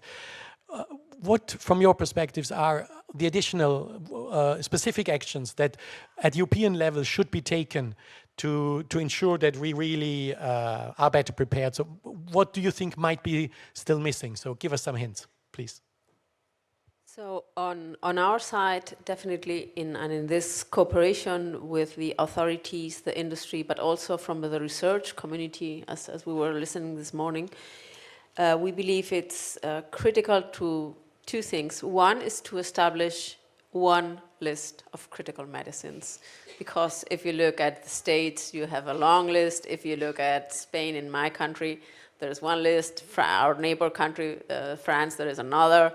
So it would be very useful to have one agreed list, and probably a joint list among the different member countries, but also, I don't know, the US or some other continents. Probably that would make more sense than having, I don't know, 50 different, completely different lists. That would be one thing. And the other, as I was mentioning before, try to run some forecasting on what the demand could be, with medium dramatic scenarios, medium scenarios, or very optimistic scenarios probably. But this would help, because in this way it could be established some sort of reserves financed by Hera, or as Commissioner Breton was saying, jointly private and publicly financed. It would help to address or to forecast which sort of capabilities on the manufacturing side would be required to, in those different scenarios, to address the emergencies, and also to identify further or build on those weak points of the supply chains, because we are trying to reinforce those supply chains. But believe me, we are still far from having all resilient supply chains in all aspects of the healthcare industry. This would be one thing, and the other, you have all been talking about, and I agree, it's 100% impossible to be 100% autonomous. It's not desirable because we would only be looking at ourselves, and it's not feasible.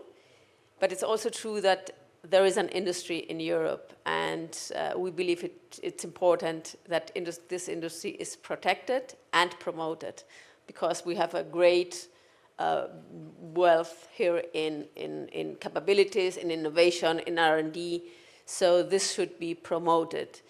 And I give you a very personal example, but in our country, in Spain, the aids for superconductors was increased, and we were asking the American companies to come and build their headquarters or some of the European bases in Spain. And my thinking was, what about the industry you already have in Spain? Why don't you protect that industry which is already existing? And this, which is a local example, I guess could make sense in the rest of Europe. We have a very strong research base. We have a very strong pharma industry, healthcare, medical devices, and we strongly believe this should be protected and promoted, because we were the cradle of the pharma industry, and we think this should continue to be so, and we should continue to be pioneers there. I'm so glad you mentioned that, and especially that notion of Europe being the cradle of the pharmaceutical industry. And I think that, just to be clear, we don't need protection in the sense of trade barriers or things.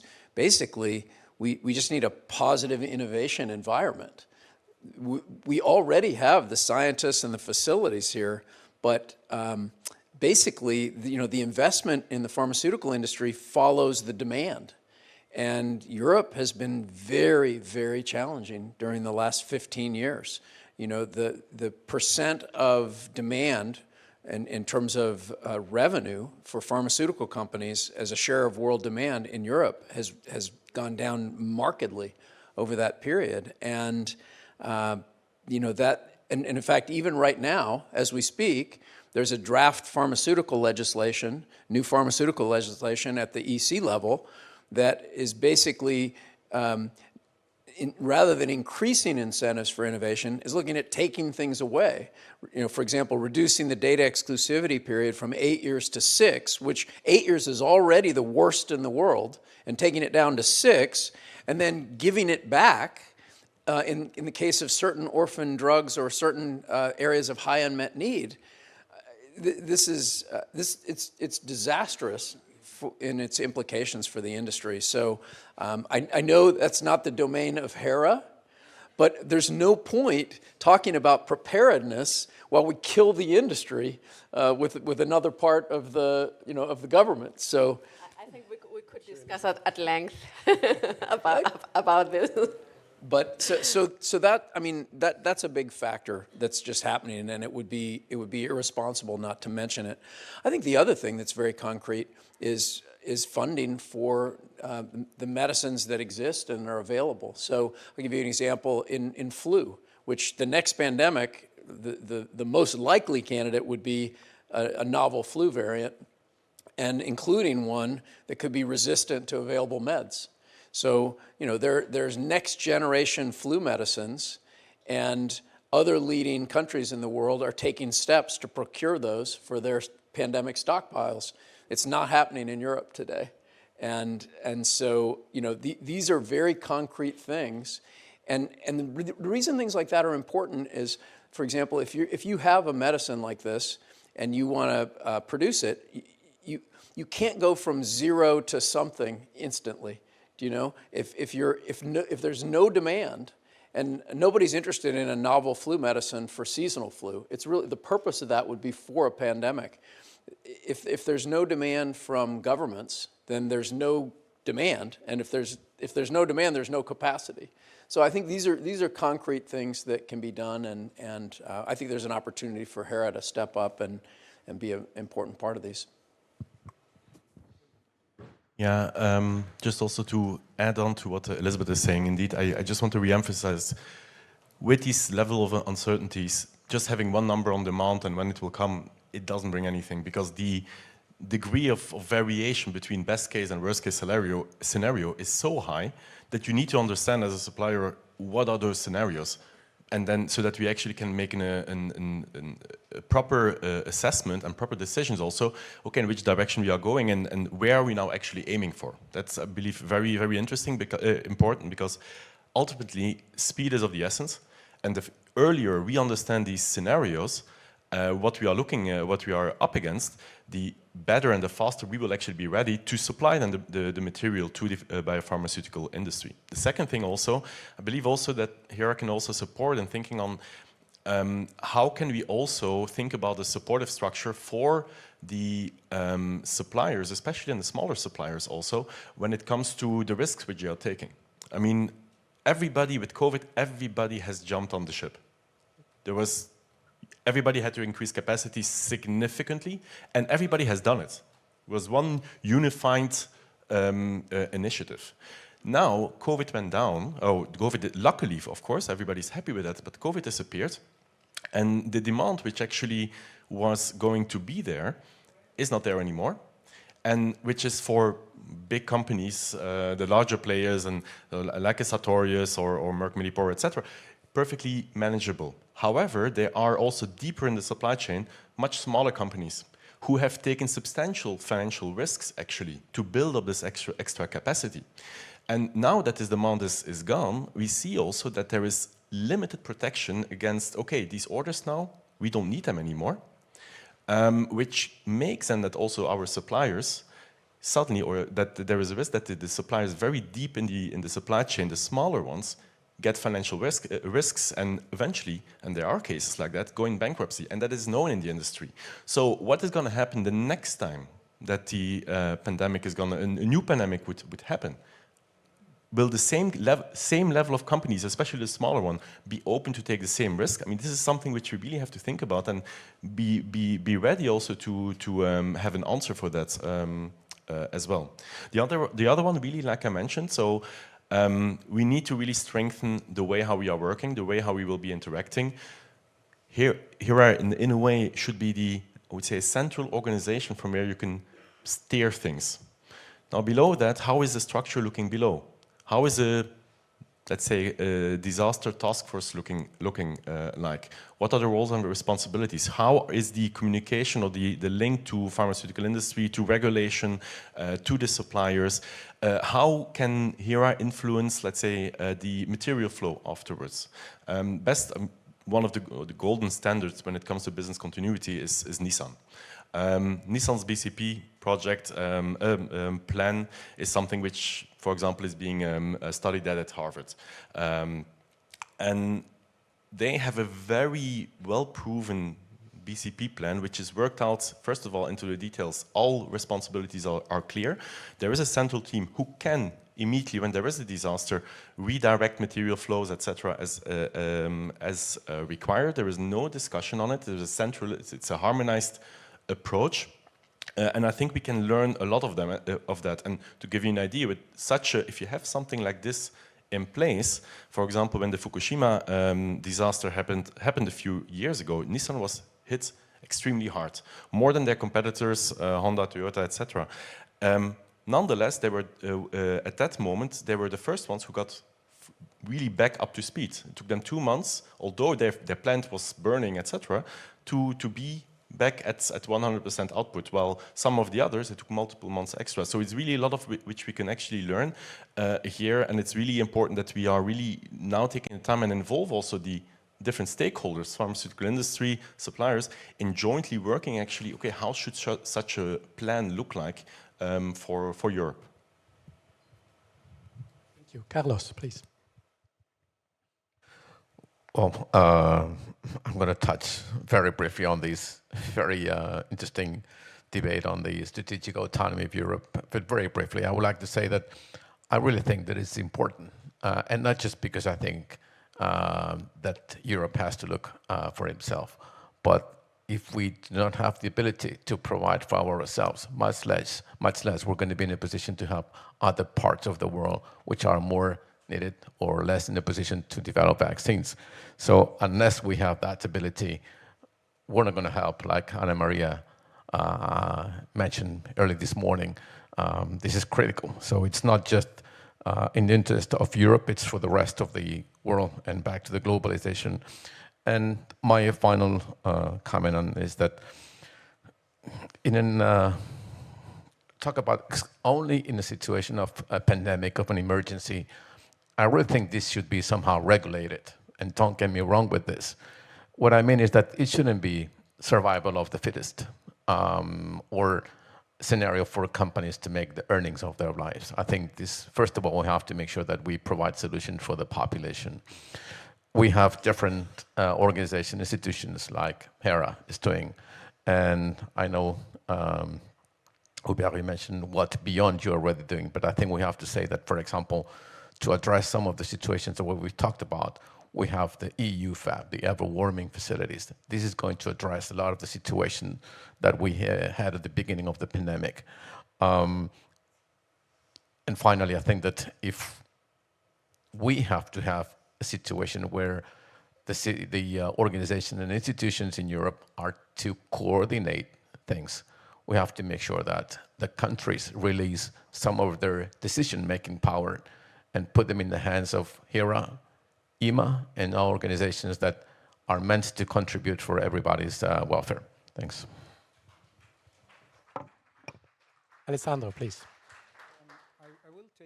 I will take 2 points, not to repeat thoughts that have already been shared. The first one, I think, there is a role very prominent for Hera and European institutions to be played in catalyzing financial resources to be immediately directed to the investments that I recommended earlier on.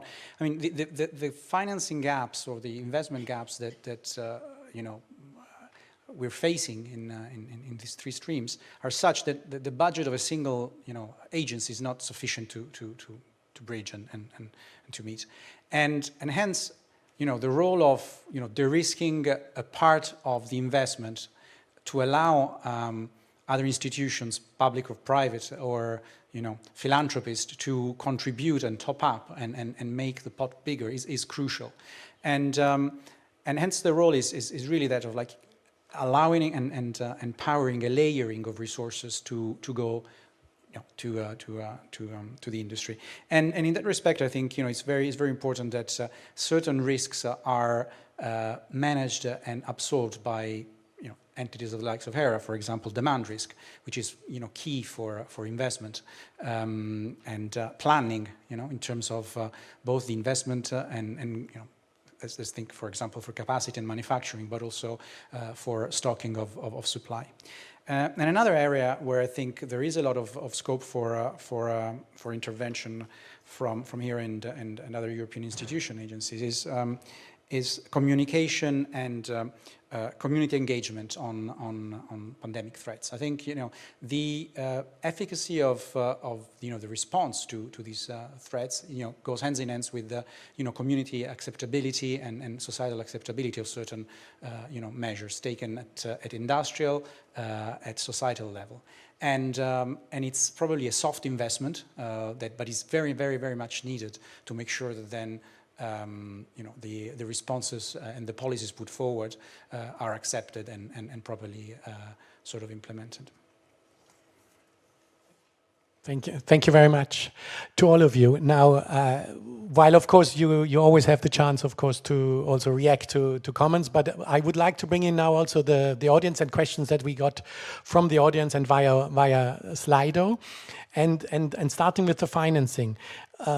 I would invite you, from industry, from suppliers, where do you see the biggest risk of having financing gaps? Where would you see, where should we particularly look at, with Hera to see where, of course we need investment, public investment, private investment, that's clear, but where do you see the stimulus that is most needed from the public side? Who wants to come in? Carlos, yeah, please. Well, I think that first of all, it's not just about investment. There's many ways that institutions and organizations that can help companies. Of course, money is important. For example, when we talk about vaccines, you have to go through the clinical trials. It's about thousands and thousands of volunteers that are paid a significant amount of money for a newcomer. And again, we have to make sure that there is a way that this is being funded. Without this, there's no possibility for another company to bring another alternative into the market. This was taken care of by the so-called advanced purchase agreement. Unfortunately, they did not reach everybody, because when the pandemic was, the worst of the pandemic was put behind, those fundings were over. And for example, in our case, we didn't get this. So one of the things that we have to make sure is that when there is a solid project, and back to what was mentioned this morning, there should be still the way for these to fund, because at the end of the day, it's Europe that is going to have another option, another alternative to decide what's best. I would say two areas: the research in infectious disease research in general, but in particular in things that are sort of likely suspects for next emergencies, which includes antimicrobial resistant bacteria. I think that's kind of obvious, and I think BARDA's been carrying a lot of the load, and I think Hera can be a really important part of that. And then, as I mentioned, making sure pandemic stockpiles are existing, and that there's an understanding for manufacturers that if they develop something that could be useful for treating an outbreak, that there's a place to sell that, and that they don't have to wait, whatever it is, 3 or 30 or 90 years for the next pandemic to make a return, because it doesn't really work that way.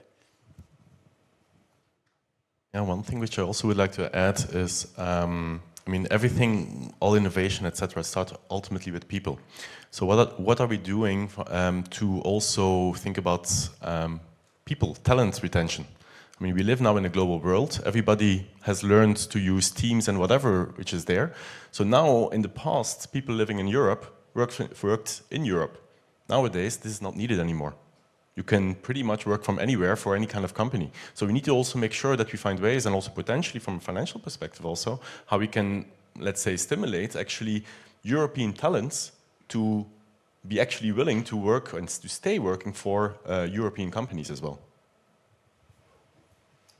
Yeah, to complement a bit, and Bill was defending the innovator sector, but in my position, 7 out of every 10 medicines dispensed in Europe are either biosimilars or off-patent products, and these industries are unfortunately older industries, so financial help would be also needed to move towards greener technologies. We have the Green Deal aspirations, but we have to make compatible becoming greener and at the same time continue producing all those products for the European population and maybe for other continents. So in order to ramp up and update those existing industries, financial help for green transition would be definitely necessary. Thank you. Let's move then to another question, and it came also in via Slido. All the vaccines for COVID-19 were first addressed to adults. From your perspective, how can Hera encourage manufacturers, to innovate and to provide with medical countermeasures that cover all the population? So in particular, also of course, pediatric innovations. What would be your ideas to diversify solutions and achieve equity, as the person asking the question puts it? I think there's a very simple answer to that one, actually. The reason that COVID-19 vaccines were focused on adults is because that was clearly where the need was, and we don't even want to get into the controversy around the risk-benefit of COVID vaccines in children, but let's all agree that age is a major factor, and the older, the worse. So I think if COVID had disproportionately affected children, the focus would have been children, but in this case it wasn't. So I don't think there's an issue there.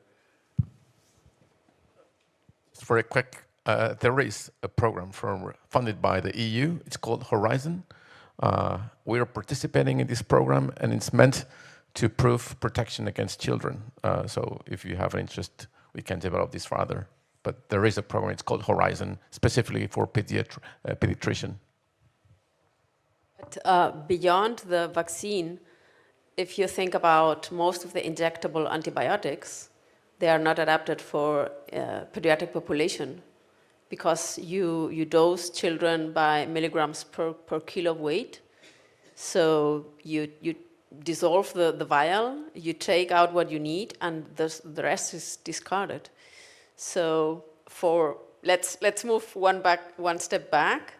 Even for basic or long existing antibiotics, there are no pediatric formulations yet.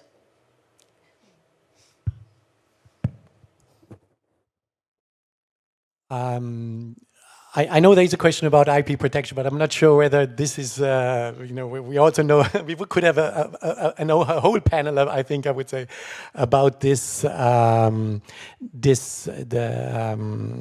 issue. Maybe just to have a short round before I try then to summarize some of the key elements that I have heard.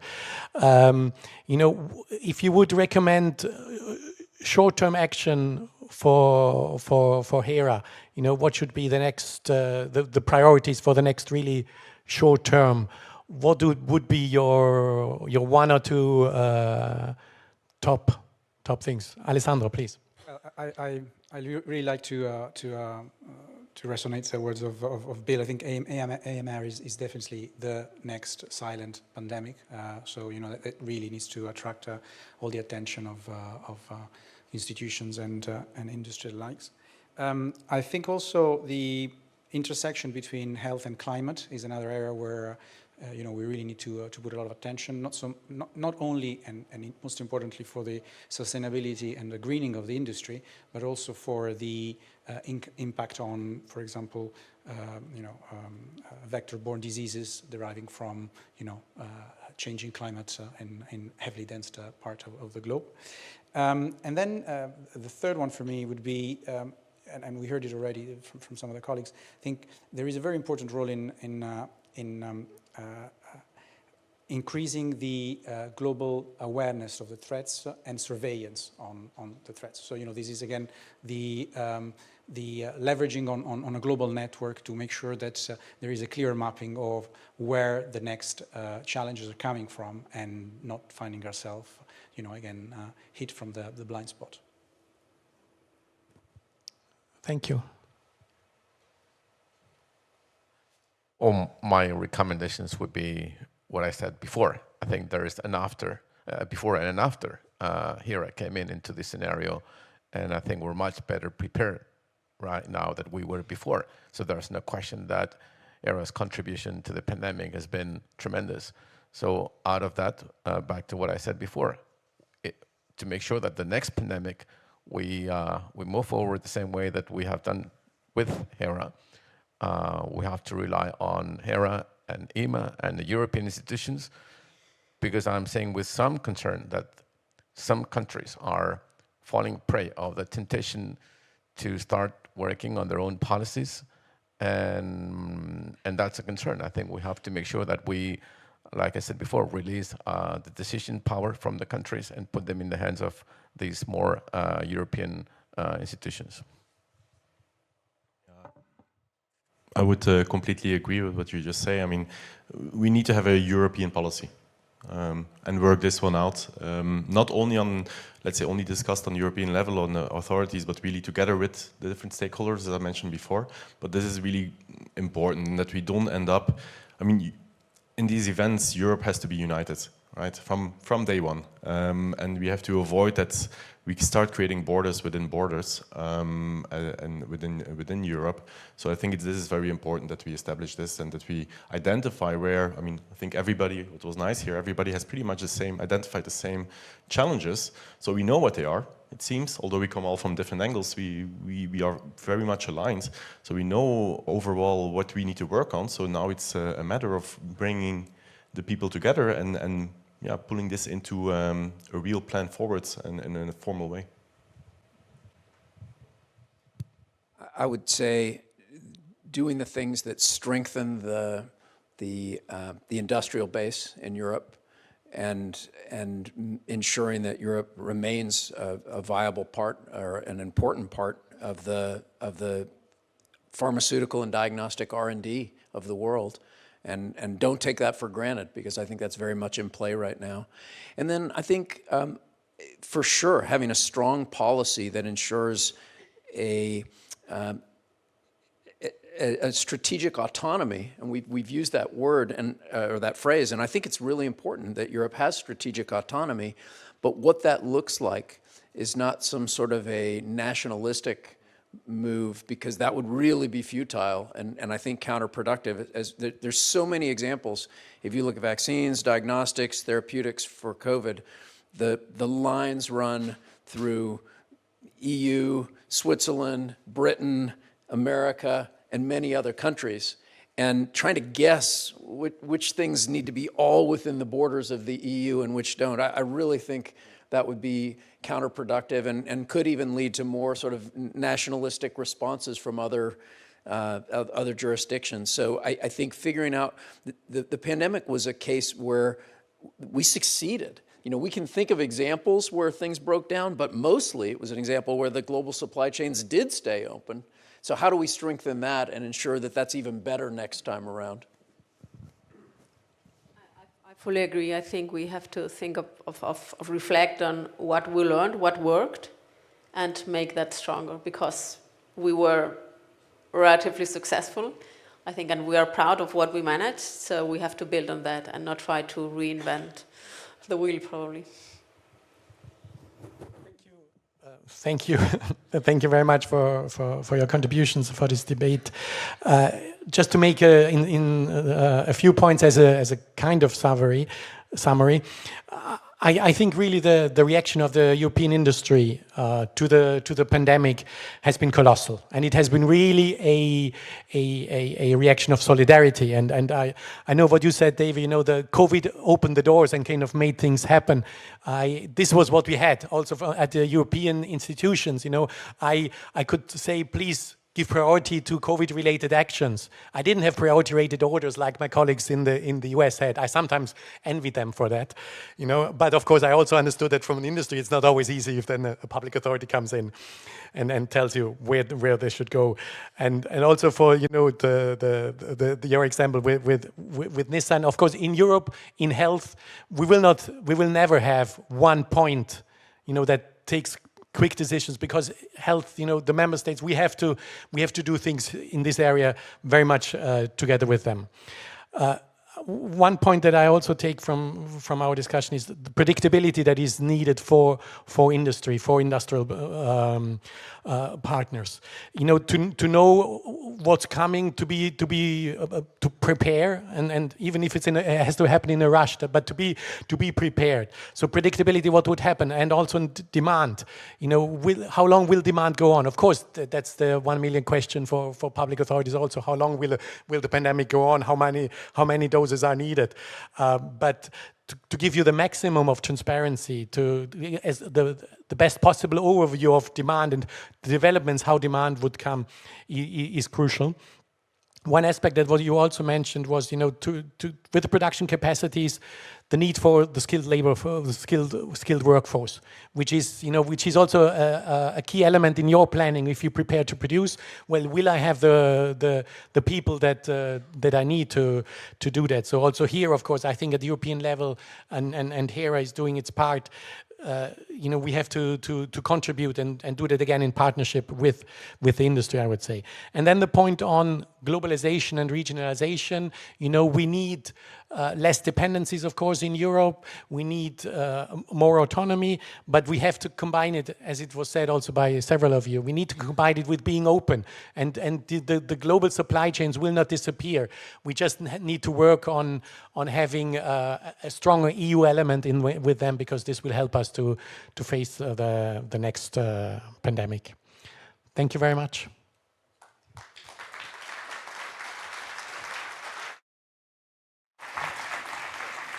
Thank you all very much, ladies and gentlemen, and thank you, Hubert, for steering us through that fascinating conversation.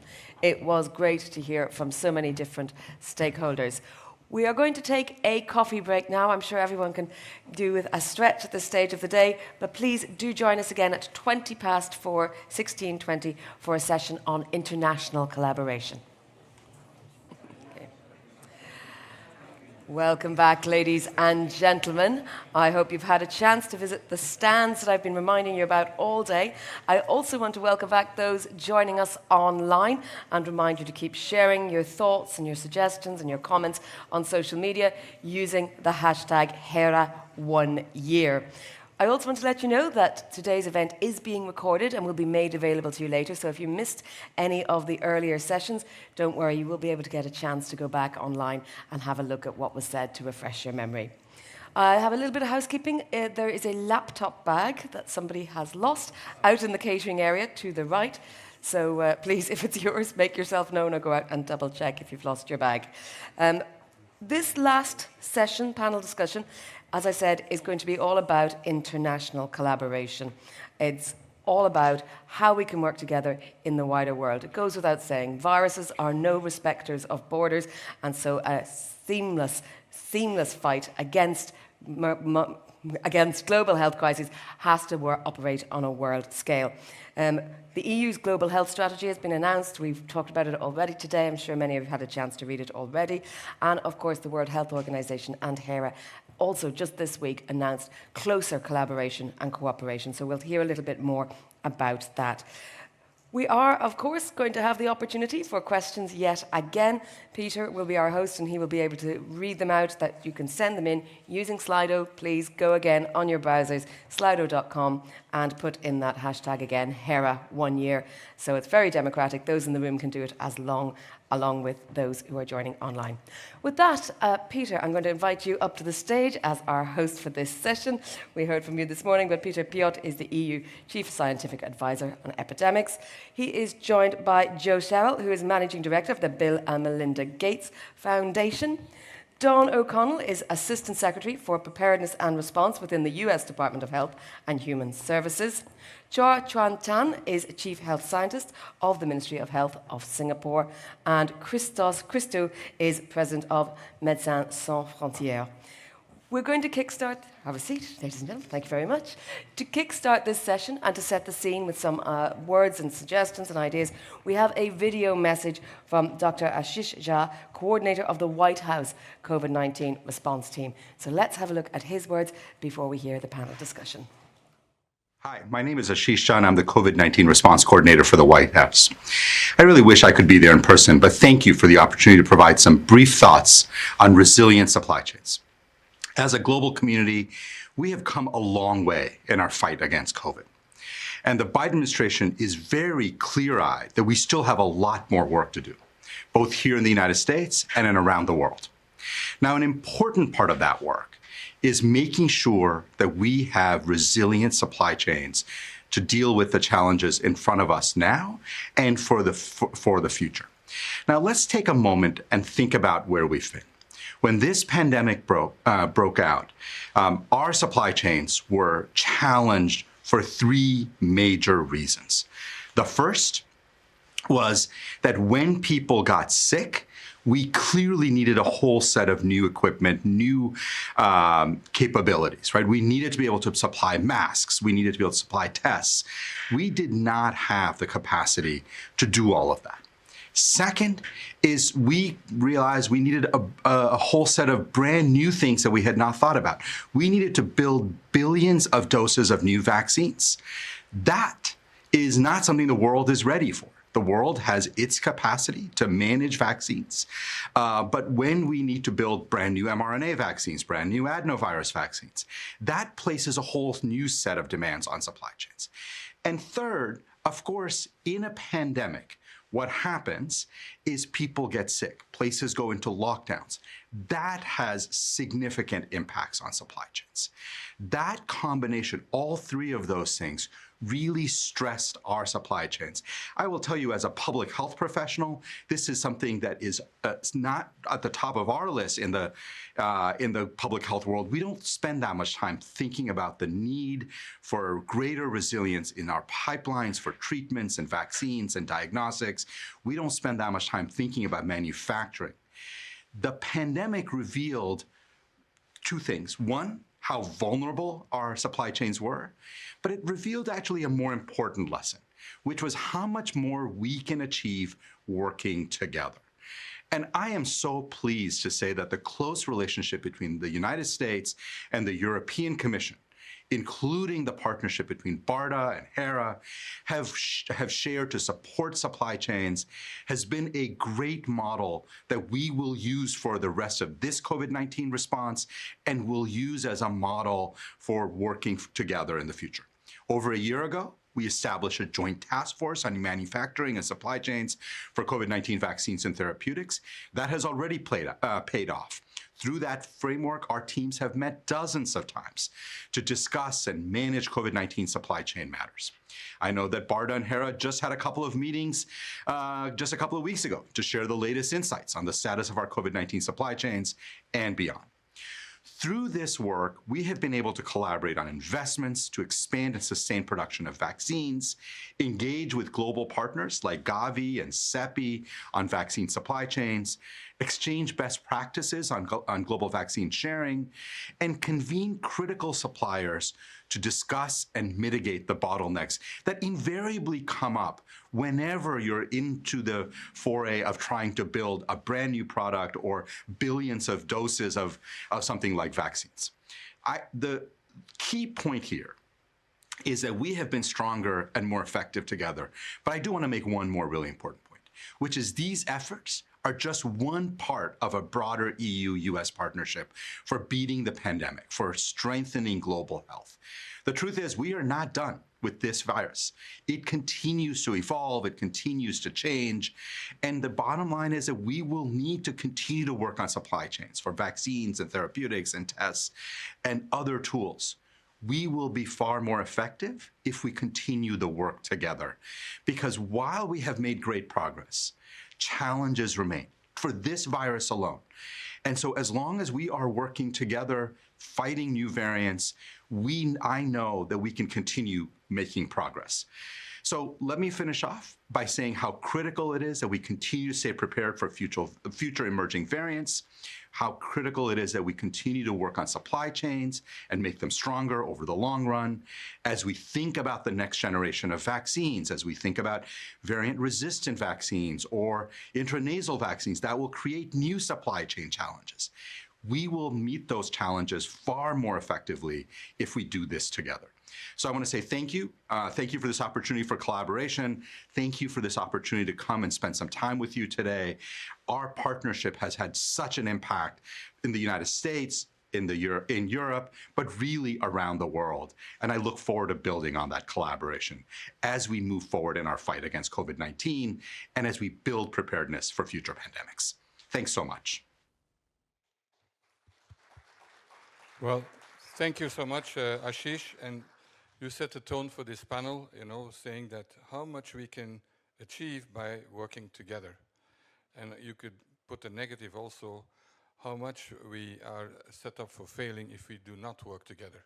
It goes into both directions. And I always think, because I worked a lot on HIV, and where we made a huge impact in terms of saving lives was always when we had coalitions of the willing, as President von der Leyen said. I remember if you would come from Mars and you arrive in South Africa at some point, and you say, what does the treatment action campaign and activists the Chamber of Mines, the Anglican Church, COSATU, the Trade Union Federation, and a number of others have in common? Not much, except they agree to work together for a common goal, and that is to provide treatment, antiretroviral treatment. MSF was also in that coalition, UNAIDS, and we put all our differences aside and said we work together to achieve one goal, saving lives. And that's what it is all about. So I won't repeat what I said this morning, but everybody has said that how important it is to work together. The question is then how to do it. There are limits in what can be done, but also there are a lot of opportunities. And I'd like to start the panel by asking people more a bit of reflections on what you thought went well and what didn't go that well, not just in general, but in terms of international collaboration from your perspective, and how do you see the future? Stressing, I would say, the opportunities. And may I start with you, Don, after Ashish, your colleague, because it's quite an ecosystem also in the US government. So over to you. Thanks for being with us. Absolutely. Peter, thank you so much for having me, and congratulations to Hera. Those of us at in the U.S. government couldn't be more pleased that Hera is 1 year old and getting stronger and stronger. A partnership with Hera is just beginning, and we're looking forward to many years of growth and collaboration. So I run the Administration for Strategic Preparedness and Response, ASPR. And within ASPR, we have BARDA, which we've heard a lot about today, that develops countermeasures against various threats, both human-made and naturally occurring. I also have the Strategic National Stockpile. So we've talked a lot about the supplies that we need to be ready for any outbreak or pandemic, and that's also within ASPR. And I have a supply chain shop that I'm just standing up. Ashish mentioned how important it is to have a resilient public health supply chain. And that's one of the most important places, Peter, I think we can work together internationally, is we have a supply chain control tower. We look across the entire global landscape at where PPE and other products are, and begin working with various companies on how to unlock any bottlenecks that might exist. Collaboration with other countries in this work is critical, and so we are grateful for the support we've had in having access to the companies in various countries to understand the supply chain. And then another critical piece of the work ASPR does is we have H-Core. Many of you remember early on in the pandemic, we had an Operation Warp Speed, which consisted of the scientific experts in BARDA and NIH, but also needed that logistical and operational muscle that wasn't at HHS at the time, and we coordinated that with DoD.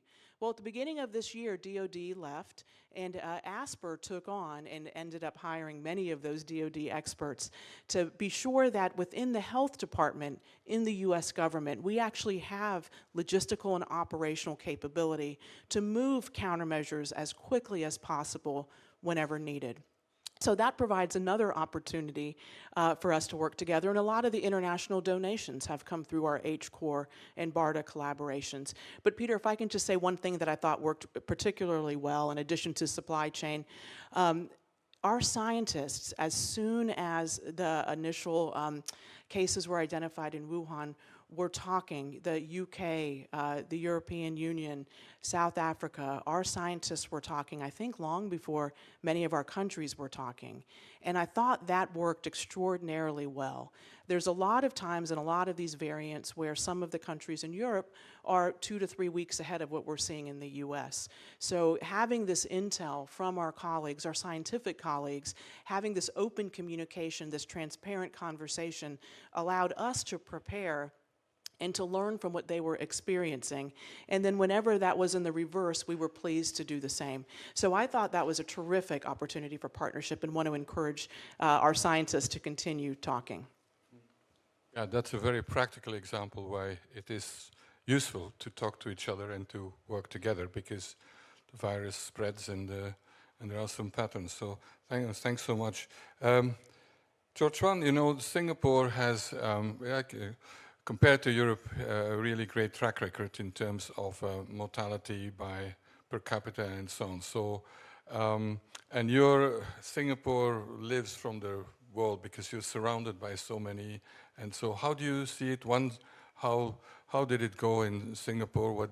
What made you so, relatively successful? And secondly, how do you see your region to start with and the rest of the world? Thank you for being here, because you certainly deserve the prize of the participant that traveled the longest. Thank you. Well, thanks, Peter. It's been such a rewarding meeting, so I feel very rewarded already. I thought I'll just maybe share 3 thoughts about the approach in Singapore and more generally in East Asia. For much of East Asia, our reference epidemic is SARS, whereas the rest of the world, the reference epidemic tends to be flu.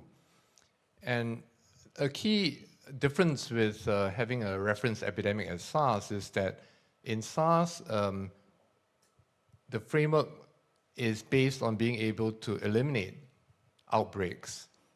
And in fact, that is often the public health goal. And therefore, the countries in East Asia close their borders fast, they restrict travel, they invest in contact tracing, in quarantining, and with the goal of really containing and eliminating transmission. And so, because of this, when COVID first struck, immediately East Asian countries all did that, including Singapore. And we were very lucky that the very fast development of vaccines provided us with an exit strategy. So we were able to close down, limit transmissions, limit deaths. Vaccines came, luckily. Vaccination proceeded quite quickly in most of the countries. And then when we reopened, we had exit waves, but infections tended to be mild and didn't overwhelm the health system. Deaths were kept quite low. So I think that's one important factor in my view. A second is that in Southeast Asia and in Singapore, we actually have a constant threat of outbreaks. In Singapore, for example, we've had almost everything, SARS-1, SARS-2, MERS, Nipah virus, H5N1, H1N1, dengue. The only thing one we're missing, touch wood, is Ebola. So touch wood, we haven't had Ebola yet. But the point is, in Southeast Asia and in Singapore, we are under constant threat of outbreaks. Singapore is a small island with a population of 5.5 million people, but before the pandemic, 60 million people transit through our airports every year. So, and they come from all parts of the world, China, India, Southeast Asia, and therefore we're in constant threat. And this keeps our public health system warm all the time, alert to threats, and also the healthcare system. And I think finally, in East Asia, there's a certain acceptance of a more collective approach to public health interventions, for the sake of containing infections and for the broader society. Final thing maybe I'll say is, within Southeast Asia, we've actually been building, since 2015, stronger platforms for pandemic preparedness and response, more sharing of information on situation analyses, training, strategic stockpiles, and I think these have generally worked quite well during COVID. More could be done because we found that, for example, running clinical trials, running clinical research was very challenging, and it was very difficult to actually do one.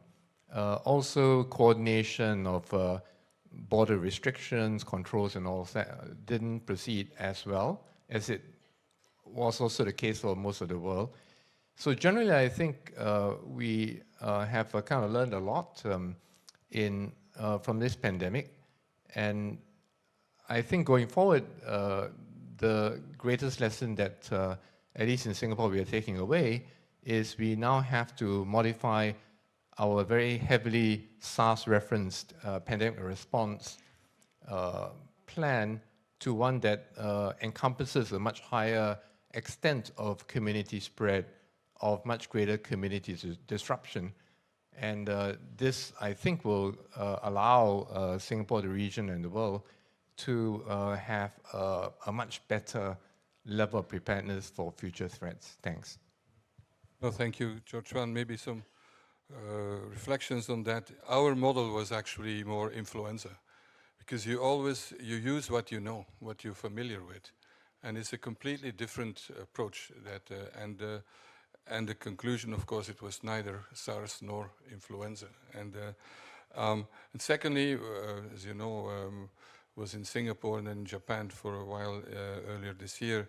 And when I came back home here in Brussels, I felt quite naked because nobody was wearing a mask here when I took the metro, the subway, and particularly also both in Japan and in Singapore, I go jogging outside and you see people wearing a mask even if it's not recommended. So there is a cultural aspect, as your third point. And so that's something that we should not underestimate the importance of that.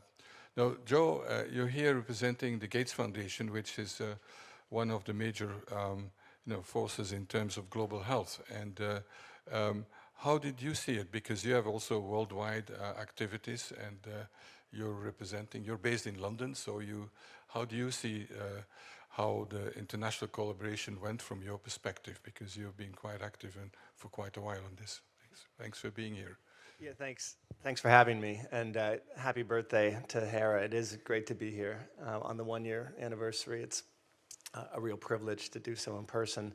How did we do? I mean, from my perspective, I think when you look at the scientific cooperation, the fact that we were able to develop 3 vaccines in 18 months, undisputably one of the greatest human achievements in recent memory. A lot of that was built. A lot of that success built off the back of investments that came long before the time that we actually saw the discovery of some of these vaccines, particularly this mRNA platform, which the European Commission had been investing in for upwards of a decade, other countries, the Gates Foundation certainly. So I think that spirit of collaboration to take on in a very rapid way a critical, urgent global challenge was really impressive, and I hope should serve as a role model, a way to think about how to do that. And indeed, that mRNA platform now is being looked at as a platform for other diseases. I'd say some of the long-established 20-year or so partners that are big players in this space, thinking about the Global Fund, Gavi, CEPI, which is a relatively new entrant. I know Richard Hatchett was here earlier. I think a lot of those organizations came together in a pretty rapid way. The ACT-A, or the Access to COVID Tools Accelerator, was stood up in a pretty quick way to try to bring some coordination and understand how some of those organizations' capacities could be leveraged to really respond in a very rapid way to the challenge at hand.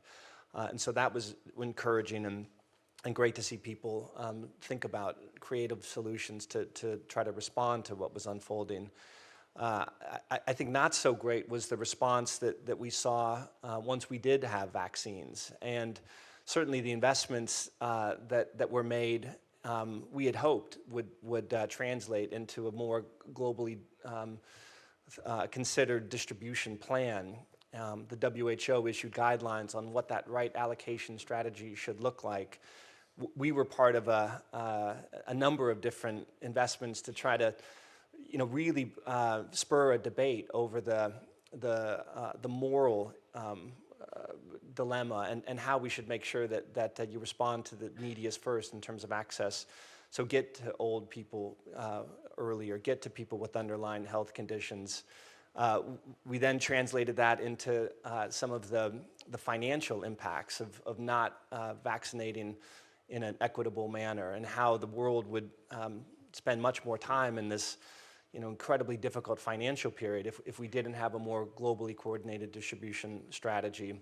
And then third, went to the epidemiologic case for a more globally minded distribution strategy, that if we got to certain populations sooner, we could end the epidemic and reduce the threat of new variants.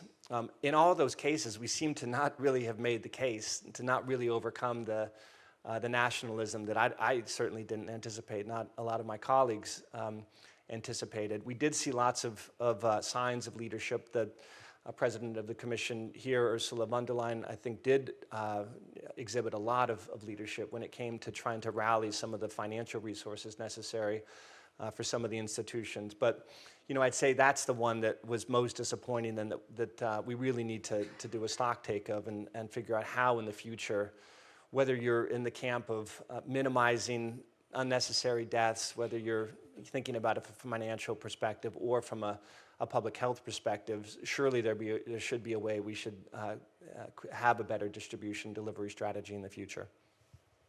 Yeah, thanks. Hello? Yeah. Thanks, Joe. No, I think that for me, I'm more of let's say, a pragmatic realist. I think that as long as there isn't, to say what we call distributed manufacturing will be difficult, because prime ministers, presidents are elected by citizens of their own country, and that's the reality. So we need to build systems that are proof for that kind of, well, democratic reflex in a sense. But Christos, thanks so much for being with us with MSF. I have been for 40 years working with MSF before, and particularly during the Ebola outbreak, you're often the first ones to be on site. So how do you see it from a perspective of you're a mega civil society organization, and this very diverse also. And you're an example of international collaboration inside also with your various divisions. So how do you see things? For this invitation, and indeed I will speak on behalf of the more than 65,000 people and the more than 80 countries that we had to intervene the days of the pandemic. And I will speak on behalf of those people that they try to share their experience from all the outbreaks and the 50 years history of interventions we had with our home societies wherever. And indeed, to answer your question, Peter, I think I have to go back at the beginning and until now and understand what we were expecting and what we haven't seen, at least not so far, as a response to the pandemic. And I will talk about the global picture. So we were expecting and we would like to see more of this global solidarity, and solidarity that really means and not the nationalist selfish selfdom that we saw. We would like to see the COVAX not to be sidelined, and since the beginning, the different nations and states bidding against each other on how to gain more of the vaccines. When it comes to more specifically the humanitarian needs, you are aware of the humanitarian buffer, and that was there actually to make sure that some of the very important needs of those most excluded, those mostly left behind, could be met. But until today, neither MSF nor one single NGO succeeded to access these vaccines through the mechanism of the humanitarian buffer. And the reasons are not only bureaucratic, let's say, barriers and restrictions. It's also the fact that it included an unacceptable transfer of legal and financial risks to the NGOs. So one big area here that I just drop it on the table, maybe for reflection later on, is also the indemnity and liability issues that may cause a precedence and can even go beyond the vaccines in every other next pandemic's product. We saw some outstanding resistance from governments to remove barriers of the sharing of the technology, the know-how, and the intellectual property rights. And I could not disagree more with what was mentioned before in the previous panel about the IP waiver. Not because so far with the WTO we have a waiver, actually we don't have. Something that came was too little and too late, but overall because I was also a kid that was raised in the areas of the HIV, as you mentioned before, Peter, and I was so much inspired by how those moments in the sub-Saharan Africa where we were trying to convince the global health community that ARVs can help and can work, and we did that together with all these societies and together with all these patients.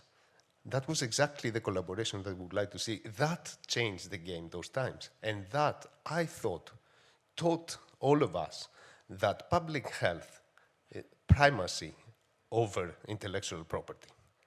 So these were some of the things that we would like to see, and we still think that we can work on. And I'm sorry if I'm not providing specific recommendations in the 1 year's anniversary of Hera, but these are those things that we are mainly concerned. And I think we can do a better job. These days, with Ebola, and Don knows that we are so concerned about what's happening in Uganda, we have some very good news.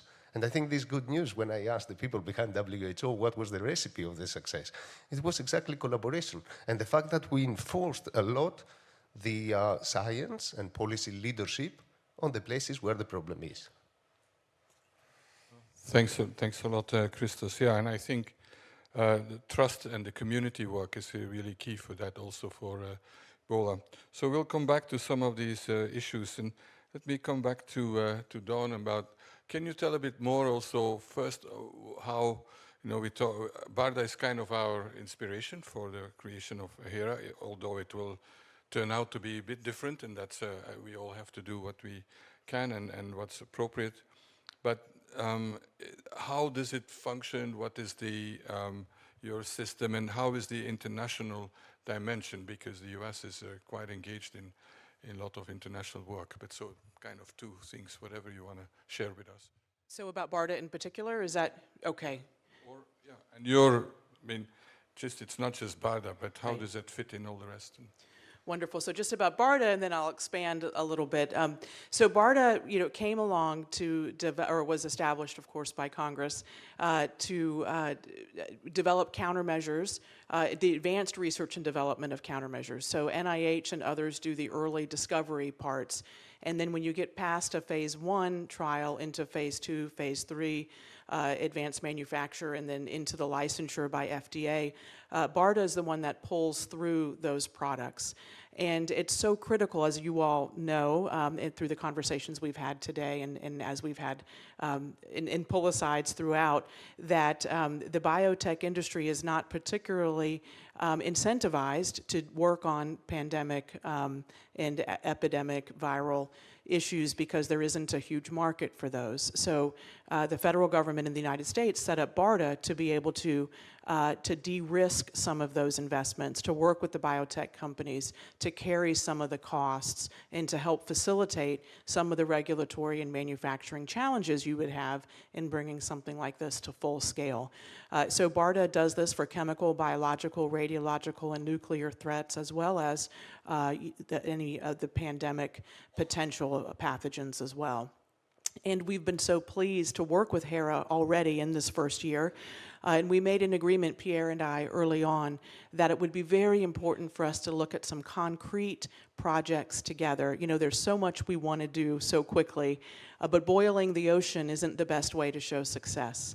The best thing to do is to pick 1 or 2 discrete things that we could work on together and point to those as successful markers as we continue to grow in our relationship and Pierre grows Hera. So we had a team from Hera in the United States meeting with BARDA just a few weeks ago to talk about the chemical, biological, radiological, nuclear portfolio that BARDA has and looking at what Hera might be interested in taking on in that space. And we also had the opportunity to bring the Hera team to the Strategic National Stockpile, which is down in Atlanta, and they spent some time with that team. And that's probably, as Pierre and I have talked, not a first order, getting the portfolio right is the first order, but another place when that work is done would be to look at the stockpile and see how our experiences might support some of the growth and understanding that Hera will take on behalf of the European Union when it comes to stockpiling countermeasures. So those are 2 places we've worked together, but for the department, we are the principal interlocutor to the WHO for the U.S. government. So there's a lot of opportunity to work in the health space internationally, whether through the work that I was just conveying about BARDA, but also we have an Office of Global Affairs that manages quite a bit of the policy development with WHO and other multilateral organizations. And CDC, as you know, have several global in-country offices, a pretty significant presence, as well as NIH for a lot of the clinical trial research networks. So as you can see across a pretty wide spectrum, there's significant opportunities, and we're so pleased to be able to continue those partnerships with you and with others. So Peter, I hope that's helpful. No, that's, and what I like is that it's concrete. We can all sign letters of intent and MOUs and declare that we love each other, but too often actually that's where it stays with. So we need. I like the fact that there have to be concrete deliverables, and that's. And by the way, what you say about terms of incentives, that's exactly, or the lack of incentives for business. This is why CEPI was established after the Ebola West Africa outbreak, because there are no commercial incentives for companies to invest in things like Ebola. Okay, for COVID, some companies have made tons of money, so their incentive is there, and that's why we set it up. And just as BARDA was also set up after a crisis, and the same with Hera. That's the positive side. Now in Singapore, so Tran, you've set up Prepare and some other mechanisms. Can you tell us a bit about it, and how do you see that also in the international context? Thank you. Yeah, thanks, Peter. So as part of the COVID experience, we've obtained funding for 2 pandemic preparedness research programs. One is a more general one, and effectively what it does is to provide glue funding and capability building on a number of areas of high priority for pandemic preparedness. One major area is data, and we want to work to consolidate our data sets, make them much more accessible, provide real-time analysis, and also to build up our data analytic and modeling capabilities. We think that's a really cornerstone piece. A second area is on environmental transmission, because what COVID showed us was that it's not a central focus for most public health agencies, studying how pathogens spread. And therefore, we are investing in developing capabilities to study environmental transmission, initially on respiratory transmitted types of pathogens, but later on in other parts. The third area is rapid diagnostics, and in Singapore, we really had to work on accelerating the productization of discoveries into diagnostic tests that could be then manufactured at scale, and learned a lot of lessons there. Clearly, it's an area that we want to build on. And then vaccines and therapeutics, I'll mention in a minute. And finally, regional collaboration.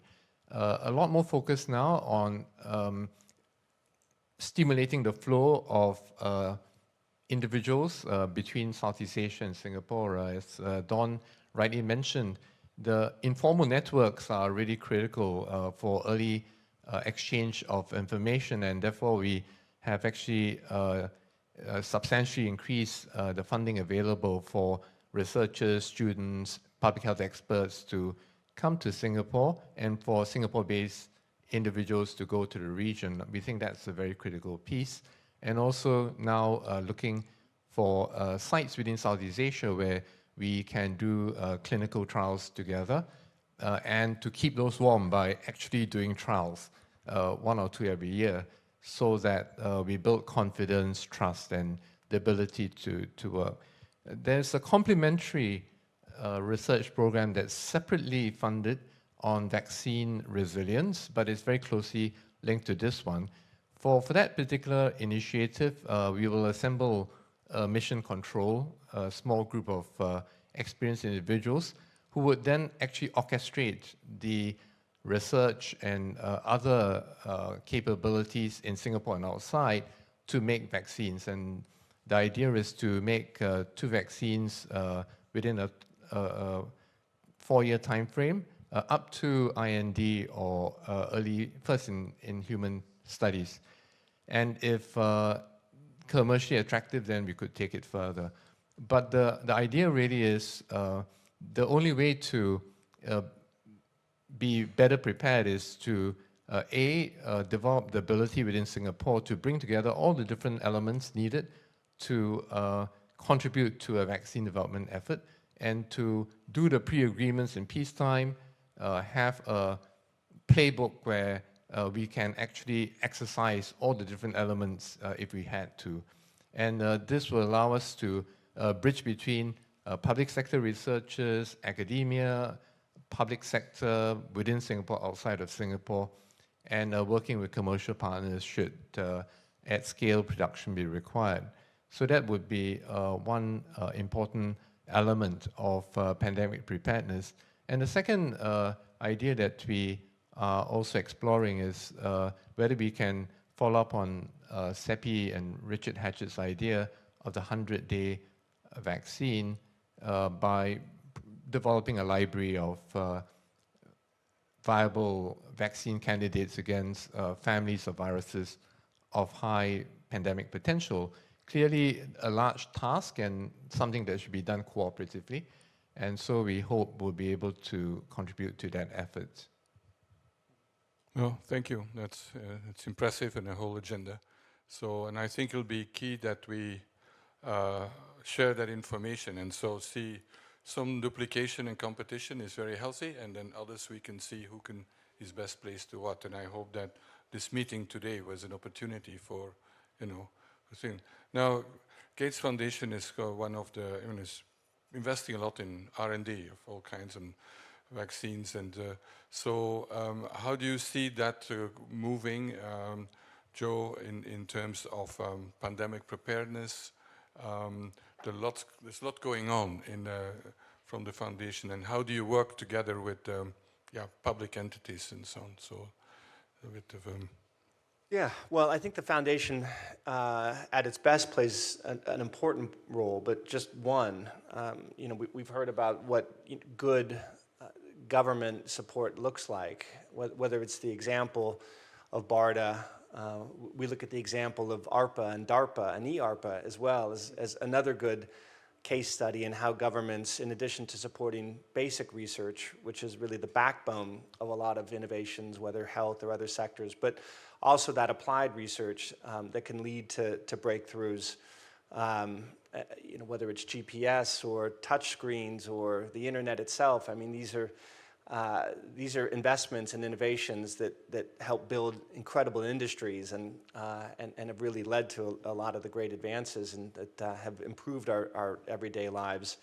And that does underscore, I think, the importance of industry and the private sector, which can, in many cases, commercialize a lot of the innovations that through basic research or applied research come through that pipeline and can, their ability to really look at that and create products and distribution networks and make those products affordable, available. That's really an important part of that innovation ecosystem. And then yes, philanthropy, including the Gates Foundation, I think really do help plug gaps where market failures don't work, particularly for people who are living in the poorest parts of the world, for whom the market just isn't necessarily working as well as it could be. So philanthropy has that ability, and how we look at it certainly is where there are huge gaps in research. When I started working at the Gates Foundation a long time ago, we would always look at the 90-10 gap, and 90% of the R&D research resources were going into 10% of the diseases or condition of the global burden, and we thought that is just an incredible inequity that we need to try to reverse. And so a lot of what really guides us is to try to direct funding into some of those most neglected areas of research, and that's how we've thought of it. And we also try to invite a lot more risk where perhaps governments or industry, they don't necessarily have that ability because of shareholders or taxpayers don't necessarily encourage that level. And we also have the ability of patient capital and patient investment that is taking a long-term view. We know that a lot of those innovations won't pay off in some cases for decades. An AIDS vaccine, a malaria vaccine, although we've seen some great improvements just recently on that front. So that's where I think philanthropy can play a big role. The last thing I'll also say, though, is that all of those entities, the public, the private, and philanthropy have really, over the last 20 years, stepped up to help fund and support an ecosystem of global health multilaterals, whether, I mentioned earlier, the Global Fund, Gavi, the Global Polio Eradication Initiative, CEPI, the Global Financing Facility. And I think it's because of those kinds of investments that we were able to mitigate against some of the worst effects of COVID. And so it really does underscore why it's so important to make sure that as we think about today how to respond to some of these crises, really the important thing is that we continue to make some of those critical investments in these organizations and efforts that have been proven to be successful at fighting global health inequity. That ultimately is the best way to fight pandemics and other emergencies, is to reduce global health inequity. I think that's a really important message that came. This whole, if we don't do it in a spirit of promoting equity, I think we will always make things actually worse. And so that's a threat, and that's why distributed manufacturing, tech transfer and all that, and the issues that Christos, you brought on. And I was wondering also, how did COVID-19 affect your work in general? Because you do much more than dealing with Ebola. And yeah, and have you changed your approaches because of COVID, as has been the case for quite a few of us? That's an excellent question, because there's so much that we need to learn also as an organization and look at our models. That's the right question to answer. And I recall back when we first declared the pandemic that we had to deal with two things. The one was to make sure that people, our patients, still have access and they can, all their needs can be met, because a pandemic could not evaporate all other problems. Kids still need their massive vaccination campaigns. We had conflicts, we had trauma patients, we had several different diseases all over the world. So how can we make sure that we don't compromise the activities? Or how can we be more flexible and innovative to follow up all these patients with alternative ways? There is technology today that we can still make sure that they comply with our long-term treatments if they are HIV or TB patients. So that was the one part. But the other was mobilize our resources, look at our supplies, try to find the PPEs. We were extremely worried about the frontline workers, health workers, and still one thing that I ask everyone to keep always in mind, should a next pandemic come, is that these people all over the world need to be really protected and well supported since the beginning. They have not apparently been in all these places. And then we had to reshuffle and also look differently at the model of operation, that some people call it these days is a more decolonized model. What I call it is a model where you trust more all the people that you have in the regions and where you engage more with their communities. Because many times we see that the major problem was not COVID-19 in many places. And next to that, you had also to understand why there is a hesitancy. Where is this lack of trust? What you can do to build this up?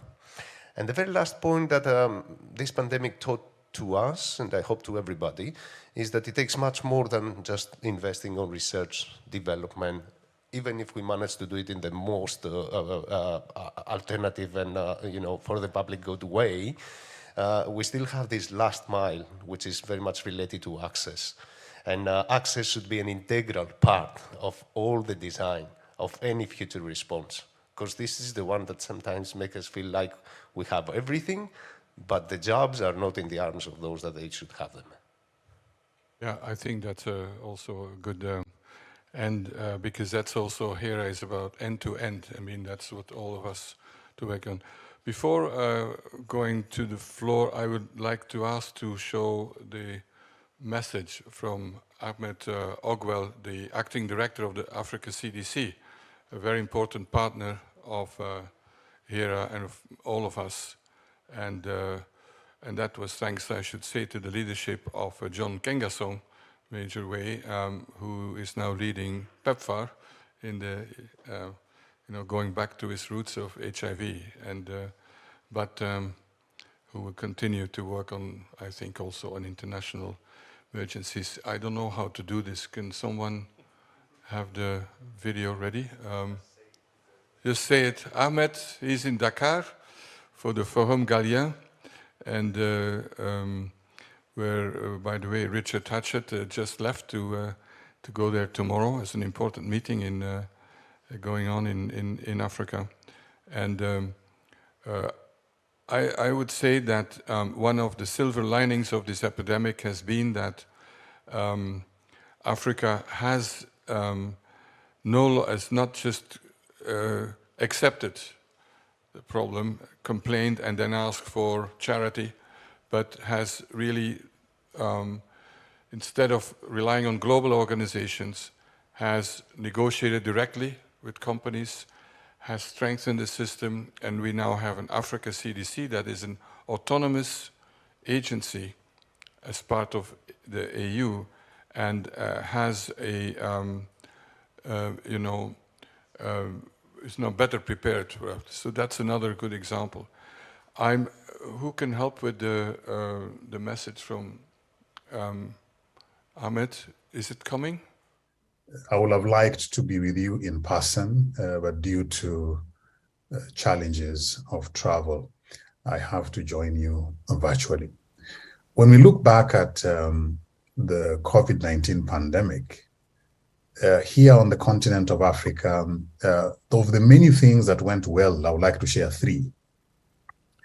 One is the leadership of our political leaders, from the heads of states to the ministers, to the heads of the technical institutions, indeed to the health workers who are in the front line. The commitment of all levels of leadership was unprecedented and exemplary. This went very well. The second thing that went well is coordination, which was led by Africa CDC. It is one of our mandates to ensure that health security issues on the continent are well coordinated. And we did this right from the beginning of the pandemic. Before the first case was identified on the continent, we already held a technical meeting across the continent, established our emergency operations center. And as soon as the first case was reported, we held an emergency meeting of ministers of health here in Addis Ababa. In that way, the coordination started from the word go, and we've kept coordinating to date. We are still coordinating the continent. The third thing that went well is the response from our partners. We had challenges in terms of resources, whether they were technical, financial, and everything in between. Including procurement of the countermeasures and diagnostics, therapeutics, vaccines that we needed.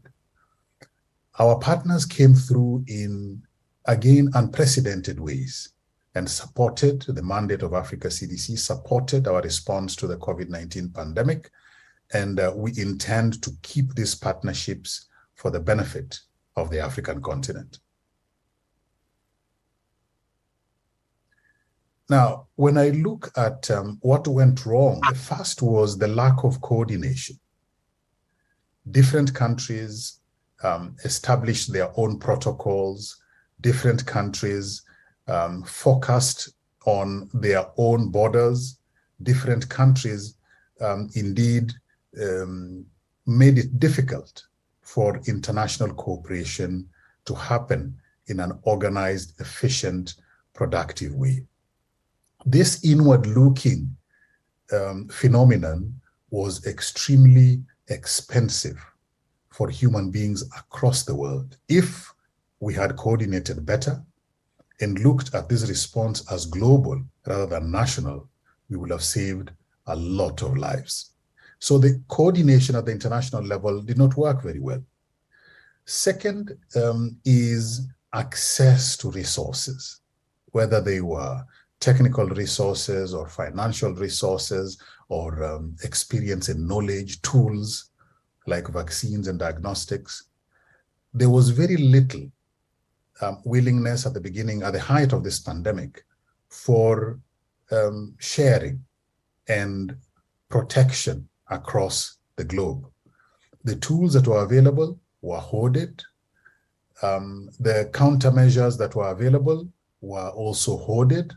And those who did not have the financial muscle or the manufacturing capability were at the very end of the queue, like us here in Africa. These two things went wrong And we need, as we plan the months and years ahead, we need to address those two. Because if we don't, we'll be in the same situation when the next big outbreak or the next pandemic comes. For us at Africa CDC, there are two things that we must keep up front of our minds when we are planning the days ahead. The first is the value, the strength of regionalism. When countries who are neighbors come together and they plan together, respond together, and establish resilient programs together, then we get better results. So regionalism must be a firm architecture within our future planning for health security. A good example is Africa. We have the Africa CDC, we have the Africa Medicines Agency, we have the Africa Union, who are doing, each institution doing its mandate. For Africa to be able to benefit from better preparedness and response to any health emergency or a disease threat, we want to do it at the continental level. And we are urging the rest of the world to appreciate this and indeed accept it as a reality that we have decided upon here on the continent. The second thing that is very important to put in place as we go forward is the implementation of Africa's new public health order. And the 5 pillars of the new public health order are critical to maintain the health security of Africa, indeed elsewhere. Strengthening our institutions on the continent at a national level, institutions that are responsible for health security. Secondly, is strengthening our health workforce, training the right experts in the right numbers, giving them the right tools and deploying them whenever they are needed in the right places. Third is local manufacturing. We must ensure that each region has its own manufacturing capability, particularly here in Africa. Fourth is the need for domestic resources to be the primary and fast port of call when we want to prepare and respond to any disease threat or health emergencies. Domestic resources, very, very critical. Fifth and finally is partnerships. Partnerships that are based on Africa's priorities and partnerships that are action-oriented, delivering according to an agreed timeline and items. These two are critical as we plan for the future in ensuring that not just Africa, but the rest of the world is appropriately protected and has the capacity to be able to respond quickly to any disease threat or health emergency. Being older than Hera, the Africa CDC has learned some great lessons, some painful and some actually very good. And the two pieces of advice that I will give Hera as you go into this space is focus on evidence. Focus on evidence. Let science be what leads your work. Let science be what provides you with the direction that you need to go. Evidence, evidence, evidence. This is one advice I'll give to Hera. Second is health security is global. And all your planning and all your response, although primarily you focus on Europe, be in touch with, link up with, plan with the rest of the world, particularly regional institutions like Africa CDC, who are responsible for a group of countries as Hera actually is. So these are the two pieces of advice that I would be able to give. When I look at collaboration opportunities between Hera and Africa CDC, they are many because our mandates are very similar. And I am really looking forward in the coming days for us to finalize areas of cooperation and indeed sign up to a joint action plan that will be able to deliver some good results for both institutions and will be able to reaffirm the fact that each of these institutions, Africa CDC and Hera, are responsible for a group of countries, yours in Europe and ours in Africa. Those results should be able to open up doors for even more partnerships, collaboration, and cooperation going into the future. So the opportunity to be able to work together are many, they are urgent, and they can be very rewarding if we do it right. And as Africa CDC, we commit that we are ready, able to work with you as Hera to be able to improve the health security situation around the globe.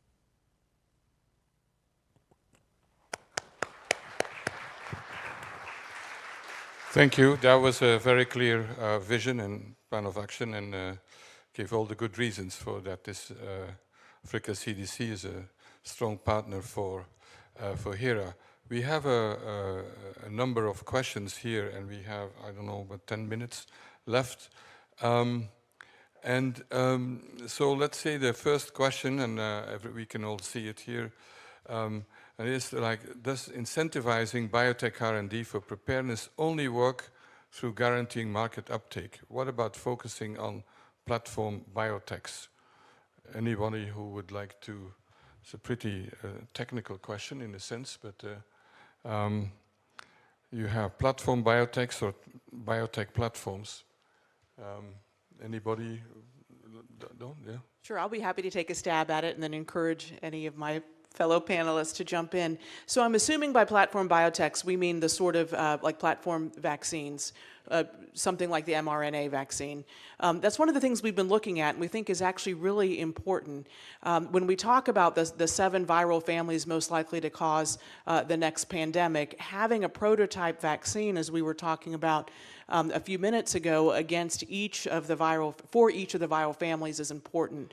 One of the reasons why we were so successful with COVID so quickly was because there was so much work going on MERS, another coronavirus.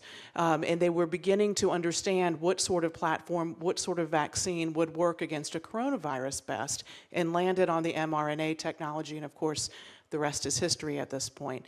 We're seeing the same with Ebola. VSV is what was successful for Merck. Is VSV the platform that we need to look at for other viral hemorrhagic fevers? These are questions that we're asking ourselves now, because if we can identify these platforms early, get our regulatory agencies comfortable with the platforms, then we could, and this is a dream world, but we begin to look at what the flu and the seasonal annual flu vaccine looks like, where you take a platform that's already been approved and you just switch out the strain. That would be a wonderful place to be.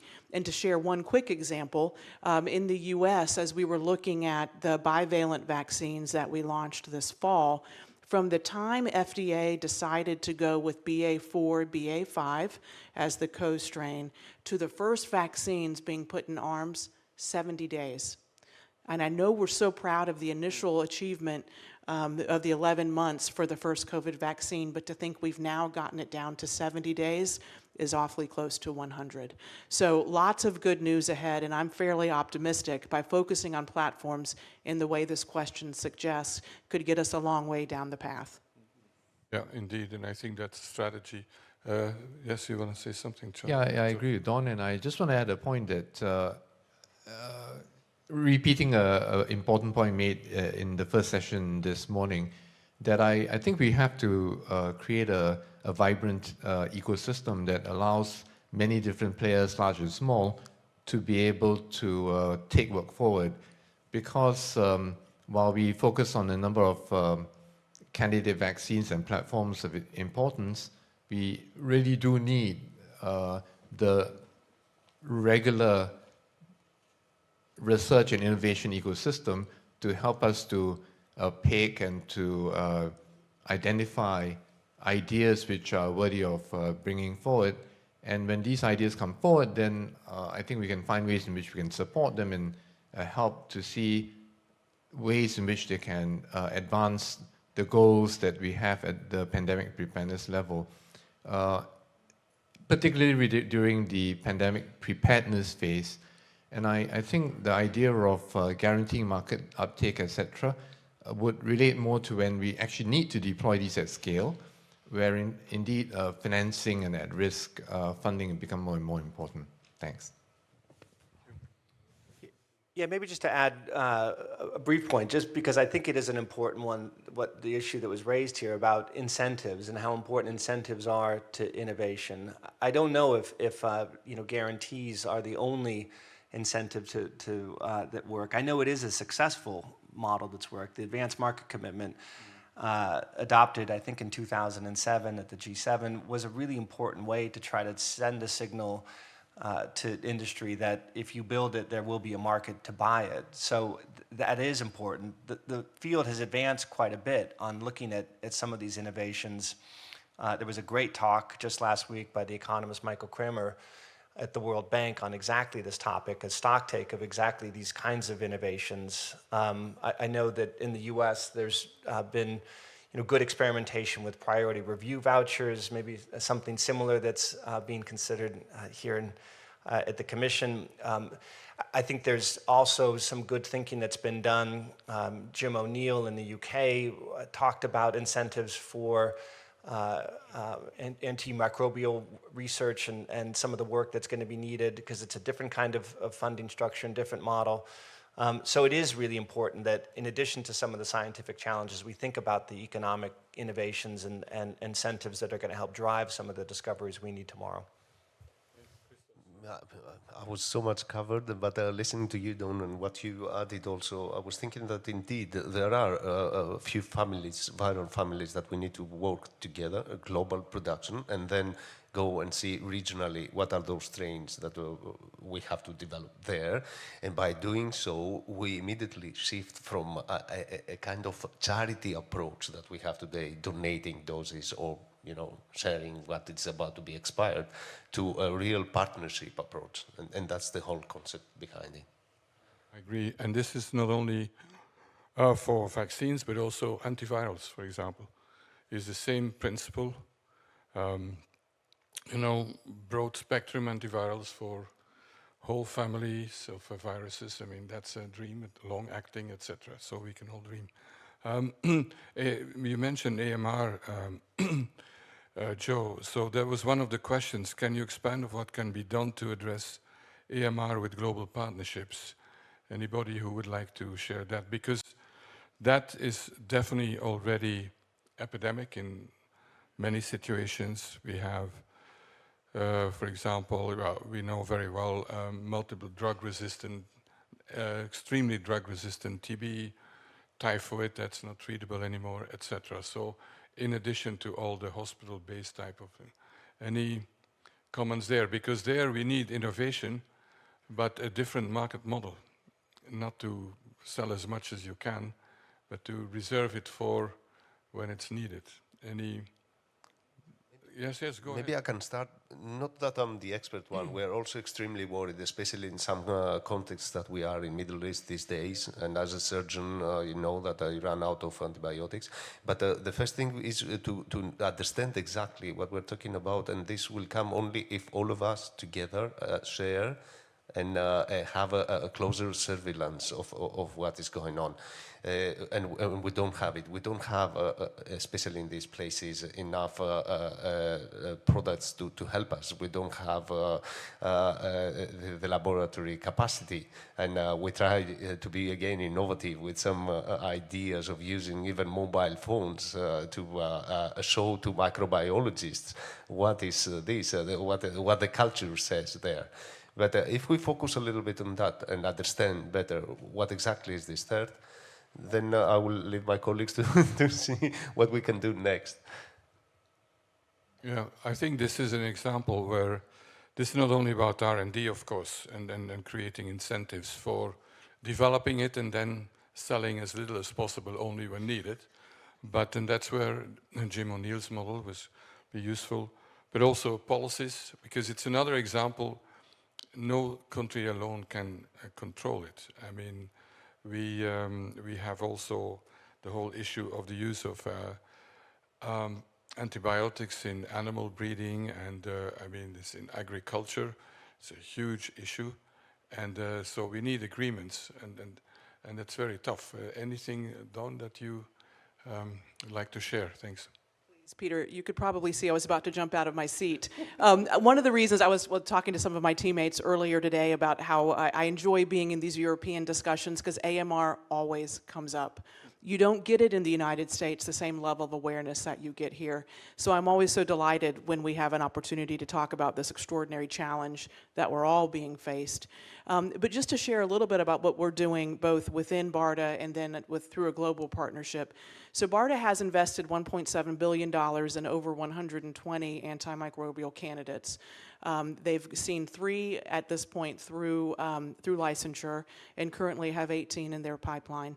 But they have 18 in their pipeline, not a lot. So they also have a partnership called CARB-X. It's a partnership with Wellcome Trust. So as we think about, the international collaboration that we can do, CARB-X is focused on bringing these early candidates to strengthen the pipeline and to be sure that we've got good candidates when BARDA is ready to take the next step, or any of our organizations are ready to take the next step to begin to pull through advanced research and development and licensing. So this has been a terrific example of an international partnership that's been critical to the AMR fight, and we're glad to be in it, and I'm always glad to have this conversation. Great. No, thank you. And also, the AMR is in the legislation of the terms of reference of Hera. It's explicitly there. We heard this morning also from Mats, like how in Denmark, there's a major effort for the, I was talking about pigs, but there are other animals. And the key was that by reducing the use of antibiotics, their profits did not go down. There was a way of handling that, because that's, of course, an incentive. And when you take at the EU Global Health Strategy, One Health is one of the main themes. And that's not only for epidemic preparedness, where that's now, I think, understood, but AMR also. We have lots of other questions. What is it? I would say the ones on Africa, in the absence of Ahmed, I find a bit difficult to talk about that. And then the sphere of, yes.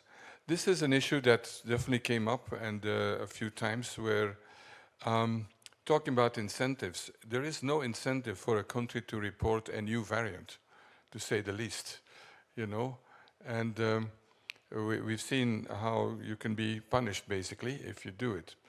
So any thoughts on that, and what can we do about it? And is this something that can be resolved? This should be part of the pandemic treaty, perhaps, but is that going to be enough? And how to deal with that? Any thoughts? And then we will go to I'll ask a closing question to each of you. Yes, Christos? Yes, we saw that in many places. We saw that also in a community level, but of course we understand that it's also in a state level. And those countries that they wanted really to move forward with declaring something a bit earlier than others, they were actually pointing the finger or punished instead of being appraised. So yeah, indeed, it's one of the things that should bother a lot organizations like Hera, actually, that we do the policies and find ways to really put all these in the game and appraise their alert systems and their surveillance. So simply. Yeah, I know it will always be ultimately a political decision, but I think we can prepare to make sure there's an environment where these counterproductive decisions are made. Maybe before going to the final, there's also a question about considering vaccines fatigue. Should Hera develop activities in the areas of citizen behavior, uptake of vaccines, to make sure that preparedness activities end up with high impact uptake in times of crisis? It's certainly one of the lessons, and more in some countries than in others. George one. I think Christos covered this in his remarks. I think it's very important that we use this period to really build channels of communication, channels of engagement, better understand our communities, understand how beliefs are formed, how they circulate, and how we can bring about factually accurate information out to the community in ways that enables communities to take action. And I think this applies not just to vaccines, important as it is, but really to just the whole area of contributing to public health interventions for epidemic control. So I think this is an area that requires a lot of work, a lot of understanding, and it's not well invested in the moment, and I think it's an area that needs to be built on. Yeah, sure. Yeah, I would underscore that point as well. I think it's a huge lesson for the future about how we need to really prepare countries, citizens, when we have these kinds of efforts, and make sure that we're not underinvesting in the public education that's necessary for exactly that. In my lifetime, I've never seen public health be so politicized and in a really somewhat depressing way. I mean, even in the Gates Foundation, we were the object of a lot of misinformation, a lot of attacks that, you know, in my time at the foundation, I'd certainly never seen. And so it is a new era, and I think that there's a level of sophistication that also has to catch up to that. I think there's a real important investment that also needs to be made in civil society organizations to help in some of that educational process. The Pandemic Action Network is a really great organization that's worked in a lot of important places to help engage citizens, and really some of those other CSOs whose responsibility is to also work with some of their stakeholders. So I would say it's a critical lesson that we really should be heeding for future crises. Yeah. Christos, yeah. The usual. The thing, there is also the other side of this coin, where we have seen the pandemic being treated as a pretense or an excuse to either stigmatize specific parts of the population, or and we would expect that from maybe some totalitarian regimes. But when this happened, even in Europe or in US with the previous administration, where we had a title there preventing people from moving for public health security reasons, and I'm very glad that with this administration now this has been lifted. But also when I look at the Greek islands, where we have these big camps, detention centers, and they apply different policies and prolonged restrictions to these people, or our search and rescue vessels in Italy, they are prevented of moving because they are quarantined, only those that they are carrying or saving the lives of migrants. These are things that we have to be very cautious. That's the other side. So from one side, yes, we did need to encourage very openly governments, states, countries to come and say, I have the problem here, and I alert everybody, and I praise for that. But also, we have to be more strict with those that they overuse, abuse all this public health notion. Yeah, that I think has become quite extreme because of COVID. A lot of things, that's for sure. But also, I would say this whole issue of, go back to the question of confidence and trust and all that, is also an international phenomenon. Often what we see in Europe, it goes by language groups, not necessarily by state borders, social media. Some of it is spontaneous and expresses the citizens' things, but some is really, you know, very well planned, orchestrated for political reasons, either foreign or domestic. So I think as a public health community, we've been pretty naive on these things. So we need to develop the science and a really professional approach. And today, I think no health without this whole communication and well thought through. We need to be as professional as those who are going for the disinformation. And then there's the political dimension, of course. Yes, go. There's a researcher named Heidi Larson, who maybe you've heard of. She's really, really good on this topic as well. I have a conflict of interest to mention her, so, but yes. No, there is the developing the science of it, but now is the action, and it has to go together. Well, here we are now in the red with the timing, and so rather than to ask everybody for a last 2 words, thank you so much for this stimulating discussion. We could go on for quite a while, but it illustrates how the explicit international mandate of Hera is becoming real, and that's where we are all going to work together, because we can all learn from each other. Nobody is too wealthy to not learn from others, and nobody is too poor not to have something to share that's worthwhile for others. So thank you so much. Thank you for the whole day.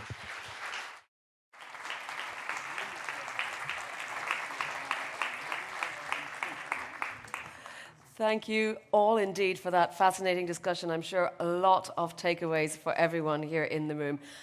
We have reached more or less the end of our birthday party, if you like, for Hera today. But we started this morning with some warm welcoming words from Pierre, and we're going to close with Pierre again. Pierre Delceau, head of Hera and the European Commission. Please give us your thoughts at this key point. It's been 1 year. Hopefully we'll be celebrating again next year. Thank you very much, Jennifer. You know, I hate speakers in their concluding remarks which repeats everything which has been said during the day, you know, because that's boring for you. And actually, it's even not very nice, because it gives the feeling that you have not been listening to what has been said, you know, by others. So I'm not doing this kind of things, because I'm also fully aware that it has been a very long day, very interesting day. But I'm also the last person standing before a nice evening in Brussels or a safe way home. So I will be very short. And I would like simply to focus on a few takeaways. First one, I felt a lot of very positive vibes around Hera. And I would like to thank you, all of you, for all the support that you have been giving to Hera. And some of you have traveled quite a long time, and I see two of them, you know, just in front of me on the first row. Some of you have traveled, you know, quite a long way to come just to express your support to Hera. And I would really like to thank you for this, all of you, and also those who have traveled a long way, but not only, because this is really very much appreciated. The second takeaway I would have from this day is those panels that we have just, you know, during the day. And I found them extremely interesting. I found them, you know, being lively and bringing a lot of ideas that as Hera we are going to exploit and trying to make them, some of them at least, to become a reality. Actually, by the way, one of the, I would say, words which was expressed during one of the panels are already part of Politico, but that's another story. That's, you know, that's for another problem. But so, I've heard a lot of very positive ideas, and I believe this is something which we need to exploit. We should not lose all those expressions which have been made. The third takeaway is the fact that simply to physically meet in Brussels and to be all of us, you know, with different backgrounds, talking to each other, exchanging ideas, is something we need to repeat, because that's something which is really extremely important and it makes a difference. You know, I love online discussions, but real discussions are different. And the last message I would like to tell you before concluding is simply just to thank a lot of people. Jennifer, she's gone, but still I want to thank her. Jennifer, all the moderators, all the speakers, all the participants. And of course my team, because my team has made an incredible work not only outside of this conference, but also to organize this conference. And of course, if I was to give you all the names of the people who have been involved, then I would be too long. So I'm not going to give you all the names, because I know them, but simply I would like to tell you they've done an incredible job. But I would like to focus maybe on 4 persons: Sophie, Lena, Sona, and Sarah. And I would like really you to make a round of applause for the work that they've done.